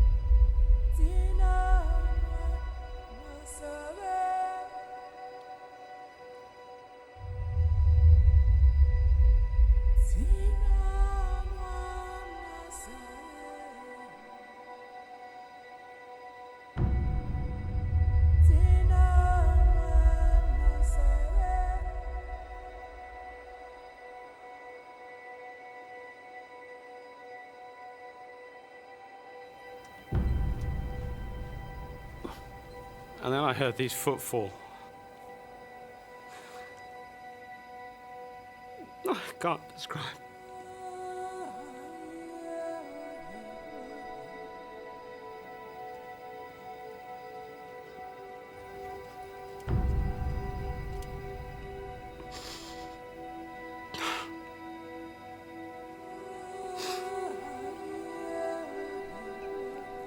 Of course, I knew what footfalls those were.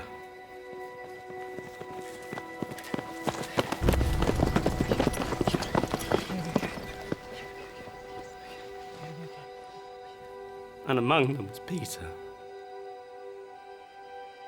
And I suddenly looked, and I couldn't believe it. That was him. I couldn't even speak to anybody. And people were just saying, what happened? And I just had to say, wing, stall. And that's all I could say. It was really overwhelming. He'd survived. And it was sort of affirmation of my belief in him. The feeling that I wasn't going to die was just indescribable. I'd fought this and I'd won.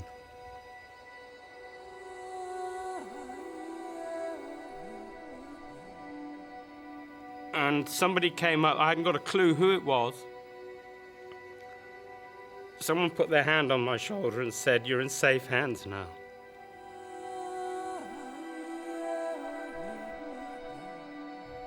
Since the accident, Greg has undergone more than 100 operations to save his legs. Through grit and sheer willpower, he has learnt to walk again. Of course, you don't go through something like this without there being change in who you are. I always treated life every day as precious, but it's even more precious now.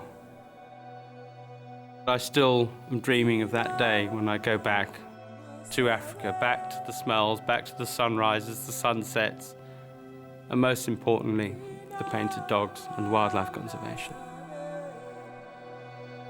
Greg has indeed returned to his beloved dogs. He continues his conservation work alongside Peter and has never flown an ultralight plane again.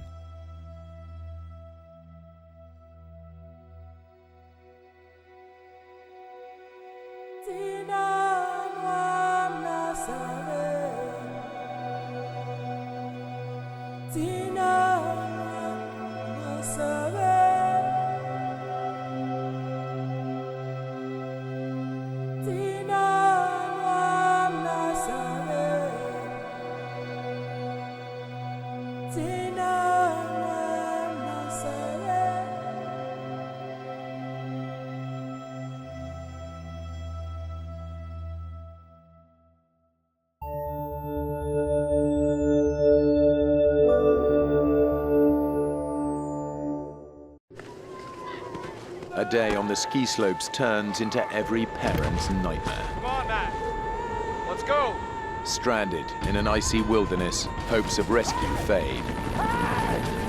A father faces a heartbreaking choice. I'm gonna die. To wait for rescue or go for help, leaving his young son alone in a frozen cave on the mountain. Hardest decision I've ever made, to leave a child of mine behind.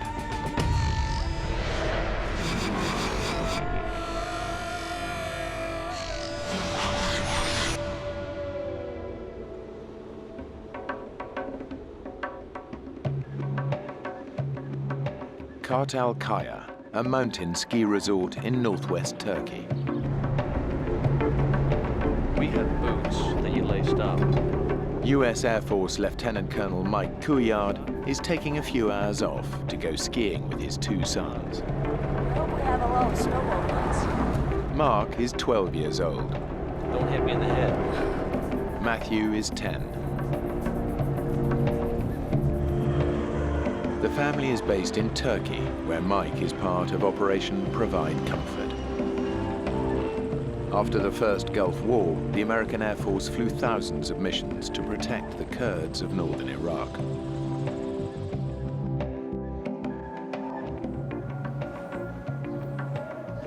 While Mike takes the boys skiing, his wife Mary stays at home with daughter Marisa.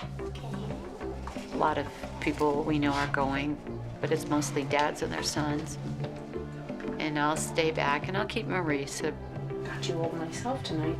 Mike and Matthew can hang out, and Mark can be with his friends, and it'll be a great father-son day. What's the time? For Mike, today's a rare break from duty and an opportunity for a boys' day out. He and the boys are traveling from their home in the Turkish capital, Ankara, up to the remote mountain resort of Kartalkaya. By American standards, Kartalkaya is not a real big mountain. It's about 6,000 feet. We'd been there once, and we hadn't really totally explored the mountain, but it was, certainly a good place for us to go with the family.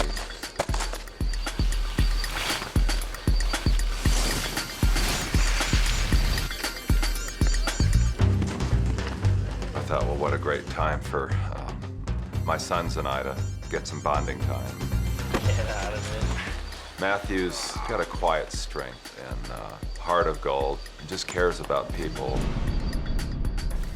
Mark's always been a very curious one, very adventurous. After lunch, Mike and Matthew head back up the mountain, while Mark stays behind to ski with his friends. Matthew and I were together, and Mark and his friends gonna go on their own for a while.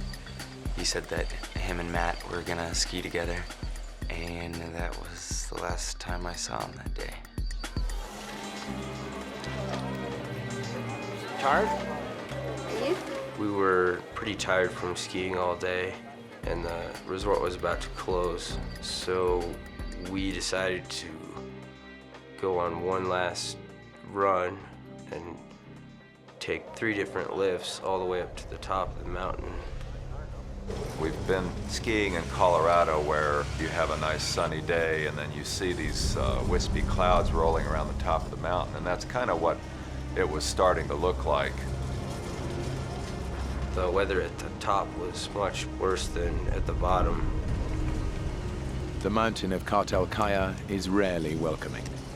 And by the time Mike and Matthew reach the top of the lift, a solid bank of fog has rolled in from the Black Sea.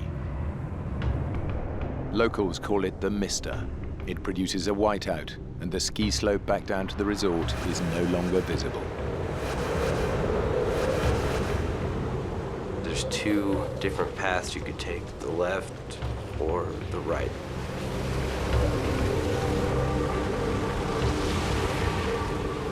It just was getting harder and harder to keep sight of the trail. Snow just kept getting thicker and thicker. We started to realize that no one skied down this hill in quite some time. We've lost the lift. I think it's over there. We'll have to sidestep up the slope. Realizing that they've skied down the wrong way, Mike and Matthew start climbing back up the hill. I kept thinking that we would get to the top of the hill, we'd look down and see the resort, the hotel, the wide open expanse, and we just found another hill up in front of us. Dad, we're so lost. Instead of going back up the way they came down, Mike has led his son round to the far side of the mountain. They're heading away from the ski resort into an icy wilderness.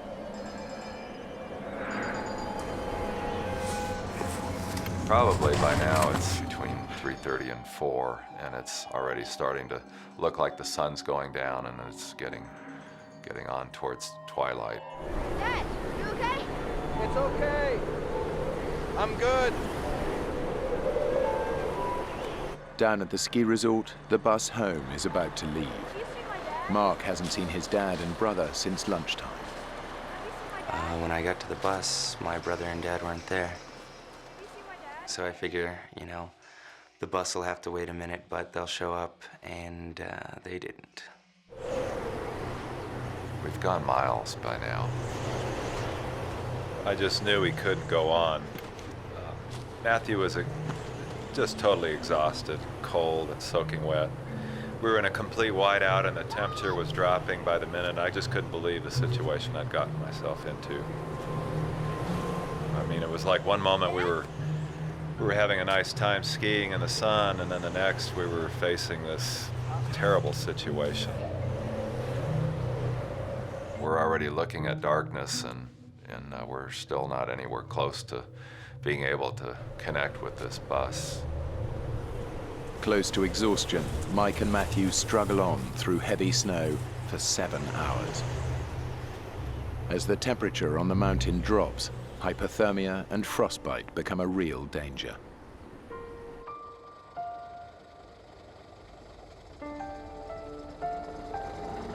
As the bus drove away, it was pretty much that moment when I knew that something was really wrong. And I didn't know if I would see them ever again. The darkness on the mountain closes in as the blizzard rages on. Mike has no idea which way to go or whether to keep Matthew moving. We can't keep doing this. He's just done, and I can't carry him. I make this decision anyway. Let's stop.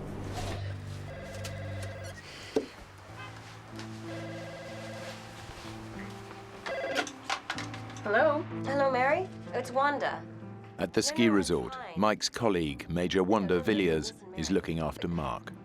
Look, Mary, there's a bit of a problem. My friend Wanda was on the phone, and she said that Mike and Matthew had not come down off the mountain. Well, where are they? Well, we just don't know. I'd had a lot of survival training. You know, I knew how to make a shelter. So I decided to go up the slope a bit and see if I can find a good tree to spend the night underneath. Just took my ski and wove it in between the branches, put our ski poles in there and branches off the surrounding trees and just wove those in, and it made kind of like a little roof. The lion's share of your body temperature can be soaked up by just laying on cold ground, so it's very important to get a layer of pine boughs underneath us. What comes from the back of my mind, like a ton of bricks, is the full weight of the situation. Hey, we're gonna be out here. Despite the conditions, a search and rescue team is sent onto the mountain. As I was looking out the window, kind of hoping I would see them coming down the mountain, I could hear the loudspeakers playing Turkish pop music on all the ski runs, hoping that my dad and brother would hear it and find the hotel. By now it's late into the night, and I'm just thinking, how is Mary gonna take this news that we haven't come back? As we're settling in, I'm formulating a plan. What am I gonna do tomorrow? Because tomorrow's got to go on, and we've got to get ourselves out of this mess. Mike and Matthew have passed a night on the mountain in a howling blizzard and freezing temperatures. Mike had decided they should stay put. As dawn breaks, their survival depends on being found soon.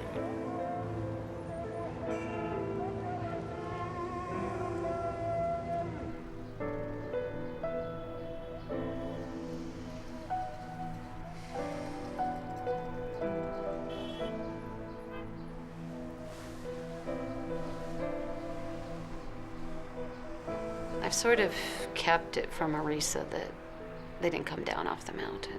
Where's Dad? Come and sit down here.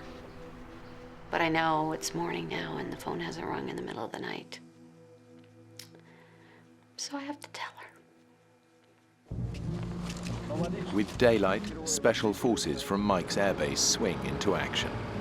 This time their job is not to protect the Kurds, but to look for one of their own.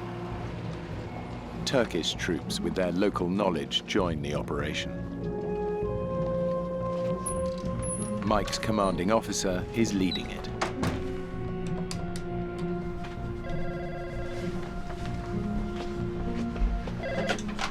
Hello? Mary, it's Ed Fitzgerald here. I just wanted to update you on the situation. Mike's colonel lets me know that the search has already started, that people are actually looking for them. He's going to coordinate the search from the lodge there at the ski resort. The search makes national news, but it's focusing on the area surrounding the ski slopes. Mike and Matthew are in fact miles away.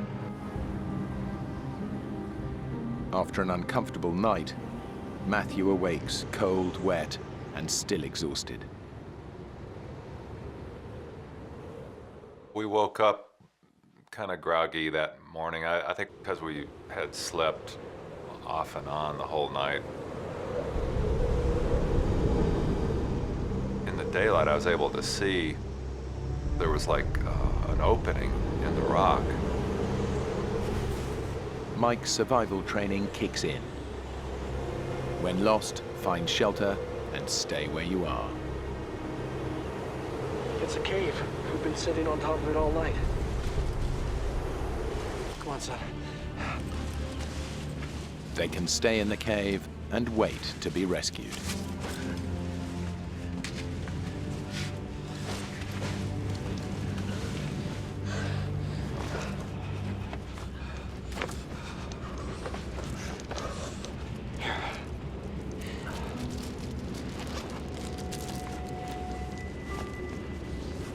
Dad, can I have another one? I should save it for later. Here, get this off.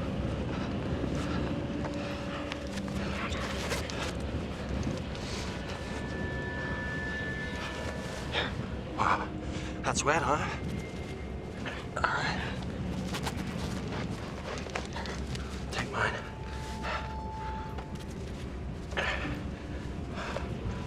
Put that on.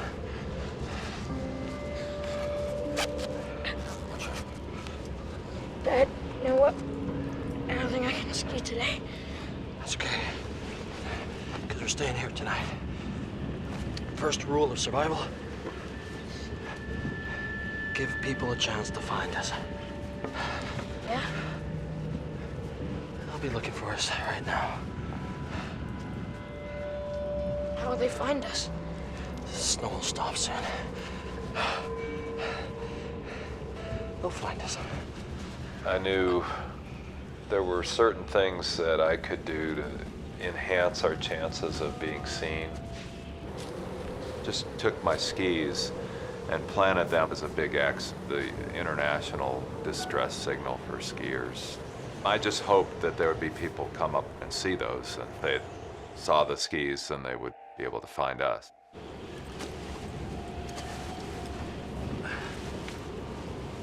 Mike and Matthew have been in freezing temperatures for 24 hours. The cave offers protection from the blizzard outside, but little else. It was at that point I realized I was already getting that first warning sign of frostbite, which is this little white callus build up on your hands, kind of a waxy look. Let's get this off. These boots were not doing a good job of keeping our feet warm. Let's get the wet sock off. Having looked at my own hands and seen the condition I was in, I decided, maybe I'd investigate Matthew's feet. Dad, I can't feel my toes. He was starting to experience some of the first stages of frostbite there on his feet, too. Wiggle your toes. Get the circulation going. That's it. I'm not gonna put your boots back on. Here, give me your scarf.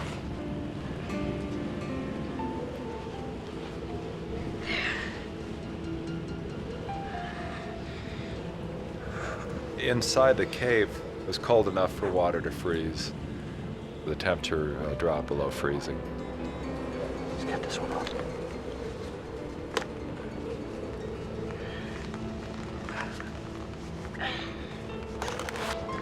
Here we are in this tiny cave, this little crack in the mountain, in a raging blizzard, and we're both in the early stages of frostbite.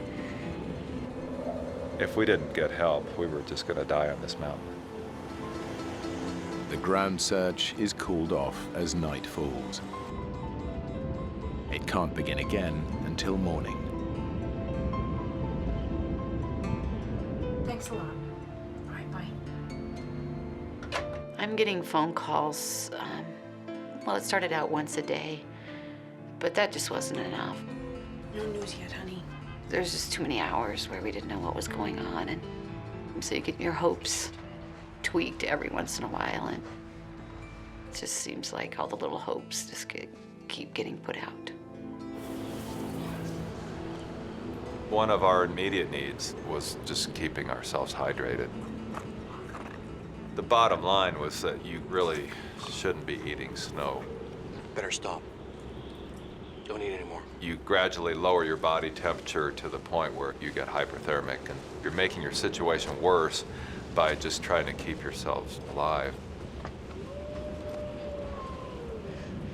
What was that? Just a small animal, nothing to worry about.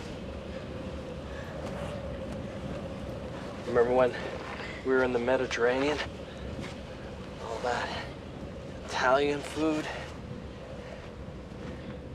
And you and Mark, you just wanted to eat burgers. Yeah. Dad, I thought they would have come for us by now. Yeah. I'm sure they'll find us tomorrow. Yeah. That was real fun. It was nice to just focus a little bit on those little stories of the day and get our mind off this terrible situation that we're in.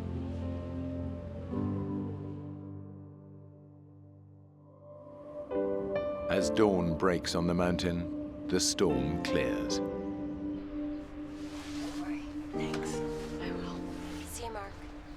Snowplows have opened the way to the resort, and Mark is able to get home.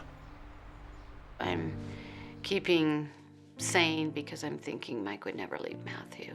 I'm thinking he's had survival training. Dad, I'm real hungry.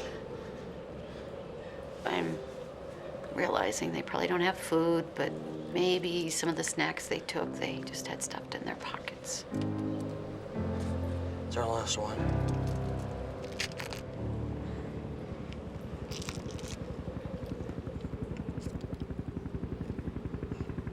Do you hear that? What? Helicopter. Come on, Dad. Please go. And see us. All of a sudden, a shot of adrenaline took over, and all action again. Scrambled outside, and to my amazement, this helicopter just literally seemed like it was flying out of the mist. But as suddenly as this helicopter appeared out of the mist, it was gone. And it was almost a hopeless case. I just was too far down into this little valley to be seen. The good news was I knew they were looking, and I knew they would be back. The helicopters called in for the search were actually part of Operation Provide Comfort. Pretty sophisticated helicopters, and I was just so excited that they were able to get something besides people on the ground looking for them. Quick, Matt, they might come back. Dad, I can't get my boot on. It won't fit. I'll help you.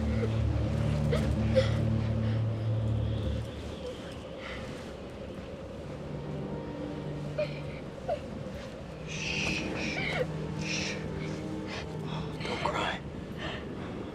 I'm sorry, Dad. It was one of ours. It was a Black Hawk. No doubt. And next time, I'll make sure they see us.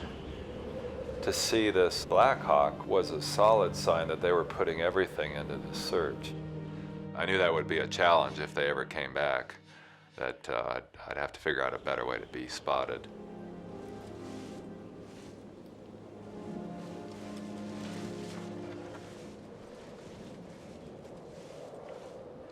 How's your feet? I can't feel them. About every 30 minutes to an hour, I would take his feet and put him on my belly and let the core body temperature warm him up. It was also an opportunity to periodically check and see how his feet were doing, and I could see that they were still getting worse. How about that? You want to try standing up, get the circulation going? Oh. Let's just stay here. Mike can't carry Matthew to safety. I'm gonna take your boot, okay? So he pins all his hopes on rescue. I figured, use these boots that he's probably not going to use. It's bright and sunny outside, and it just seemed like now might be a good time to go and do a little more exploring. Mike knows that the improved weather will make the search easier, but they're hard to spot down amongst the trees. I had to do everything in my power to get them to see me. And if I was to be seen, I needed to get up above where we were. And I thought, you know, if I could go across the stream and climb up on top of that ridge, I figured it'd be a lot easier to be spotted. But climbing to the top of the ridge would mean leaving Matthew alone, and Mike's not prepared to consider doing that yet. The search is still concentrated around the resort. Mike and Matthew are miles away, on the other side of the mountain. It's the fourth day, and all of a sudden we heard this helicopter sound. Helicopter. I didn't have much time to get outside. I didn't even have time to put my boots on.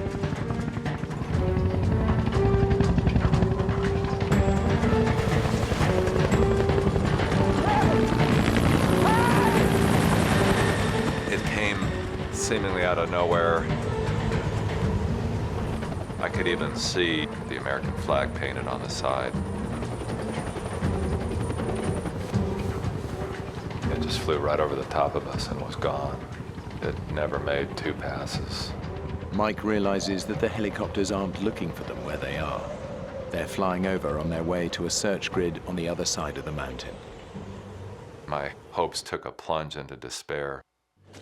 They're never gonna find us, Dad. Matt, listen. There's a ridge I'm gonna try and get to the top of.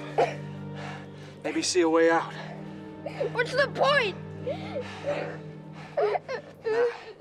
We gotta stay positive. Matt, snap out of it! Dad, you're wrong! We're never gonna get out of here! We're gonna die here! Mike now faces the unthinkable. Matthew can't move, Mike won't leave without him. But if they wait to be rescued, they may die together.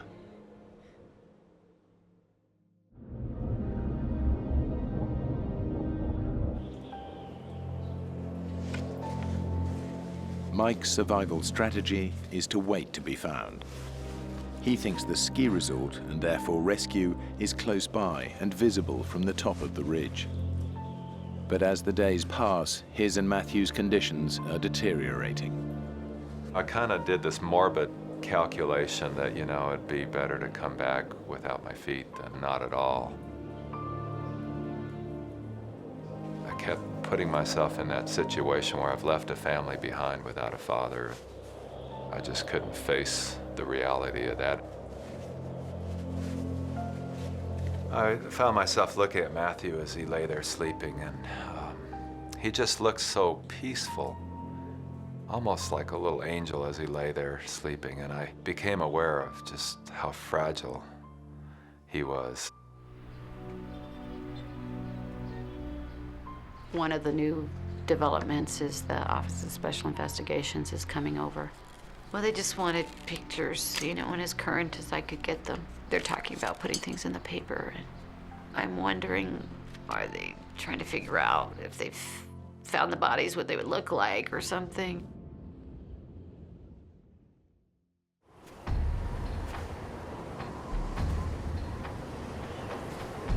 Next morning, during his daily explorations, Mike, though weakened by the cold and lack of food, decides to tackle the ridge.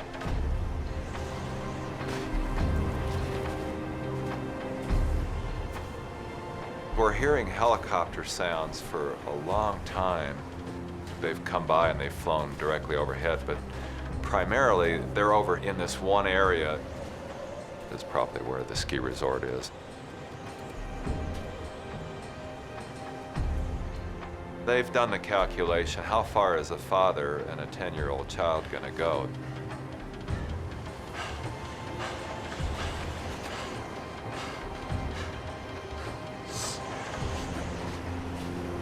I tried it several times, and it seemed every time I did that, there were big boulders and trees falling, and I just could not get up on top of this ridge. Yeah, I understand.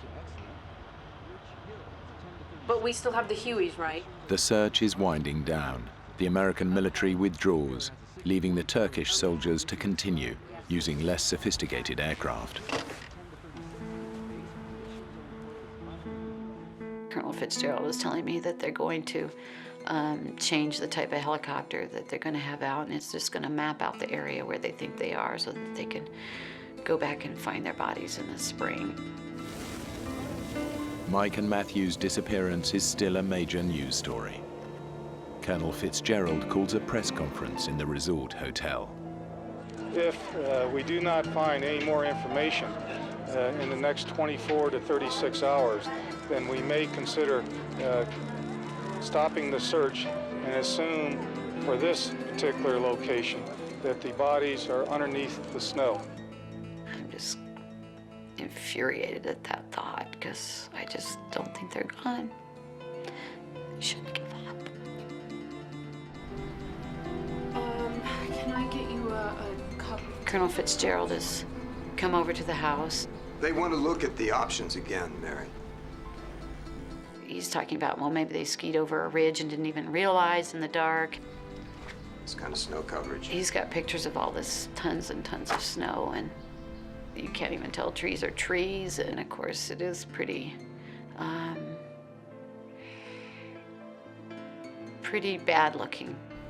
Mike wouldn't leave Matt. They're waiting for us to find them. Yes, I don't know, I just feel like I should have a sense, if they're gone, that I would know it.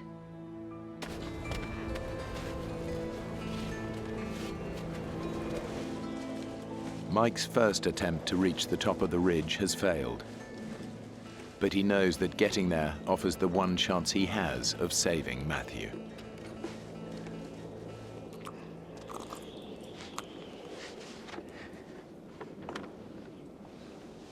They didn't come.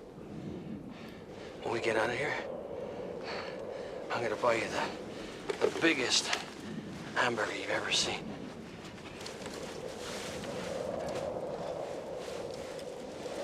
And a basket of fries. And a bucket of Coke. You know what, Dad? Really? What I want is a pizza.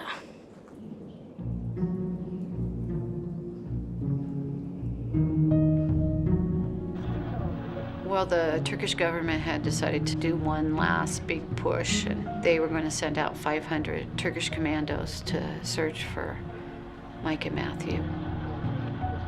I just can't believe the amount of people involved in searching for them, and on the other hand, I'm worried if they think they're just looking for bodies, and it's hard to keep being hopeful. Silence on the mountain. There's been no sign of rescue helicopters for days. Mike realizes that staying put is not going to get them rescued. But Matthew can't move, and his condition is getting even worse. I was not pleased with what I saw. Even more of this waxy gray flesh that was not good. As careful as I was being, it's still not enough. How about that? Can you feel that? No, I can't feel anything.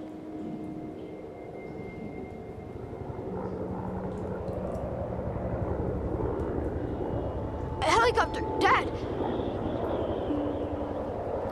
Sounds like a Huey. It's not worth it, son. It's too far away. The Turkish government's last search attempt has found no signs of Mike and Matthew.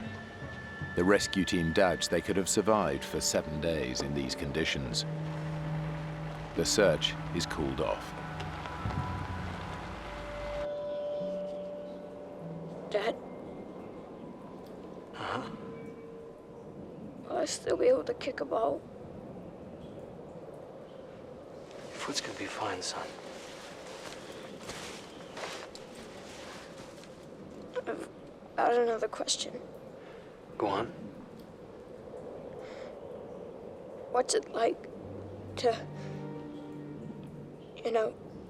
to die? I didn't want him going there. You're not gonna die. But I sort of had to deal with that. I felt like if this gets worse and worse and worse and we look at death, I need to prepare him for that.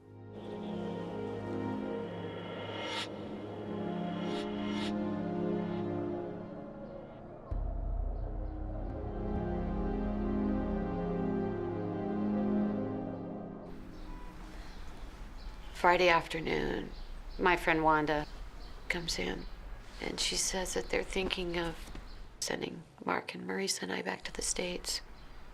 Maybe it's time we think about getting you guys home. To be near family.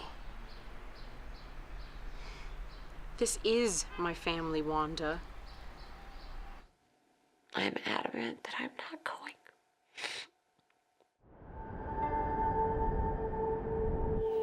After 7 days, I began to wonder, well, how long will I even have the use of these hands? I decided to start writing a note to my family. It'd sure be nice to tell the people I love, like my wife and family, how I feel about them. Do you want me to write? Anything from you? Okay. Matthew has just got that tender heart. Tell Marissa. I wish I hadn't fought with her so much. He's a real quiet kid, but he's deep too, and that love is coming out in his words. Tell Mom she's a good cook. Yeah, back to his family. He wanted me to put that in there. You know what? Just tell them I love them.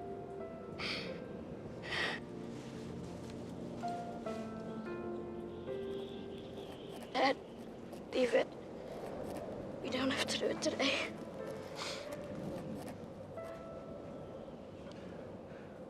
What are you doing?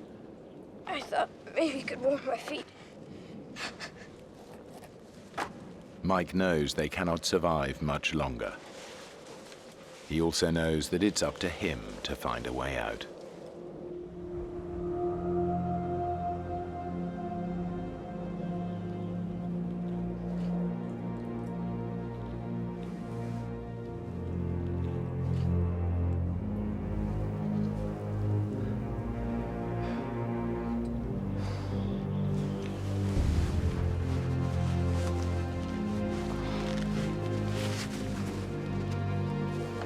I knew every time I put those boots back on, I was taking some already frostbitten tissue and aggravating it and doing damage.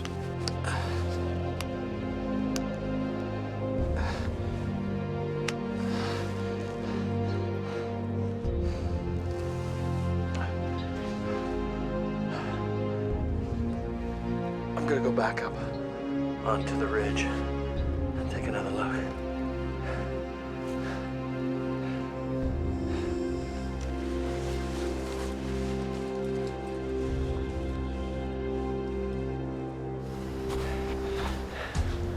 Mike attempts once again to climb the ridge. I knew that at some point the search is going to be called off. You know, I'd already tried several times, but maybe I can try one more time and get up on this ridge.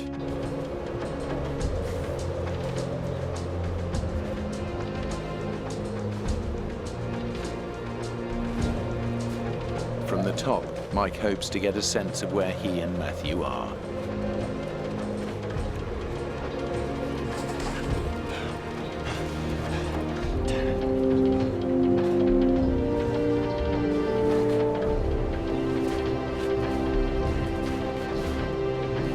I don't know why I was successful, but this time I was able to get up. I was able to see a panorama.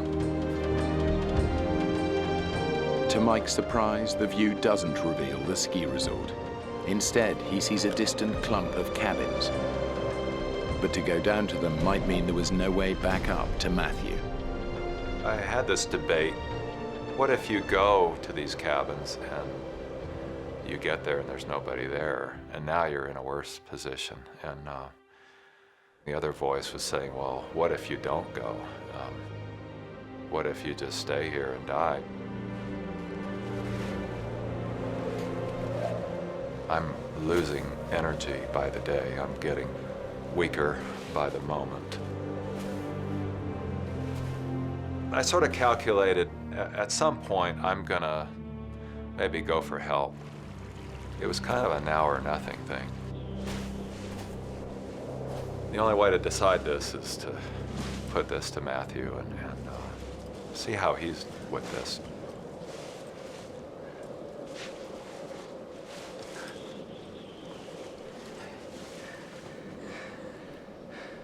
Matthew, listen. I've seen some cabins I think I can get to. I'm just not sure I can leave you behind.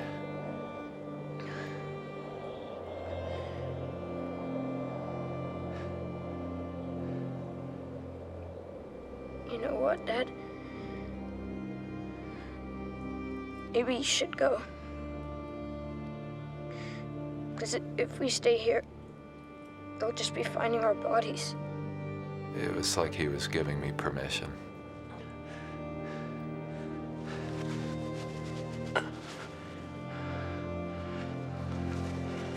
I'm gonna leave you my coat, okay?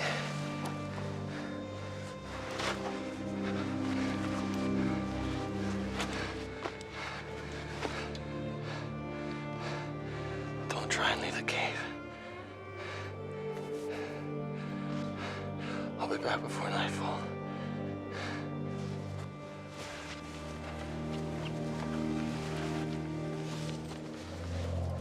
Hardest decision I've ever made, to leave this child of mine behind.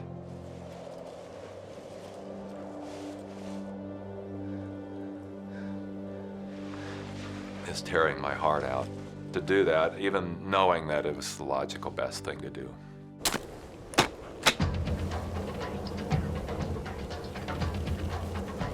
Mike skis down to a trail he spotted from the top of the ridge. Now I was finally getting up and doing something about this. That was an awesome adrenaline rush, if you will. Just the physical act of moving myself down this trail was carrying me along, mentally as well.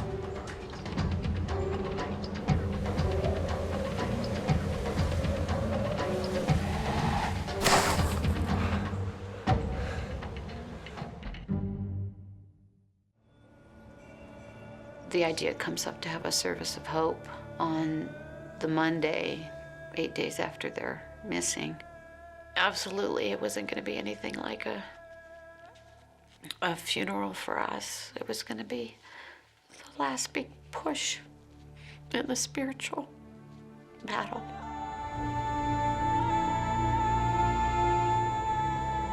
Boy, I was really tired. I'd have to stop every 5 minutes just to catch my breath. It was much more weakened state than I thought. If I could just get there, there would be people there waiting for me to send help back to my son.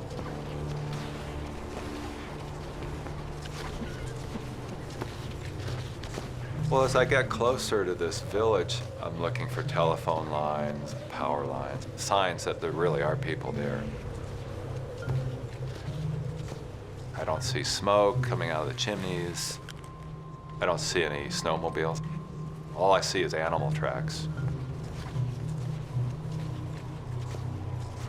It's pretty obvious that there's nobody there.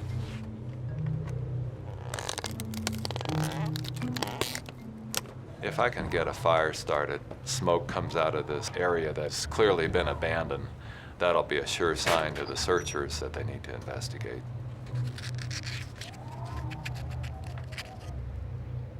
I found a box and it had one match in it. And it was like, this is my one chance. I only get one.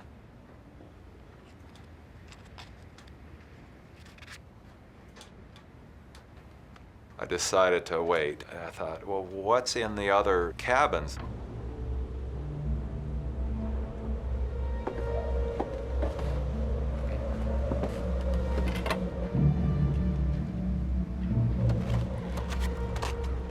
I found a bottle of kerosene, but I found no matches there either. I went back, got ready to strike my one match. Every strike I took, it was fizzling and it was not igniting. And when I finally wore out all the sulfur on that match, it was like my hopes just fizzled with that last attempt. And I knew I wasn't going to get that fire started. I'm tortured by the thought of my son alone in this cave, you know, and it's dark, and I'm picturing what he's going through. And my worst fears is he's, you know, maybe he's just lost it. The wildlife was pretty noisy. I just tried not to think about it as much as possible. I tried sleeping as long as I could.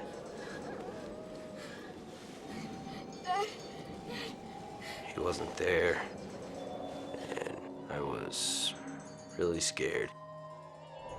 Off and on I was sleeping, and I was in just a torment, just knowing that he was in a worse place than me.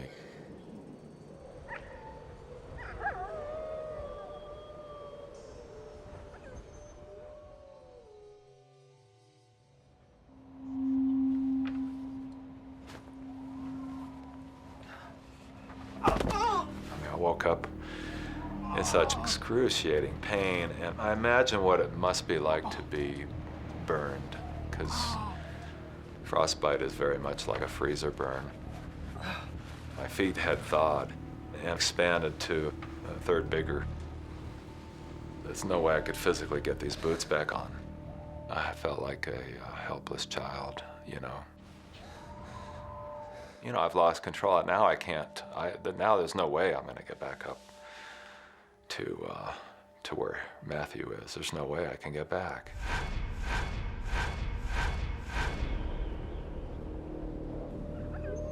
Matthew is alone in the cave. Now Mike, too, is trapped, alone, exhausted, and unable to move.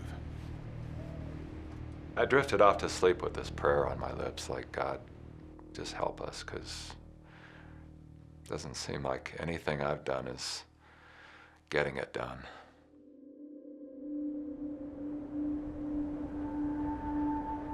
Two days had gone by, and I didn't know what kind of mental state he would be in, let alone his physical state. I had to let him go. I can't take care of him anymore.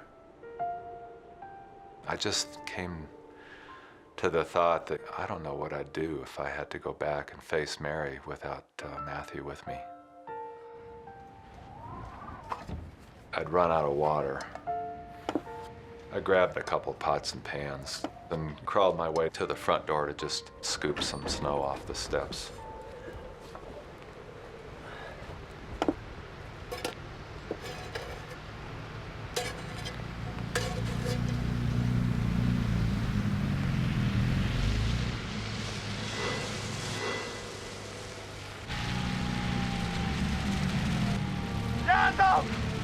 Yard up! a band of loggers has been clearing the trail of fallen branches brought down by the snow, and by pure chance, they stumbled on Mike.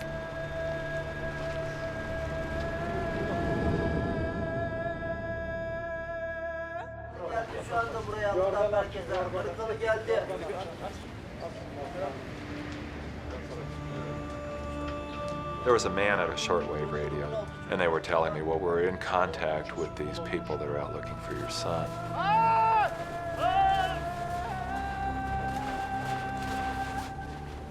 I knew that they were doing everything they could to go find him.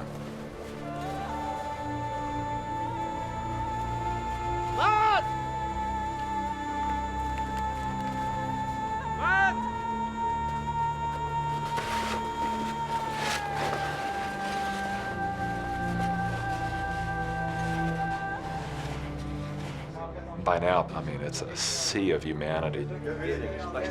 People are just flooding around this little cabin. And I can see the sea of people parting.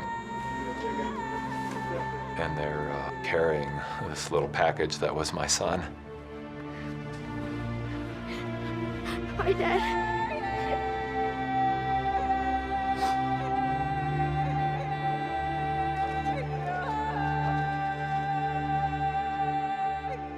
Things were happening pretty quick, you know, they were getting in touch with all the embassy folks. Finally, they put Mary on, and well, I said, hey, dear, we've been separated a little bit, Matthew and I, but we're okay. Little did I know, she had no idea that we'd been separated for days. It was probably just as well. After an operation to remove one toe and part of another, Matthew's feet were saved. He and Mike made a full recovery. The family now lives in Colorado Springs.